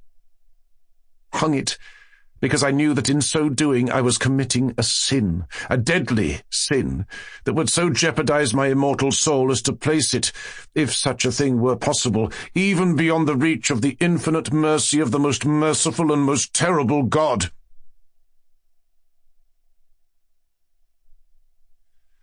On the night of the day on which this cruel deed was done, I was aroused from sleep by the cry of fire. The curtains of my bed were in flames. The whole house was blazing. It was with great difficulty that my wife, a servant, and myself made our escape from the conflagration. The destruction was complete. My entire worldly wealth was swallowed up, and I resigned myself thenceforward to despair. I'm above the weakness of seeking to establish a sequence of cause and effect between the disaster and the atrocity. But I am detailing a chain of facts, and wish not to leave even a possible link imperfect. On the day succeeding the fire, I visited the ruins. The walls, with one exception, had fallen in. This exception was found in a compartment wall, not very thick, which stood about the middle of the house, and against which had rested the head of my bed. The plastering had here, in great measure, resisted the action of the fire, a fact which I attributed to its having been recently spread. About this wall a dense crowd were collected, and many persons seemed to be examining a particular portion of it with very minute and eager attention. The words strange, singular, and other similar expressions excited my curiosity. I approached and saw, as if graven in bas-relief upon the white surface, the figure of a gigantic cat. The impression was given with an accuracy truly marvellous. There was a rope about the animal's neck. When I first beheld this apparition, for I could scarcely regard it as less, my wonder and my terror were extreme. But at length reflection came to my aid. The cat, I remembered, had been hung in a garden adjacent to the house. Upon the alarm of fire, this garden had been immediately filled by the crowd, by some one of whom the animal must have been cut from the tree and thrown through an open window into my chamber. This had probably been done with the view of arousing me from sleep. The falling of other walls had compressed the victim of my cruelty into the substance of the freshly spread plaster, the lime of which, with the flames and the ammonia from the carcass, had then accomplished the portraiture as I saw it. Although I thus readily accounted to my reason, if not altogether to my conscience, for the startling fact just detailed, it did not the less fail to make a deep impression upon my fancy. For months I could not rid myself of the phantasm of the cat, and during this period there came back into my spirit a half-sentiment that was not remorse. I went so far as to regret the loss of the animal, and to look about me, among the vile haunts which I now habitually frequented, for another pet of the same species, and of somewhat similar appearance, with which to supply its place. One night, as I sat half stupefied in a den of more than infamy, My attention was suddenly drawn to some black object reposing upon the head of one of the immense hogsheads of gin, or of rum, which constituted the chief furniture of the apartment. I had been looking steadily at the top of this hogshead for some minutes, and what now caused me surprise was the fact that I had not sooner perceived the object thereupon. I approached it and touched it with my hand. It was a black cat, a very large one, fully as large as Pluto, and closely resembling him in every respect but one. Pluto had not a white hair upon any portion of his body, but this cat had a large, although indefinite, splotch of white covering nearly the whole region of the breast. Upon my touching him, he immediately arose, purred loudly, rubbed against my hand, and appeared delighted with my notice. This, then, was the very creature of which I was in search. I at once offered to purchase it of the landlord, but this person made no claim to it, knew nothing of it, had never seen it before. I continued my caresses, and when I prepared to go home, the animal evinced a disposition to accompany me. I permitted it to do so, occasionally stooping and patting it as I proceeded. When it reached the house, it domesticated itself at once, and became immediately a great favourite with my wife. For my own part, I soon found a dislike to it arising within me. This was just the reverse of what I had anticipated, but I know not how or why it was, its evident fondness for myself rather disgusted and annoyed. By slow degrees, these feelings of disgust and annoyance rose into the bitterness of hatred. I avoided the creature, a certain sense of shame and the remembrance of my former deed of cruelty preventing me from physically abusing it.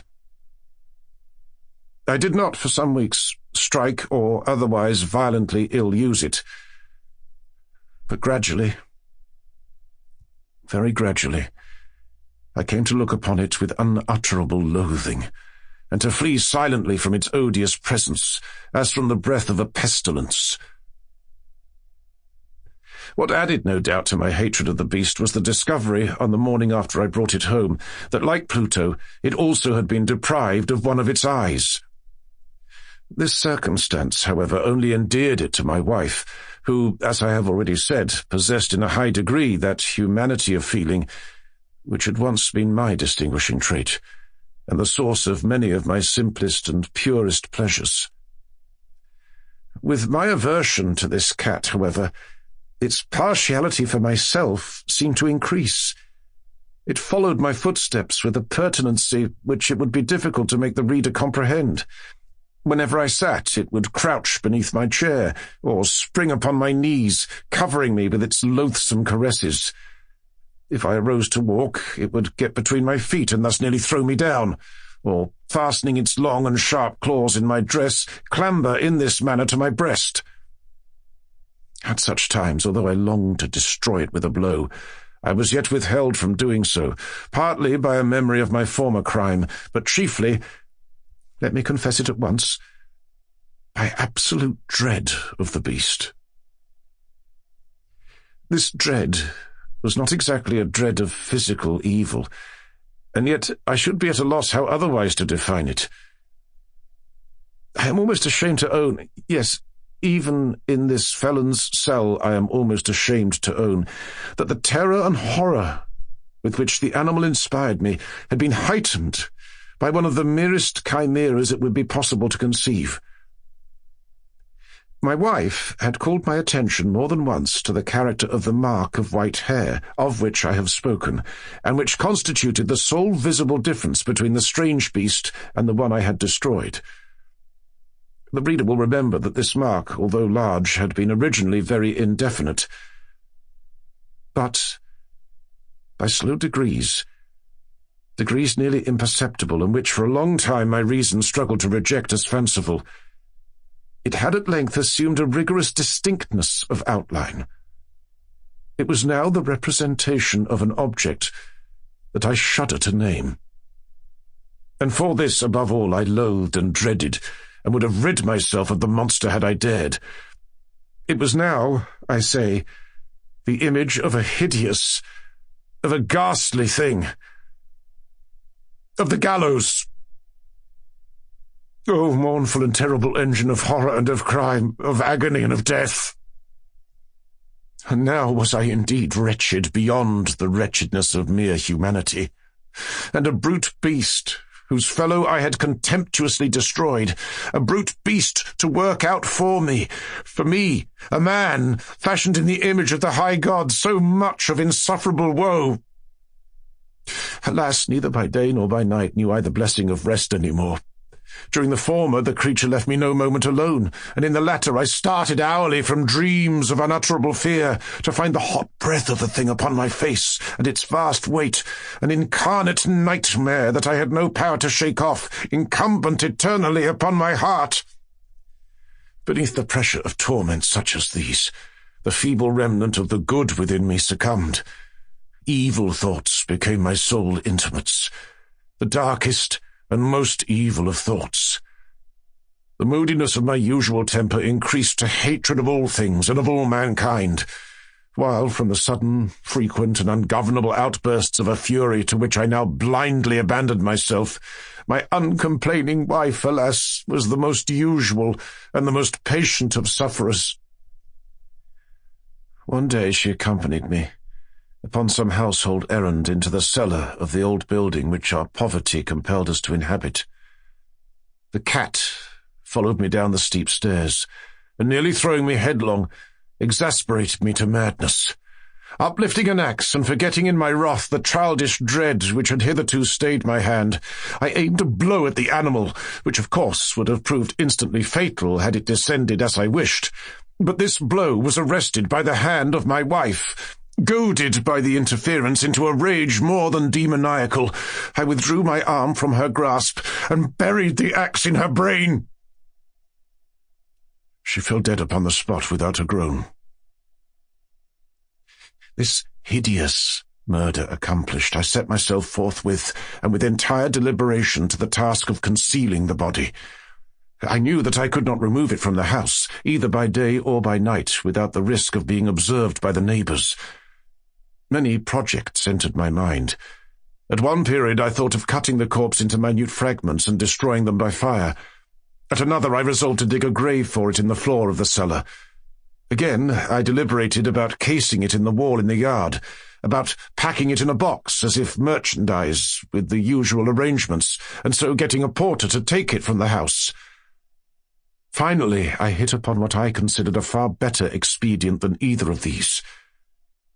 I determined to wall it up in the cellar, as the monks of the Middle Ages are recorded to have walled up their victims.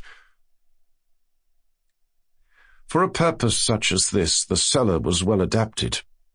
Its walls were loosely constructed, and had lately been plastered throughout with a rough plaster, which the dampness of the atmosphere had prevented from hardening.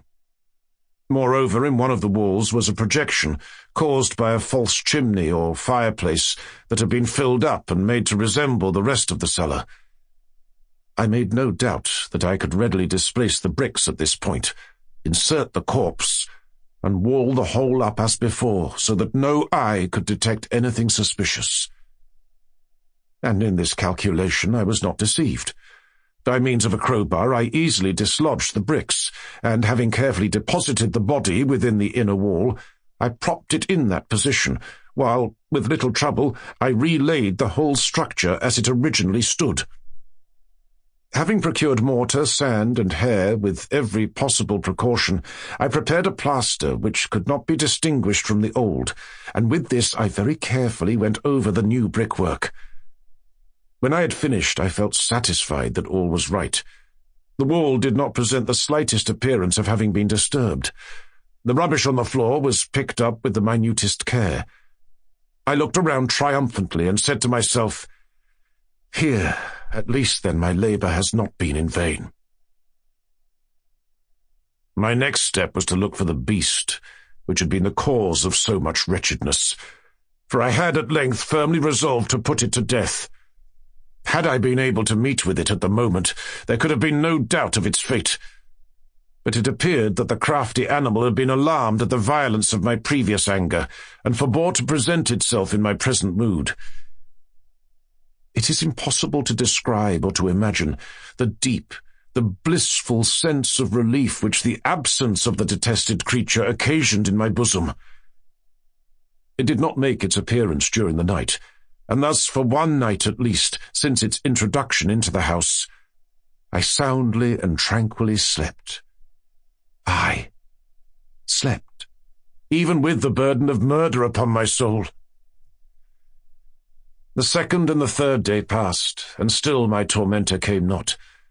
Once again I breathed as a free man. The monster, in terror, had fled the premises forever. I should behold it no more. My happiness was supreme. The guilt of my dark deed disturbed me but little. Some few inquiries had been made, but these had been readily answered.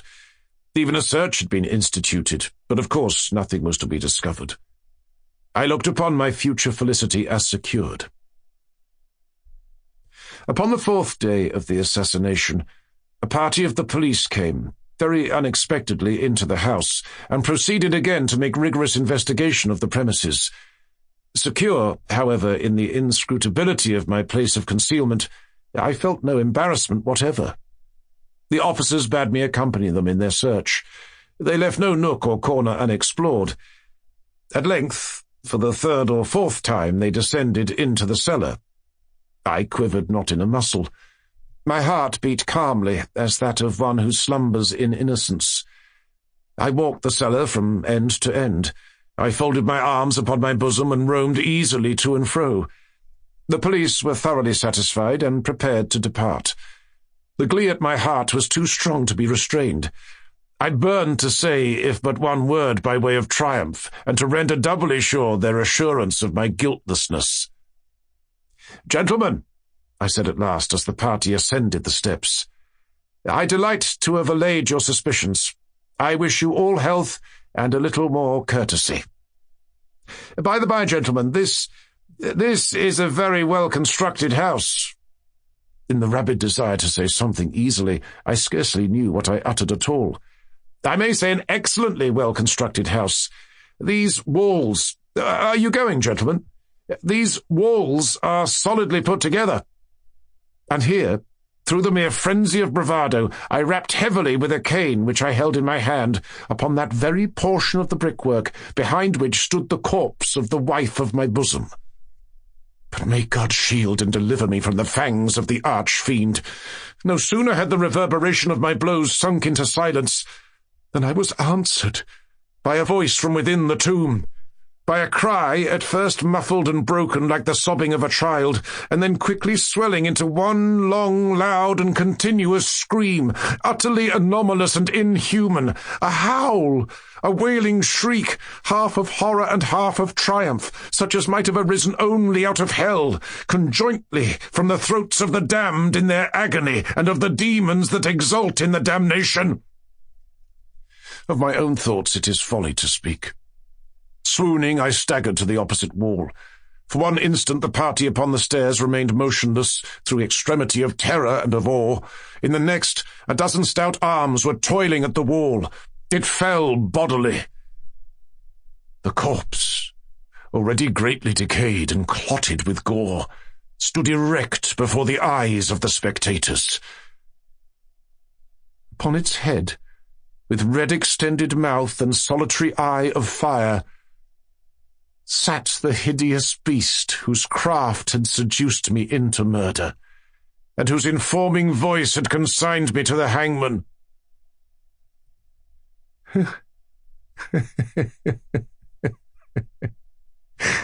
I had walled the monster up within the tomb. The Cask of Amontillado. The 1,000 injuries of Fortunato I had borne as best I could, but when he ventured upon insult, I vowed revenge. You, who so well know the nature of my soul, will not suppose, however, that gave utterance to a threat. At length I would be avenged. This was a point definitely settled, but the very definitiveness with which it was resolved precluded the idea of risk. I must not only punish, but punish with impunity. A wrong is unredressed when retribution overtakes its redresser. It is equally unredressed when the avenger fails to make himself felt as such to him who has done the wrong. It must be understood that neither by word nor deed had I given Fortunato cause to doubt my goodwill. I continued, as was my wont, to smile in his face, and he did not perceive that my smile now was at the thought of his immolation. He had a weak point, this Fortunato, although in other regards he was a man to be respected and even feared. He prided himself on his connoisseurship in wine. Few Italians have the true virtuoso spirit. For the most part, their enthusiasm is adopted to suit the time and opportunity, to practice imposture upon the British and Austrian millionaires.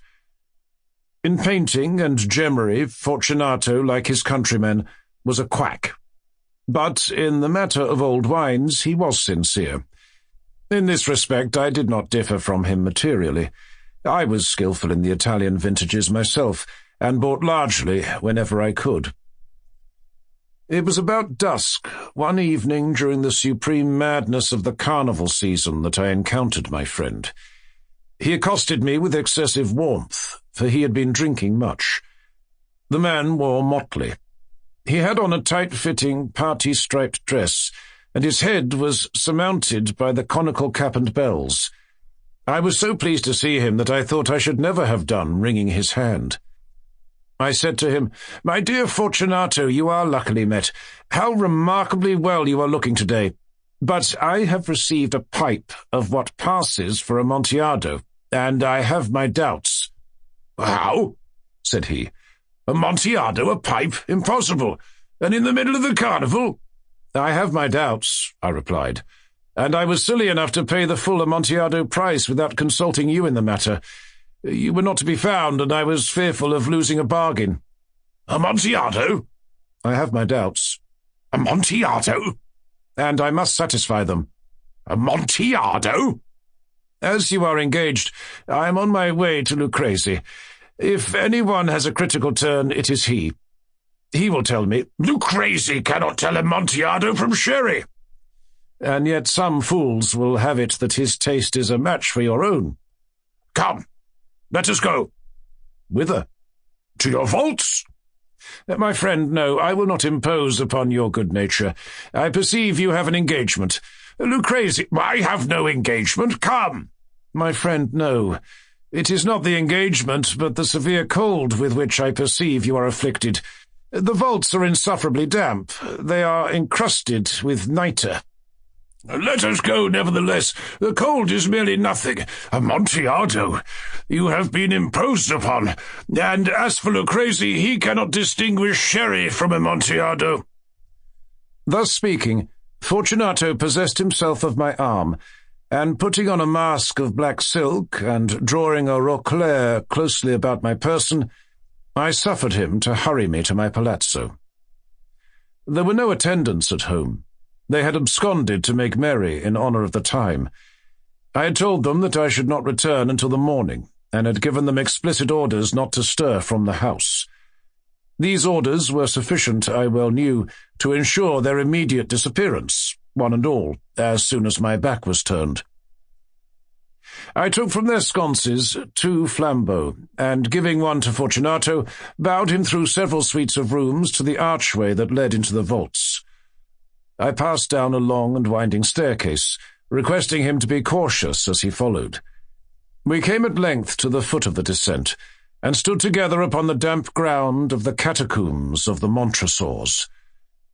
The gait of my friend was unsteady, and the bells upon his cap jingled as he strode.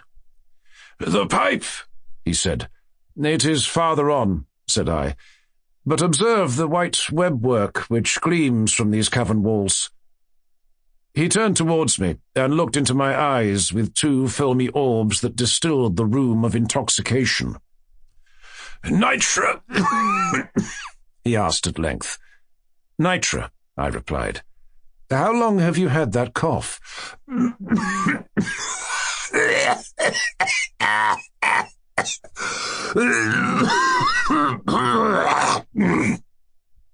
My poor friend found it impossible to reply for many minutes.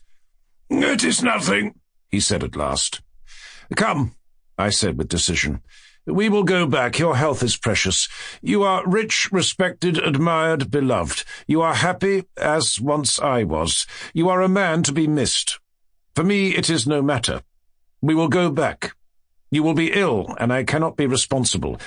Besides, there is Lucrezi." "Enough," he said. "The cough's a mere nothing. It will not kill me. I shall not die of a cough." True, I replied. "And indeed I had no intention of alarming you unnecessarily, but you should use all proper caution. A draught of this Medoc will defend us from the damps."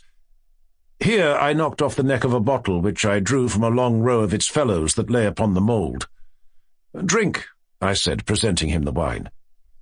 He raised it to his lips with a leer. He paused and nodded to me familiarly, while his bells jingled. "I drink," he said, "to the buried that repose around us." "And I to your long life." He again took my arm, and we proceeded. "These vaults," he said, "are extensive." "The Montresors," I replied, "were a great and numerous family." "I forget your arms." "A huge human foot d'or in a field azure. The foot crushes a serpent rampant whose fangs are embedded in the heel." "And the motto?" "Nemo me impune lecessit." "Good," he said. The wine sparkled in his eyes, and the bells jingled. My own fancy grew warm with the Medoc. We had passed through long walls of piled skeletons, with casks and puncheons intermingling, into the inmost recesses of the catacombs. I paused again, and this time I made bold to seize Fortunato by an arm above the elbow. "The nitre," I said. "See, it increases. It hangs like moss upon the vaults. We are below the river's bed. The drops of moisture trickle among the bones. Come, we will go back ere it is too late. Your cough." "It is nothing," he said. "Let us go on. But first another draught of the Medoc." I broke and reached him a flagon of de Grave. He emptied it at a breath. His eyes flashed with a fierce light. He laughed and threw the bottle upwards with a gesticulation I did not understand. I looked at him in surprise. He repeated the movement, a grotesque one. "You do not comprehend?" he said. "Not I," I replied. "Then you are not of the Brotherhood." "How?" "You are not of the Masons." Yes, I said. Yes. "You? Impossible. A Mason?" "A Mason," I replied. "A sign," he said. "A sign." "It is this," I answered, producing from beneath the folds of my roquelaire a trowel. "You jest," he exclaimed, recoiling a few paces. "But let us proceed to the Amontillado." "Be it so," I said, replacing the tool beneath the cloak and again offering him my arm. He leaned upon it heavily. We continued our route in search of the Amontillado. We passed through a range of low arches, descended, passed on, and, descending again, arrived at a deep crypt, in which the foulness of the air caused our flambeau rather to glow than flame. At the most remote end of the crypt there appeared another less spacious. Its walls had been lined with human remains, piled to the vault overhead in the fashion of the great catacombs of Paris. 3 sides of this interior crypt were still ornamented in this manner. From the 4th side the bones had been thrown down, and lay promiscuously upon the earth, forming at one point a mound of some size. Within the wall thus exposed by the displacing of the bones, we perceived a still interior crypt or recess, in depth about 4 feet, in width 3, in height 6 or 7.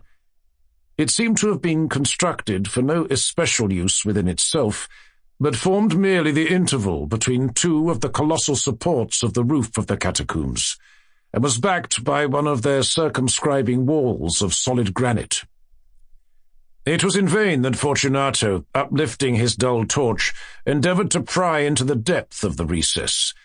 Its termination, the feeble light, did not enable us to see. "Proceed," I said. "Herein is the Amontillado." "As for Lucrezi—" "He's an ignoramus," interrupted my friend, as he stepped unsteadily forward, while I followed immediately at his heels. In an instant he had reached the extremity of the niche, and finding his progress arrested by the rock, stood stupidly bewildered. A moment more, and I had fettered him to the granite. In its surface were 2 iron staples, distant from each other about 2 feet, horizontally. From one of these depended a short chain, from the other a padlock. Throwing the links about his waist, it was but the work of a few seconds to secure it. He was too much astounded to resist. Withdrawing the key, I stepped back from the recess. "Pass your hand," I said, "over the wall. You cannot help feeling the nitre. Indeed, it is very damp. Once more, let me implore you to return." "No? Then I must positively leave you. But I must first render you all the little attentions in my power." "The Amontillado!" ejaculated my friend, not yet recovered from his astonishment. "True," I replied. "The Amontillado." As I said these words, I busied myself among the pile of bones of which I have before spoken. Throwing them aside, I soon uncovered a quantity of building stone and mortar. With these materials, and with the aid of my trowel, I began vigorously to wall up the entrance of the niche. I had scarcely laid the first tier of the masonry when I discovered that the intoxication of Fortunato had in a great measure worn off. The earliest indication I had of this was a low moaning cry from the depth of the recess. It was not the cry of a drunken man. There was then a long and obstinate silence. I laid the second tier, and the third, and the fourth, and then I heard the furious vibrations of the chain. The noise lasted for several minutes, during which, that I might hearken to it with the more satisfaction, I ceased my labours and sat down upon the bones. When at last the clanking subsided, I resumed the trowel, and finished without interruption the 5th, the 6th, and the 7th tier. The wall was now nearly upon a level with my breast. I again paused, and, holding the flambeau over the mason-work, threw a few feeble rays upon the figure within. A succession of loud and shrill screams, bursting suddenly from the throat of the chained form, seemed to thrust me violently back. For a brief moment I hesitated. I trembled. Unsheathing my rapier, I began to grope with it about the recess, but the thought of an instant reassured me. I placed my hand upon the solid fabric of the catacombs, and felt satisfied. I reapproached the wall. I replied to the yells of him who clamoured. I re-echoed, I aided, I surpassed them in volume and in strength. I did this, and the clamourer grew still. It was now midnight, and my task was drawing to a close. I had completed the 8th, the 9th, and the 10th tier. I had finished a portion of the last and the 11th. There remained but a single stone to be fitted and plastered in. I struggled with its weight. I placed it partially in its destined position. But now there came from out the niche a low laugh that erected the hairs upon my head. It was succeeded by a sad voice, which I had difficulty in recognizing as that of the noble Fortunato. The voice said, "Ha! A very good joke indeed. Yes, an excellent jest. We will have many a rich laugh about it at the palazzo. Over our wine, yeah?" "The Amontillado?" I said. "Yes, the Amontillado. But is it not getting late? Will not they be awaiting us at the palazzo, the Lady Fortunato and the rest? Let us be gone." "Yes," I said, "let us be gone." "For the love of God, Montresor!" "Yes," I said, "for the love of God." But to these words I hearkened in vain for a reply. I grew impatient. I called aloud, "Fortunato?" No answer. I called again, "Fortunato!" No answer still. I thrust a torch through the remaining aperture and let it fall within. There came forth in return only a jingling of the bells. My heart grew sick. It was the dampness of the catacombs that made it so. I hastened to make an end of my labor. I forced the last stone into its position. I plastered it up. Against the new masonry, I re-erected the old rampart of bones. For the half of a century, no mortal has disturbed them. In pace requiescat. The Gold Bug. "What ho! What ho! This fellow is dancing mad! He hath been bitten by the tarantula! All in the wrong!" Many years ago, I contracted an intimacy with a Mr. William Legrand. He was of an ancient Huguenot family, and had once been wealthy, but a series of misfortunes had reduced him to want. To avoid the mortification consequent upon his disasters, he left New Orleans, the city of his forefathers, and took up his residence at Sullivan's Island, near Charleston, South Carolina. This island is a very singular one. It consists of little else than the sea sand, and is about 3 miles long. Its breadth at no point exceeds 1/4 of a mile. It is separated from the mainland by a scarcely perceptible creek, oozing its way through a wilderness of reeds and slime, a favourite resort of the marsh hen. The vegetation, as might be supposed, is scant, or at least dwarfish. No trees of any magnitude are to be seen. Near the western extremity, where Fort Moultrie stands, and where are some miserable frame buildings, tenanted during summer by the fugitives from Charleston dust and fever, may be found indeed the bristly palmetto.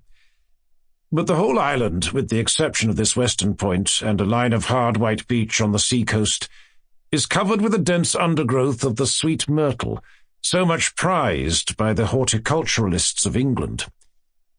The shrub here often attains the height of 15 or 20 feet, and forms an almost impenetrable coppice, burdening the air with its fragrance. In the inmost recesses of this coppice, not far from the eastern or more remote end of the island, Legrand had built himself a small hut, which he occupied when I first, by mere accident, made his acquaintance. This soon ripened into friendship, for there was much in the recluse to excite interest and esteem. I found him well educated, with unusual powers of mind, but infected with misanthropy, and subject to perverse moods of alternate enthusiasm and melancholy. He had with him many books, but rarely employed them. His chief amusements were gunning and fishing, or sauntering along the beach and through the myrtles, in quest of shells or entomological specimens. His collection of the latter might have been envied by a Swammerdam. In these excursions he was usually accompanied by an old negro called Jupiter, who had been manumitted before the reverses of the family, but who could be induced, neither by threats nor by promises, to abandon what he considered his right of attendance upon the footsteps of his young Massa Will. It is not improbable that the relatives of Legrand, conceiving him to be somewhat unsettled in intellect, had contrived to instill this obstinacy into Jupiter, with a view to the supervision and guardianship of the wanderer. The winters in the latitude of Sullivan's Island are seldom very severe, and in the fall of the year it is a rare event indeed when a fire is considered necessary. About the middle of October there occurred, however, a day of remarkable chilliness. Just before sunset I scrambled my way through the evergreens to the hut of my friend, whom I had not visited for several weeks, my residence being at that time in Charleston, a distance of 9 miles from the island, while the facilities of passage and repassage were very far behind those of the present day. Upon reaching the hut I rapped, as was my custom, and getting no replies sought for the key, where I knew it was secreted, unlocked the door, and went in. A fine fire was blazing upon the hearth. It was a novelty, and by no means an ungrateful one. I threw off an overcoat, took an armchair by the crackling logs, and awaited patiently the arrival of my hosts. Soon after dark they arrived, and gave me a most cordial welcome. Jupiter, grinning from ear to ear, bustled about to prepare some marsh hens for supper. Legrand was in one of his fits, how else shall I term them, of enthusiasm. He had found an unknown bivalve, forming a new genus, and, more than this, he had hunted down and secured, with Jupiter's assistance, a scarabaeus, which he believed to be totally new, but in respect to which he wished to have my opinion on the morrow. "And why not tonight?" I asked, rubbing my hands over the blaze, and wishing the whole tribe of scarabaei at the devil. "Ah, if I'd only known you were here," said Legrand. "But it's so long since I saw you, and how could I foresee that you would pay me a visit this very night of all others? As I was coming home, I met the lieutenant from the fort, and very foolishly I lent him the bug, so it will be impossible for you to see it until morning. Stay here tonight, and I will send Jupe down for it at sunrise. It is the loveliest thing in creation." "What, sunrise?" "Nonsense, no, the bug. It is of a brilliant gold color, about the size of a large hickory nut, with 2 jet-black spots near one extremity of the back, and another somewhat longer at the other. The antennae are—" "Dey ain't no tin in him, Massa Will. I'll keep a-tellin' on you." Here interrupted Jupiter. "The bug is a ghoul bug, solid, every bit of him, inside and all, 'cept him wing. Never feel half so heavy a bug in my life."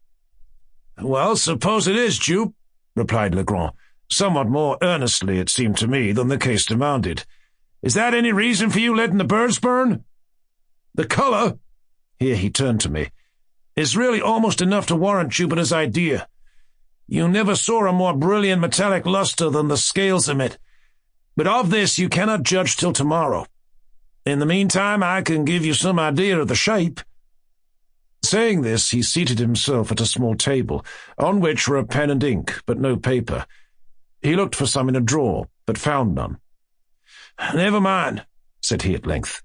"This will answer."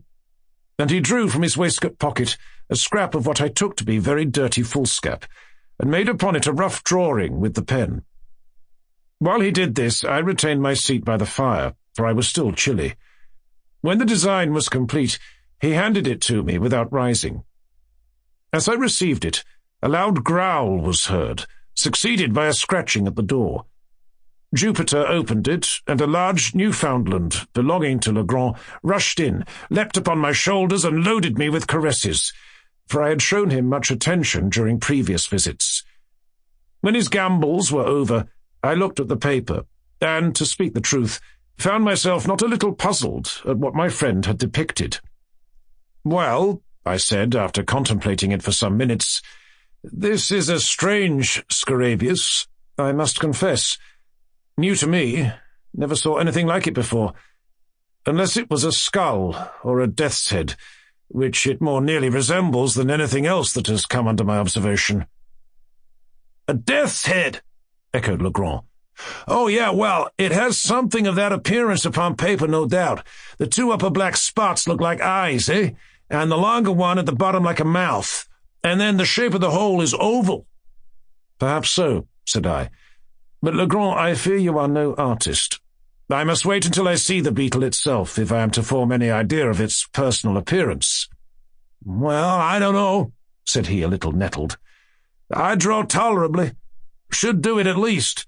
Have had good masters, and flatter myself that I'm not quite a blockhead." "But, my dear fellow, you are joking, then," said I. "This is a very passable skull. Indeed, I may say that it is a very excellent skull, according to the vulgar notions about such specimens of physiology, and your scarabaeus must be the queerest scarabaeus in the world if it resembles it." "Why, we may get up a very thrilling bit of superstition upon this hint. I presume you will call the bug Scarabaeus caput hominis, or something of that kind. There are many titles in the natural histories. But where are the antennae you spoke of?" "The antennae," said Legrand, who seemed to be getting unaccountably warm upon the subject. "I am sure you must see the antennae. I made them as distinct as they are in the original insect, and I presume that is sufficient." Well, I said. "Perhaps you have. Still, I don't see them." And I handed him the paper without additional remark, not wishing to ruffle his temper. But I was much surprised at the turn affairs had taken. His ill humour puzzled me, and as for the drawing of the beetle, there were positively no antennae visible, and the whole did bear a very close resemblance to the ordinary cuts of a death's head. He received the paper very peevishly, and was about to crumple it, apparently to throw it in the fire, when a casual glance at the design seemed suddenly to rivet his attention. In an instant his face grew violently red, in another as excessively pale. For some minutes he continued to scrutinize the drawing minutely where he sat. At length he arose, took a candle from the table, and proceeded to seat himself upon a sea-chest in the farthest corner of the room. Here again he made an anxious examination of the paper, turning it in all directions. He said nothing, however, and his conduct greatly astonished me. Yet I thought it prudent not to exacerbate the growing moodiness of his temper by any comment.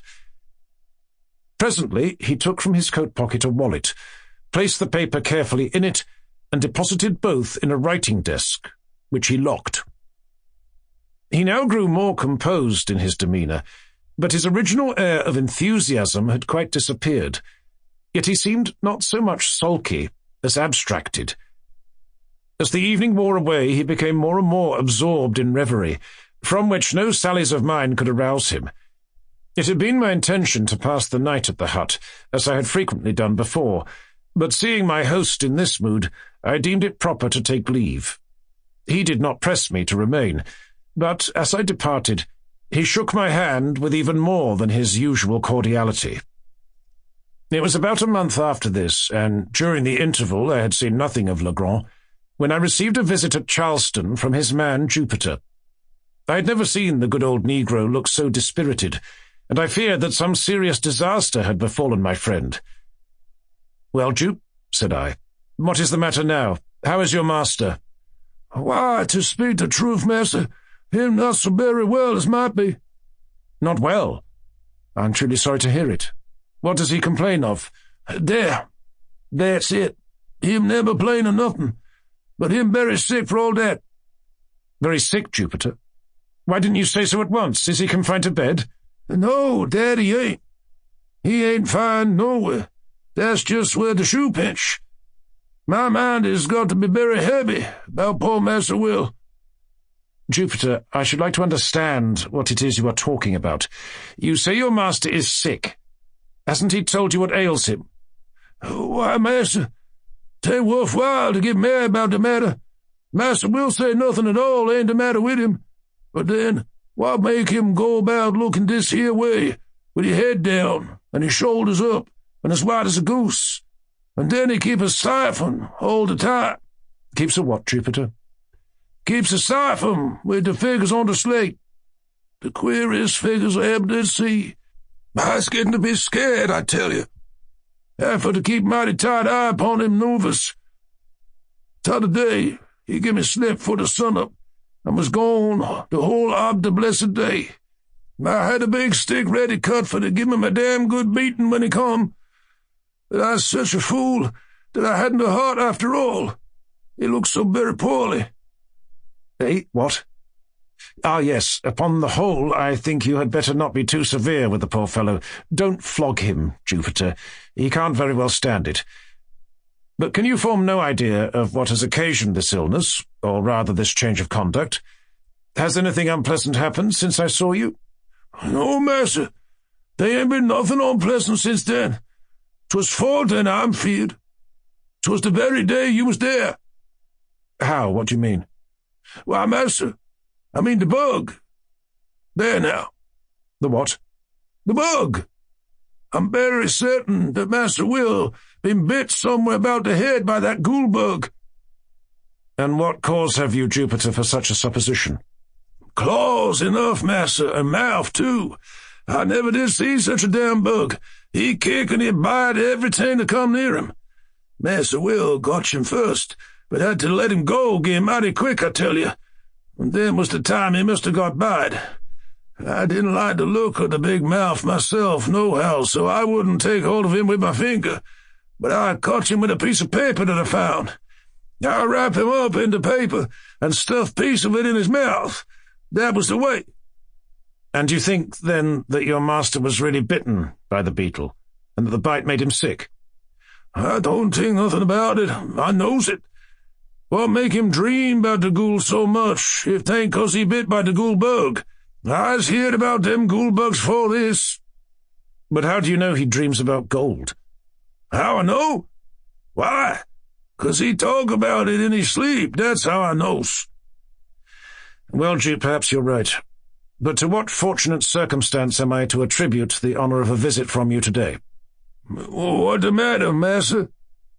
Did you bring any message from Mr. Legrand? No, massa. I bring this epistle. And here Jupiter handed me a note, which ran thus. My dear chap, why have I not seen you for so long a time? I hope you have not been so foolish as to take offence at any little brusquerie of mine. But no, that is improbable. Since I saw you, I have had great cause for anxiety. I have something to tell you, yet scarcely know how to tell it, or whether I should tell it at all. I've not been quite well for some days past, and poor old Jupe annoys me, almost beyond endurance, by his well-meant attentions. Would you believe it? He had prepared a huge stick the other day, with which to chastise me for giving him the slip, and spending the day solus among the hills on the mainland. I verily believe that my ill looks alone saved me a flogging. I have made no addition to my cabinet since we met.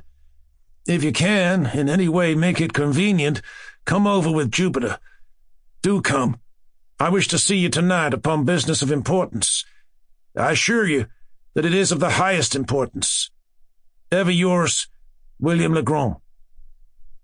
There was something in the tone of this note which gave me great uneasiness. Its whole style differed materially from that of Legrand. What could he be dreaming of? What new crotchet possessed his excitable brain? What business of the highest importance could he possibly have to transact? Jupiter's account of him boded no good. I dreaded lest the continued pressure of misfortune had at length fairly unsettled the reason of my friend. Without a moment's hesitation, therefore, I prepared to accompany the negro. Upon reaching the wharf, I noticed a scythe and 3 spades, all apparently new, lying in the bottom of the boat in which we were to embark. "What is the meaning of all this, Jupe?" I inquired. Him scythe, massa, and spade. Very true, but what are they doing here? Him the scythe and the spade what Master Will insists upon me buying for him in the town, and the devil's own lot of money I had to give for him. But what in the name of all that is mysterious is your Master Will going to do with scythes and spades? That's more than I know, and devil take me if I don't believe 'tis more than he know too. But it's all come of the bug. Finding that no satisfaction was to be obtained of Jupiter, whose whole intellect seemed to be absorbed by the bug, I now stepped into the boat and made sail. With a fair and strong breeze, we soon ran into the little cove to the northward of Fort Moultrie, and a walk of some 2 miles brought us to the hut. It was about 3 in the afternoon when we arrived. Legrand had been awaiting us in eager expectation. He grasped my hand with a nervous empressement which alarmed me and strengthened the suspicions already entertained. His countenance was pale even to ghastliness, and his deep-set eyes glared with unnatural lustre. After some inquiries respecting his health, I asked him, not knowing what better to say, if he had yet obtained the Scarabaeus from the lieutenant. "Oh, yeah," he replied, colouring violently. "I got it from him the next morning. Nothing should tempt me to part with that Scarabaeus. Do you know that Jupiter is quite right about it?" "In what way?" I asked, with a sad foreboding at heart. "In supposing it to be a bug of real gold." He said this with an air of profound seriousness, and I felt inexpressibly shocked. "This bug is to make my fortune," he continued with a triumphant smile, "to reinstate me in my family possessions. Is it any wonder, then, that I prize it, since fortune has thought fit to bestow it upon me, I have only to use it properly, and I shall arrive at the gold of which it is the index. Jupiter, bring me that Scarabaeus." "What? The bug, master? I'd rather not go for trouble that bug. You must get him for your own self." Hereupon Legrand arose, with a grave and stately air, and brought me the beetle from a glass case in which it was enclosed. It was a beautiful Scarabaeus, and at that time unknown to naturalists, of course a great prize in a scientific point of view. There were 2 round black spots near one extremity of the back, and a long one near the other. The scales were exceedingly hard and glossy, with all the appearance of burnished gold. The weight of the insect was very remarkable, and taking all things into consideration, I could hardly blame Jupiter for his opinion respecting it. But what to make of Legrand's agreement with that opinion, I could not for the life of me tell. "I sent for you," said he in a grandiloquent tone when I had completed my examination of the beetle. "I sent for you that I might have your counsel and assistance in furthering the views of fate and of the bug." "My dear Legrand," I cried, interrupting him, "you are currently unwell, and had better use some little precautions. You shall go to bed, and I will remain with you a few days until you get over this. You are feverish, and—" "Feel my pulse," said he. I felt it, and, to say the truth, found not the slightest indication of fever. "But you may be ill and yet have no fever. Allow me this once to prescribe for you. In the first place, go to bed. In the next—" "You are mistaken," he interposed. "I am as well as I can expect to be under the excitement which I suffer. If you really wish me well, you will relieve this excitement." "And how is this to be done?" "Very easily. Jupiter and myself are going upon an expedition into the hills, upon the mainland, and in this expedition we shall need the aid of some person in whom we can confide. You are the only one we can trust. Whether we succeed or fail, the excitement which you now perceive in me will be equally allayed." "I am anxious to oblige you in any way," I replied. "But do you mean to say that this infernal beetle has any connection with your expedition into the hills?" "It has." "Then, Legrand, I can become a party to no such absurd proceeding." "I'm sorry. Very sorry. But we shall have to try it by ourselves." "Try it by yourselves? The man is surely mad. But stay. How long do you propose to be absent?" "Probably all night. We shall start immediately and be back at all events by sunrise." "And will you promise me, upon your honour, that when this freak of yours is over and the bug business, good God, settled to your satisfaction, you will then return home and follow my advice implicitly as that of your physician?" "Yes, I promise. And now let us be off, for we have no time to lose." With a heavy heart I accompanied my friend. We started about 4 o'clock, Legrand, Jupiter, the dog, and myself. Jupiter had with him the scythe and spades, the whole of which he insisted upon carrying, more through fear, it seemed to me, of trusting either of the implements within reach of his master than from any excess of industry or complacence. His demeanour was dogged in the extreme, and "that damn bug" was the sole words which escaped his lips during the journey. For my own part, I had charge of a couple of dark lanterns, while Legrand contented himself with the Scarabaeus, which he carried attached to the end of a bit of whipcord, twirling it to and fro with the air of a conjurer as he went. When I observed this last plain evidence of my friend's aberration of mind, I could scarcely refrain from tears. I thought it best, however, to humour his fancy, at least for the present, or until I could adopt some more energetic measures with a chance of success. In the meantime I endeavoured, but all in vain, to sound him in regard to the object of the expedition. Having succeeded in inducing me to accompany him, he seemed unwilling to hold conversation upon any topic of minor importance, and to all my questions vouchsafed no other reply than, "We shall see." We crossed the creek at the head of the island by means of a skiff, and, ascending the high grounds on the shore of the mainland, proceeded in a northwesterly direction, through a tract of country excessively wild and desolate, where no trace of a human footstep was to be seen. Legrand led the way with decision, pausing only for an instant here and there to consult what appeared to be certain landmarks of his own contrivance upon a former occasion.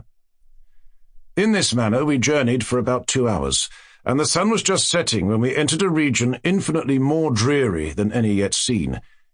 It was a species of tableland, near the summit of an almost inaccessible hill, densely wooded from base to pinnacle, and interspersed with huge crags that appeared to lie loosely upon the soil, and in many cases were prevented from precipitating themselves into the valleys below merely by the support of the trees against which they reclined.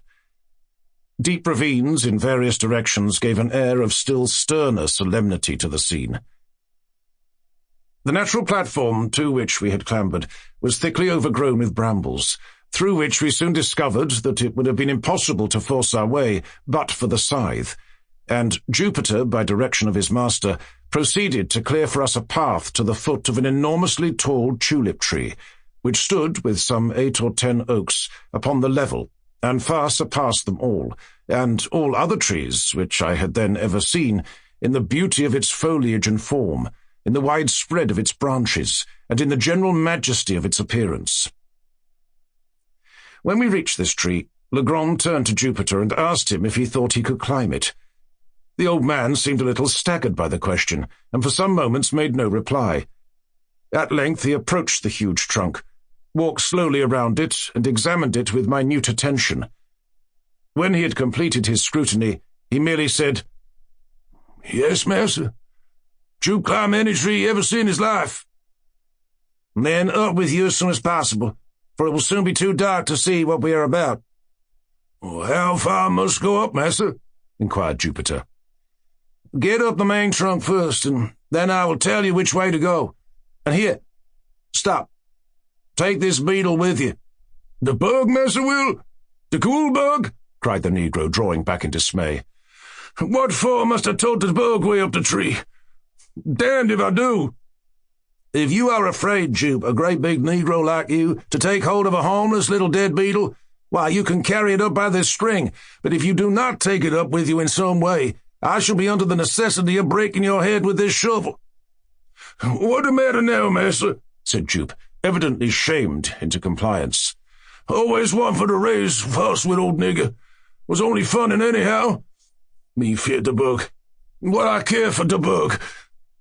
Here he took cautiously hold of the extreme end of the string, and maintaining the insect as far from his person as circumstances would permit, prepared to ascend the tree.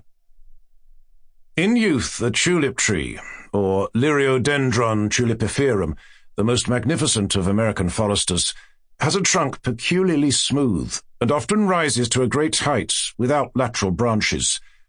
But in its riper age the bark becomes gnarled and uneven, while many short limbs make their appearance on the stem.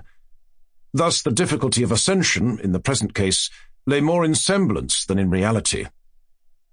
Embracing the huge cylinder as closely as possible, with his arms and knees, seizing with his hands some projections, and resting his naked toes upon others, Jupiter, after 1 or 2 narrow escapes from falling, at length wriggled himself into the first great fork, and seemed to consider the whole business as virtually accomplished. The risk of the achievement was, in fact, now over, although the climber was some 60 or 70 feet from the ground. "Which way must I go now, Master Will?" he asked. "Keep up the largest branch, the one on this side," said Legrand. The negro obeyed him promptly, and apparently with but little trouble, ascending higher and higher, until no glimpse of his squat figure could be obtained through the dense foliage which enveloped it. Presently his voice was heard in a sort of halloo. "How much further is got for go?" "How high up are you?" asked Legrand. "Ever so far," replied the negro. "Can see the sky from the top of the tree." "Never mind the sky, but attend to what I say. Look down the trunk and count the limbs below you on this side. How many limbs have you passed?" 1, 2, 3, 4, 5. I done passed 5 big limbs, master, upon this side." "Then go 1 limb higher." In a few minutes the voice was heard again, announcing that the 7th limb was attained. "Now, Jupe," cried Legrand, evidently much excited, "I want you to work your way out upon that limb as far as you can.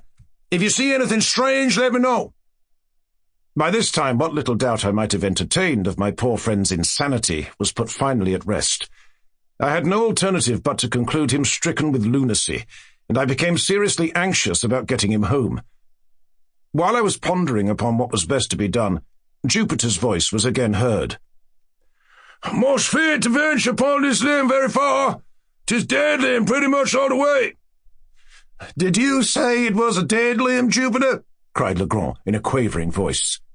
Yes, massa. Him dead as a doornail. Done up for certain. Done departed this here life. What in the name of heaven shall I do? Asked Legrand, seemingly in great distress. Do? Said I, glad of an opportunity to interpose a word.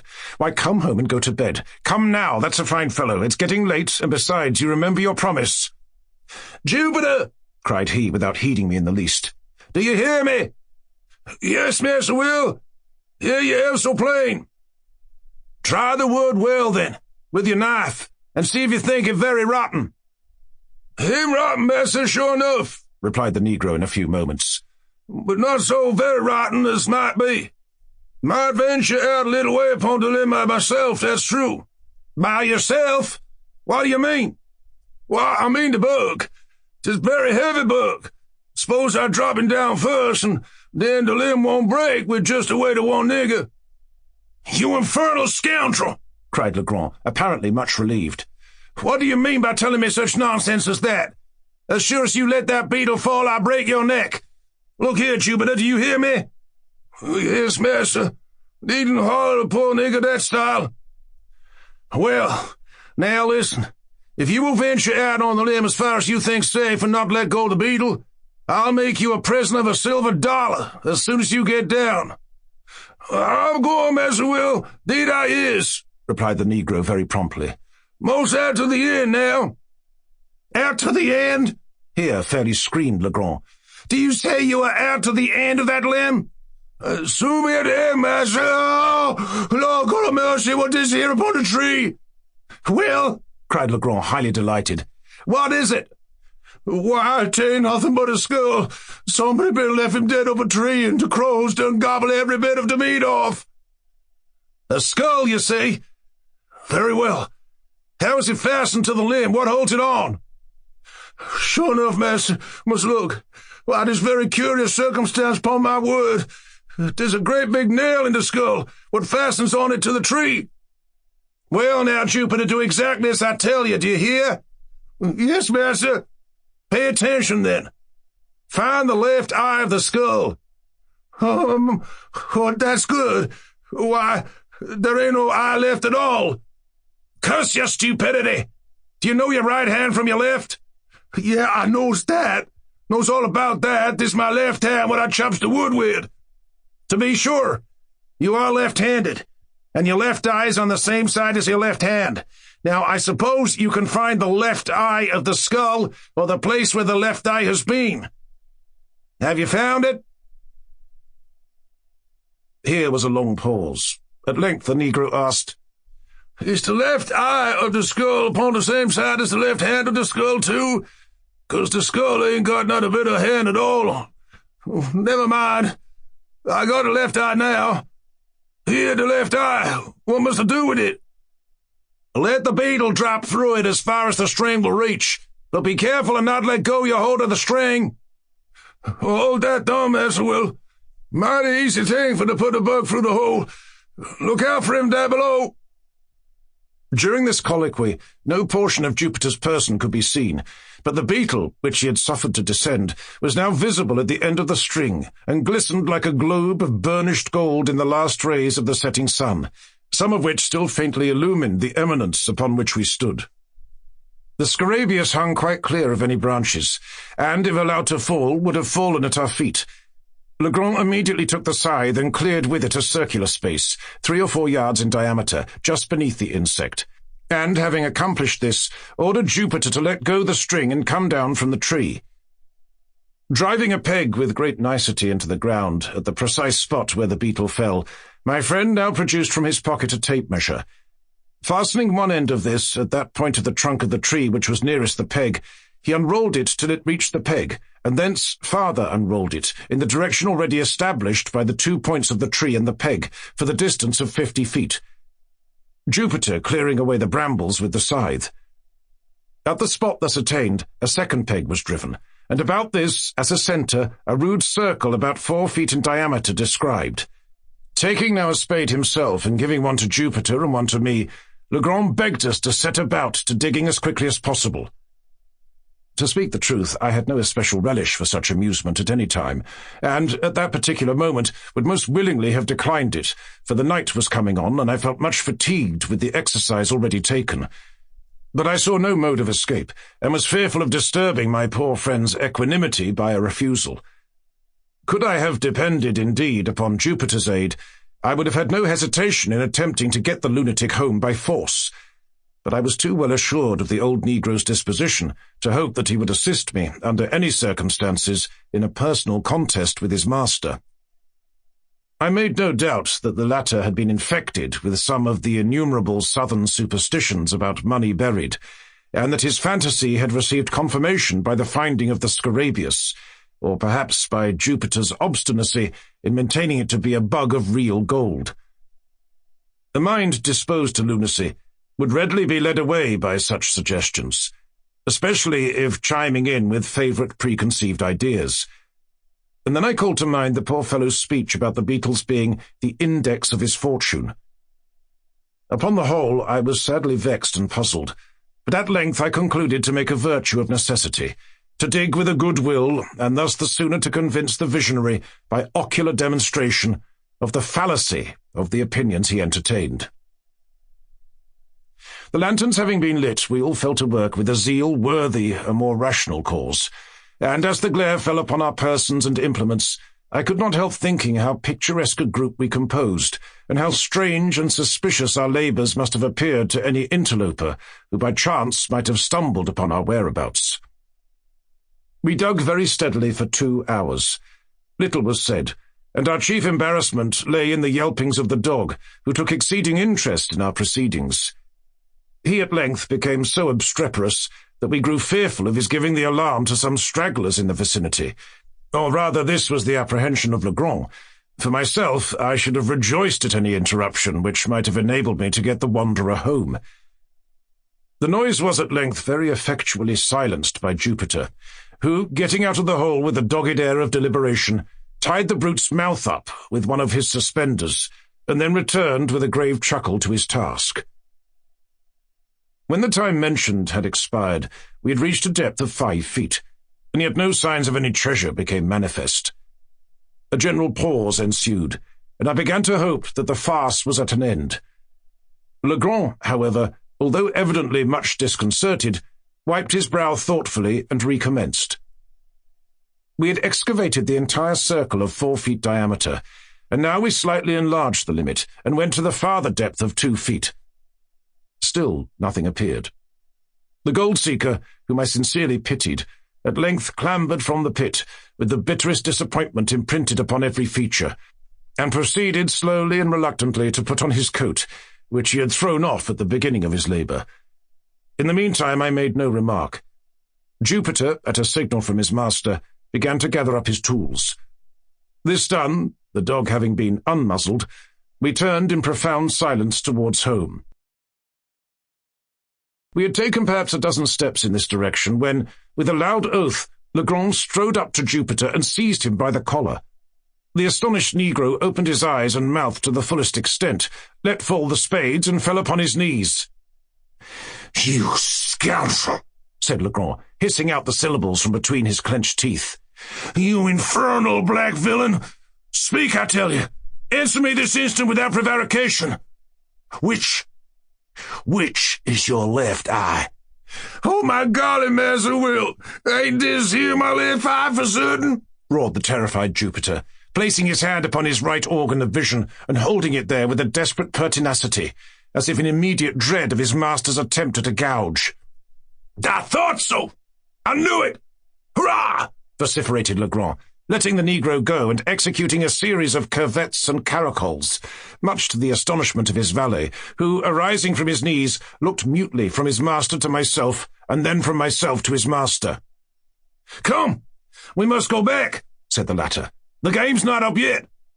And he again led the way to the tulip tree. "Jupiter," said he when we reached its foot, "come here. Was the skull nailed to the limb with the face outward, or with the face to the limb?"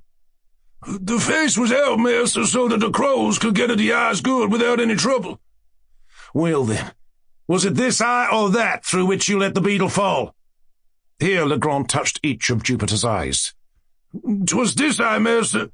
The left eye, just as you tell me." And here it was his right eye that the Negro indicated. "That will do. We must try it again." Here my friend, about whose madness I now saw, or fancied that I saw, certain indications of method, removed the peg which marked the spot where the beetle fell to a spot about 3 inches to the westward of its former position. Taking now the tape measure from the nearest point of the trunk to the peg, as before, and continuing the extension in a straight line to the distance of 50 feet, a spot was indicated, removed by several yards from the point at which we had been digging. Around the new position a circle, somewhat larger than in the former instance, was now described, and we again set to work with the spades. I was dreadfully weary, but scarcely understanding what had occasioned the change in my thoughts, I felt no longer any great aversion from the labour imposed. I had become most unaccountably interested, nay, even excited.